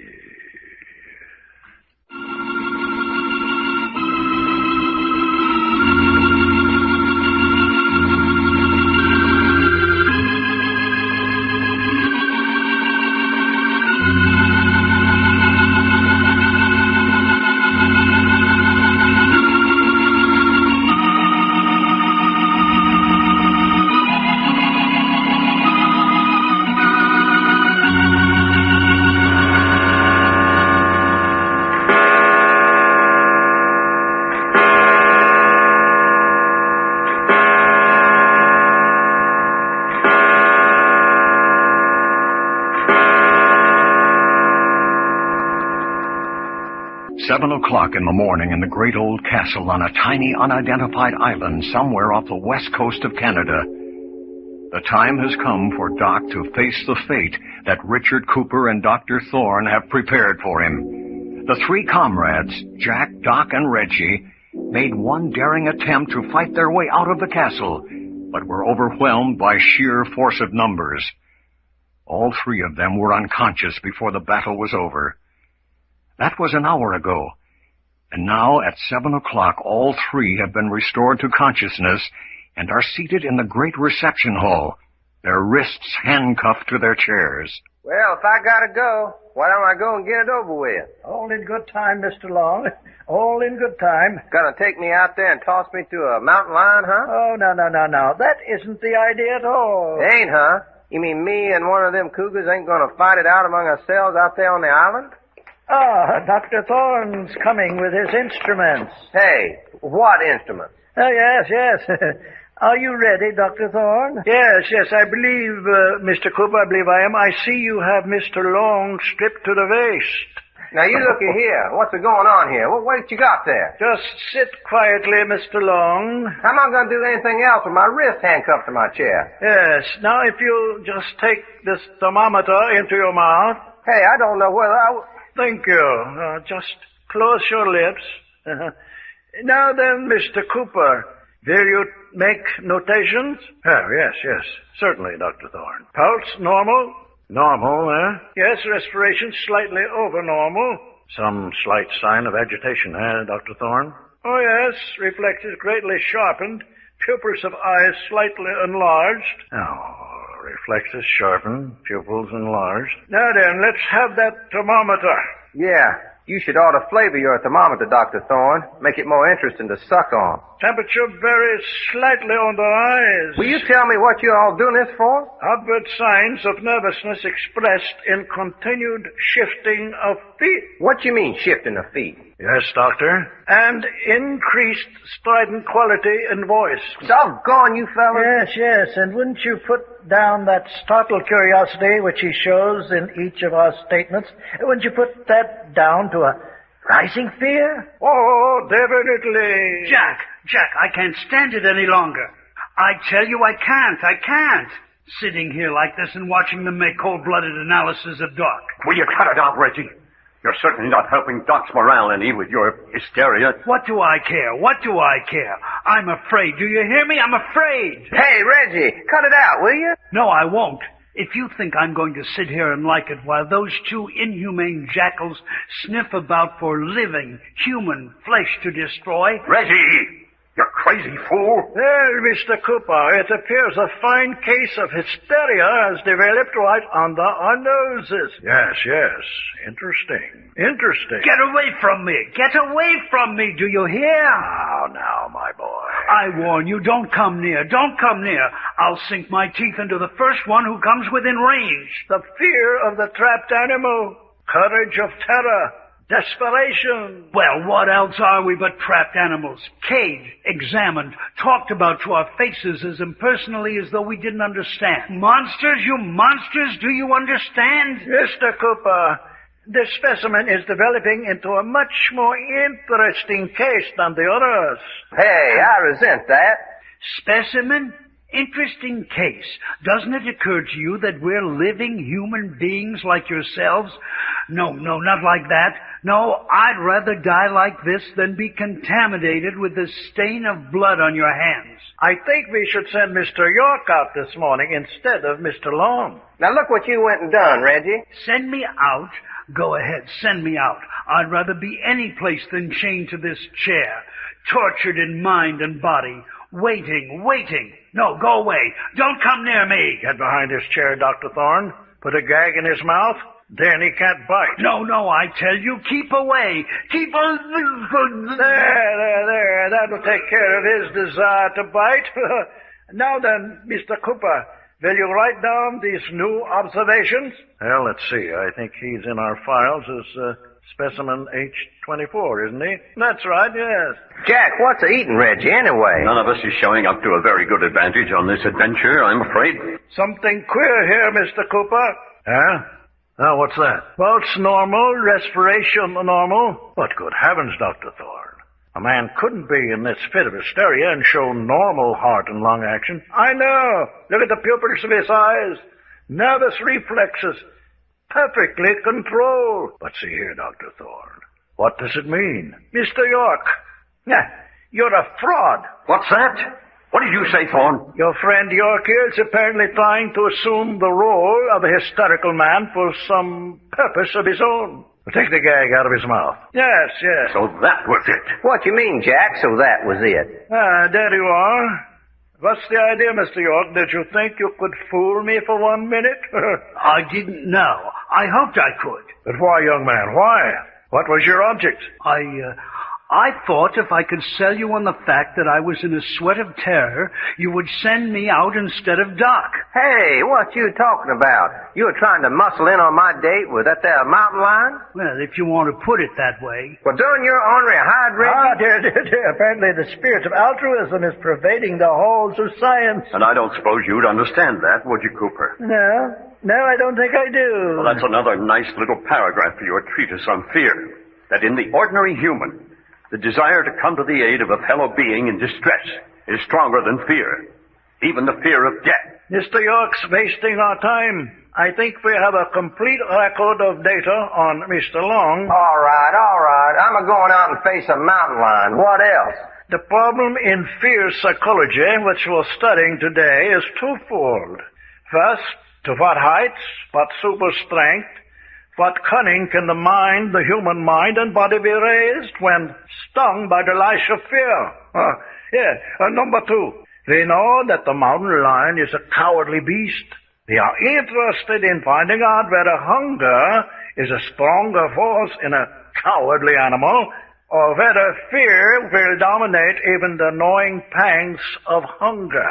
Well, an interesting experiment. Vital to our study. There's only one trouble with your experiment. Yes? What's that? Doc isn't afraid. I wonder. Cooper, perhaps this would be a good time to tell him the rest. Yes. Yes. We have a little surprise for you, Mr. Long. Yeah? Yes. We've decided at the last minute that you are not to go on this last adventure alone. I say, will you send me? No, that's not possible, Mr. York. You mean Jack? No, I'm speaking of Linda Joyce. Hey! Cooper, you don't mean Yes, that. I do, Mr. Packard. Linda Joyce. But the girl, you can't do that. She won't have a chance. It will give our heroic young friend here more incentive. A chance to stroll through the woods with a beautiful young woman. That ain't fair. That's taking advantage. Go ahead, send me out, but don't send her. Can't do it. You can't do Dr. it. Thorne, I'll go bring Linda in. Yes, I'll release Mr. Long from his chair. Yes, I'll be right back with her. Jack, Jack, ain't there something we can do to stop this? There's nothing, Mr. Long. Now then, when I release one wrist, lay it over on the other. One hand is still cuffed to the chair, and your ankles to the legs of the chair. Don't try to be heroic. Yeah, okay. There now.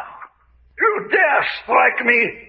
Good work, Doc. Kind of staggered him, even if I was sitting down. Put your wrist over on the other one. We'll just leave both hands cuffed to one. How about my ankle? I'm going to release them now. Well, anyway, I can stretch my legs.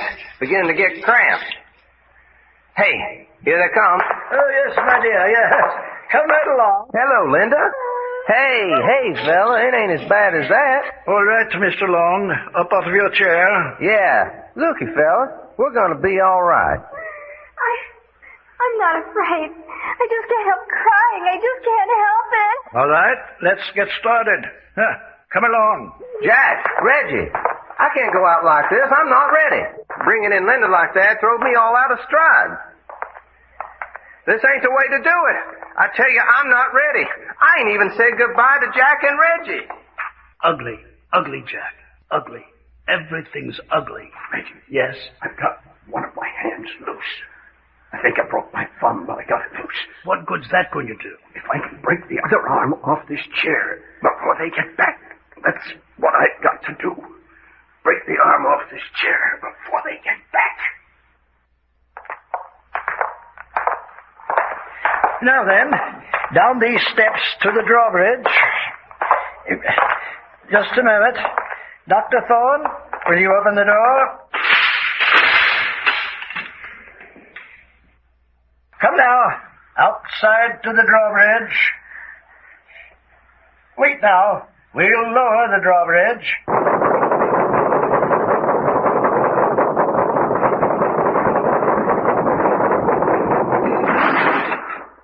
Right across now. Lead the way, Dr. Thorne. Yes, will do. I'll release you first, Miss Joyce. Now you, Mr. Long. Keep your gun on him, Mr. Cooper. There you are, Mr. Long. You'll find a knife with an 8-inch blade stuck in that first tree over there. You'll have 5 minutes before the lioness is released. All right, Mr. Cooper. Back across the bridge. Goodbye, Linda. Good luck, Mr. Long. Raise the drawbridge, Mr. Cooper. Hello there, fella. Doc, what's going to happen to us? I reckon my mama was right, Linda. She always said I'd come to a bad end.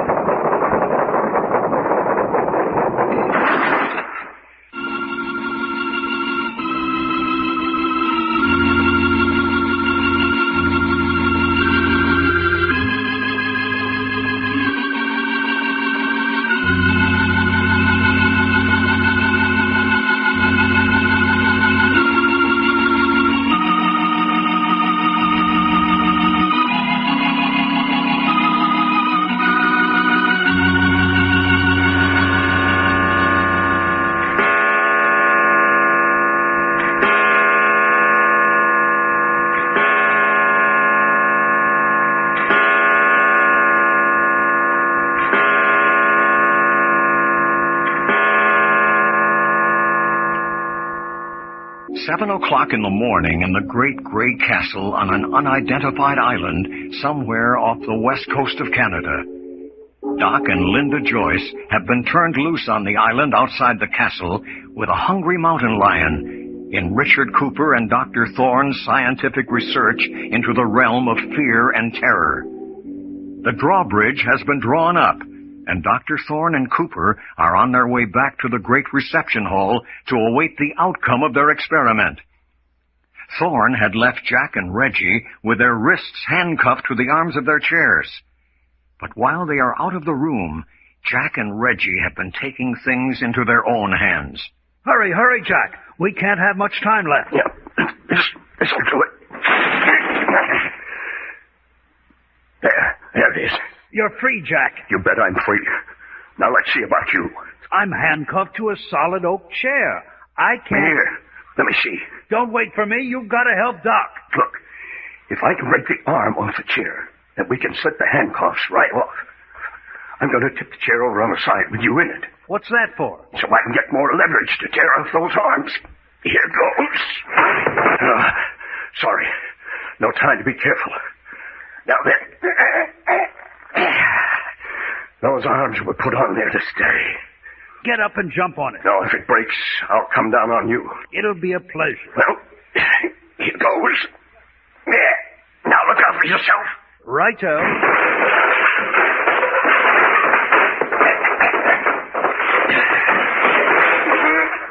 I say, that did it. Yeah. Did I hurt you? Not at all. Now the other side. Turn the chair over. Over you go. There. This arm doesn't seem to be as solid. All right. Here goes. I hit on the back of my neck. Hurt you? No. It's all right. Listen. Cooper and Dr. Thorne coming back. Quick, over by the door. One on each side. One shot on the jaw apiece. Don't miss. I'll give the word. Hold it now. Get him ready. Got him. Yeah, quick. Dr. Thorne has the keys to these handcuffs. Which only goes to prove Richard Cooper and Dr. Thorne didn't have anything a solid clip on the chin wouldn't cure. Well, here they are. Let me unlock the cuffs dangling from your wrists. Now the other. Now, unfasten mine. Now then, hold Cooper up. Now the same with Thorne. Yes, there. And that takes care of the two masterminds. Now, do we go after Doc? Here, these are what we've been needing. Revolvers. I say, splendid. After Doc now, huh? Yes. Wait, let's take these extra handcuffs along. We may need them. Hurry, Jack. Doc's out there with that mountain lion. Come on. Hold it. Get back. What is it? Frankie's coming this way. Keep her on the corner. He slugged me twice. This is my part. Hold it now. Hello, Frankie. My compliments. Perfect, Jack. Here's a pair of handcuffs. Pull his arms around. We'll cuff him to this pillar. Well, that takes care of Frankie. What about the other guards, though, Jack? I heard Cooper say they were all down in the servants' quarters at breakfast. But they won't be there long. Do you suppose there's any way we could lock them down there? Keep them there? Yeah, I wonder. Let's go see. But Doc and Linda Joyce out there, Jack. I know it. There's so many things that should be done. But let's mop up as we go along. If the guards get on the job, we'll be right back where we were before. This is the way to the servants' quarters. Come on, down these steps.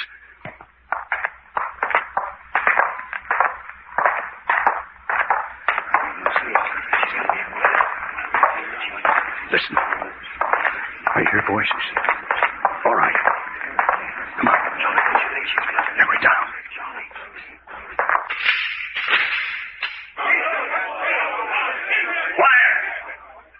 Don't a man move or make a sound. We'd just as soon shoot as look at you. Reggie, go over there at the other end of the room and lock that door. Right. You'll be interested to know that Cooper and Dr. Thorne are in chains along with your fellow thug Frankie. Jack. Yes? I can bar this door from the outside, the same as that other one. Go ahead. Then come around here through the passage. You men are prisoners.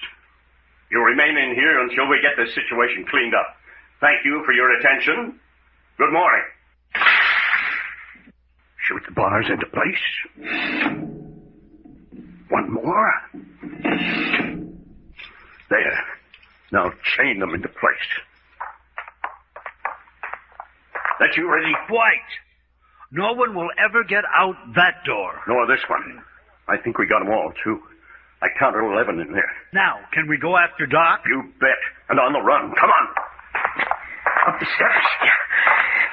This way, Reggie. This way to the drawbridge. There. Here. This is the door leading out to the drawbridge. And there she is. Yes. Here, wait a minute. How are we going to lower it? Jack, we haven't time to wait for that. Well, if you can tell me how we're going to get across the moat. Wait a minute. What did Cooper do? He didn't press a button. I was watching him. He said, watch this. And as he raised his hand, the bridge began to descend. Just being dramatic, Hey, maybe that's it. Maybe he's using a magic eye. Raise your hand, Reggie, and walk back and forth along the rampart. Everything else that's happened is on a par, so that's his secret. The magic eye.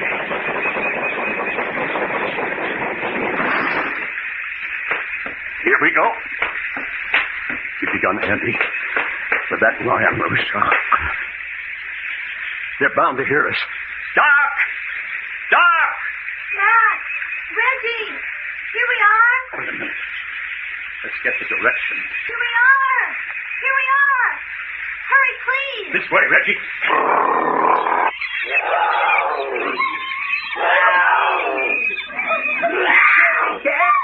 Oh, hurry! Hurry, please! We're getting there. This way! This way! Come on, son. Let's get this here thing over with. This way! There she is. I see her through the tree. Why didn't you come sooner? Why didn't you come sooner? Linda, where's Doc? Why didn't you come sooner? There beside the tree. I think he's going to die. Die? Here. Let me look at him. He's a long way from being dead. I say, you mean it? Battered up some. Pulse is good. Not much loss of blood. He isn't going to die? Certainly he's not going to die. Oh, thank goodness. Oh, he was wonderful. Wonderful. I say, where's the mountain lion? Over there. Dead.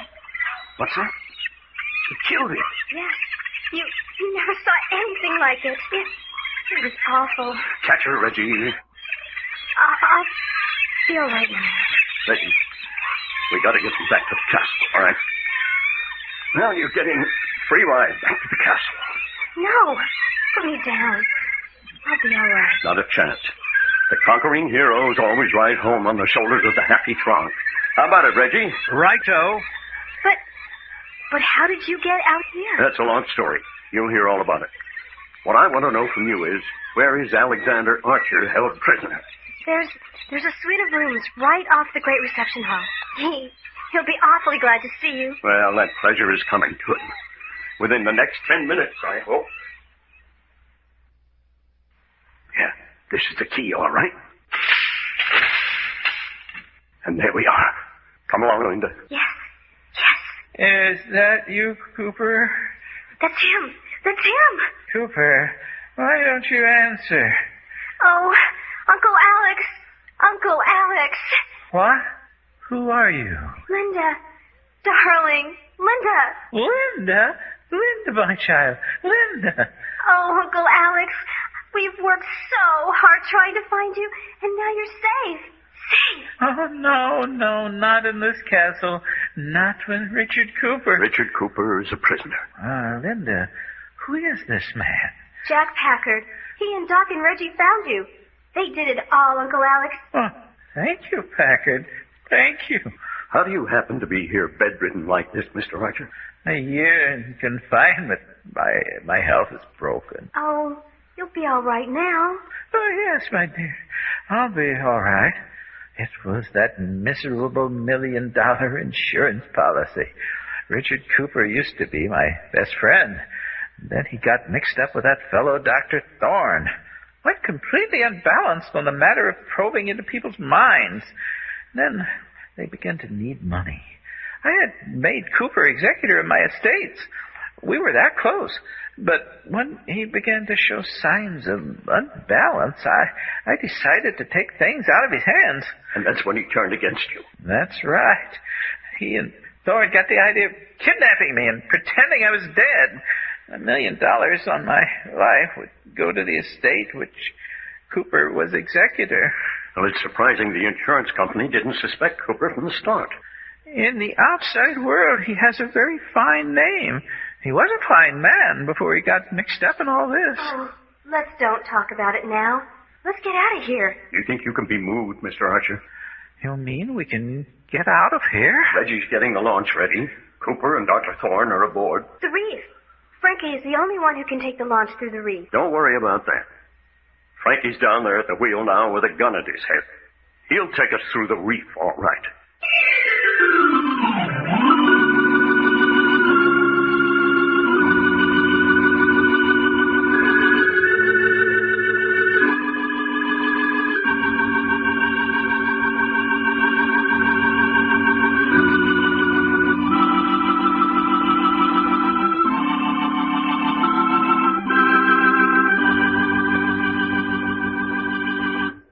adventures of Jack, Doc, and Reggie have come to you in I Love a Mystery. Created and written by Carlton E. Morse. Scripts copyrighted by Morsel Co. Incorporated. Produced and directed by story editor Jim Harmon. Featuring Les Tremaine as Jack Packard and Tony Clay as Doc Long. With Frank Brzee as Reggie York. Others in the cast included Jack Lester as Mr. Cooper. Corey Seaton as Laura. Your announcer, Fred Foy. This presentation has come from Hollywood. Cerebral Cinema hopes you have enjoyed this movie of the mind.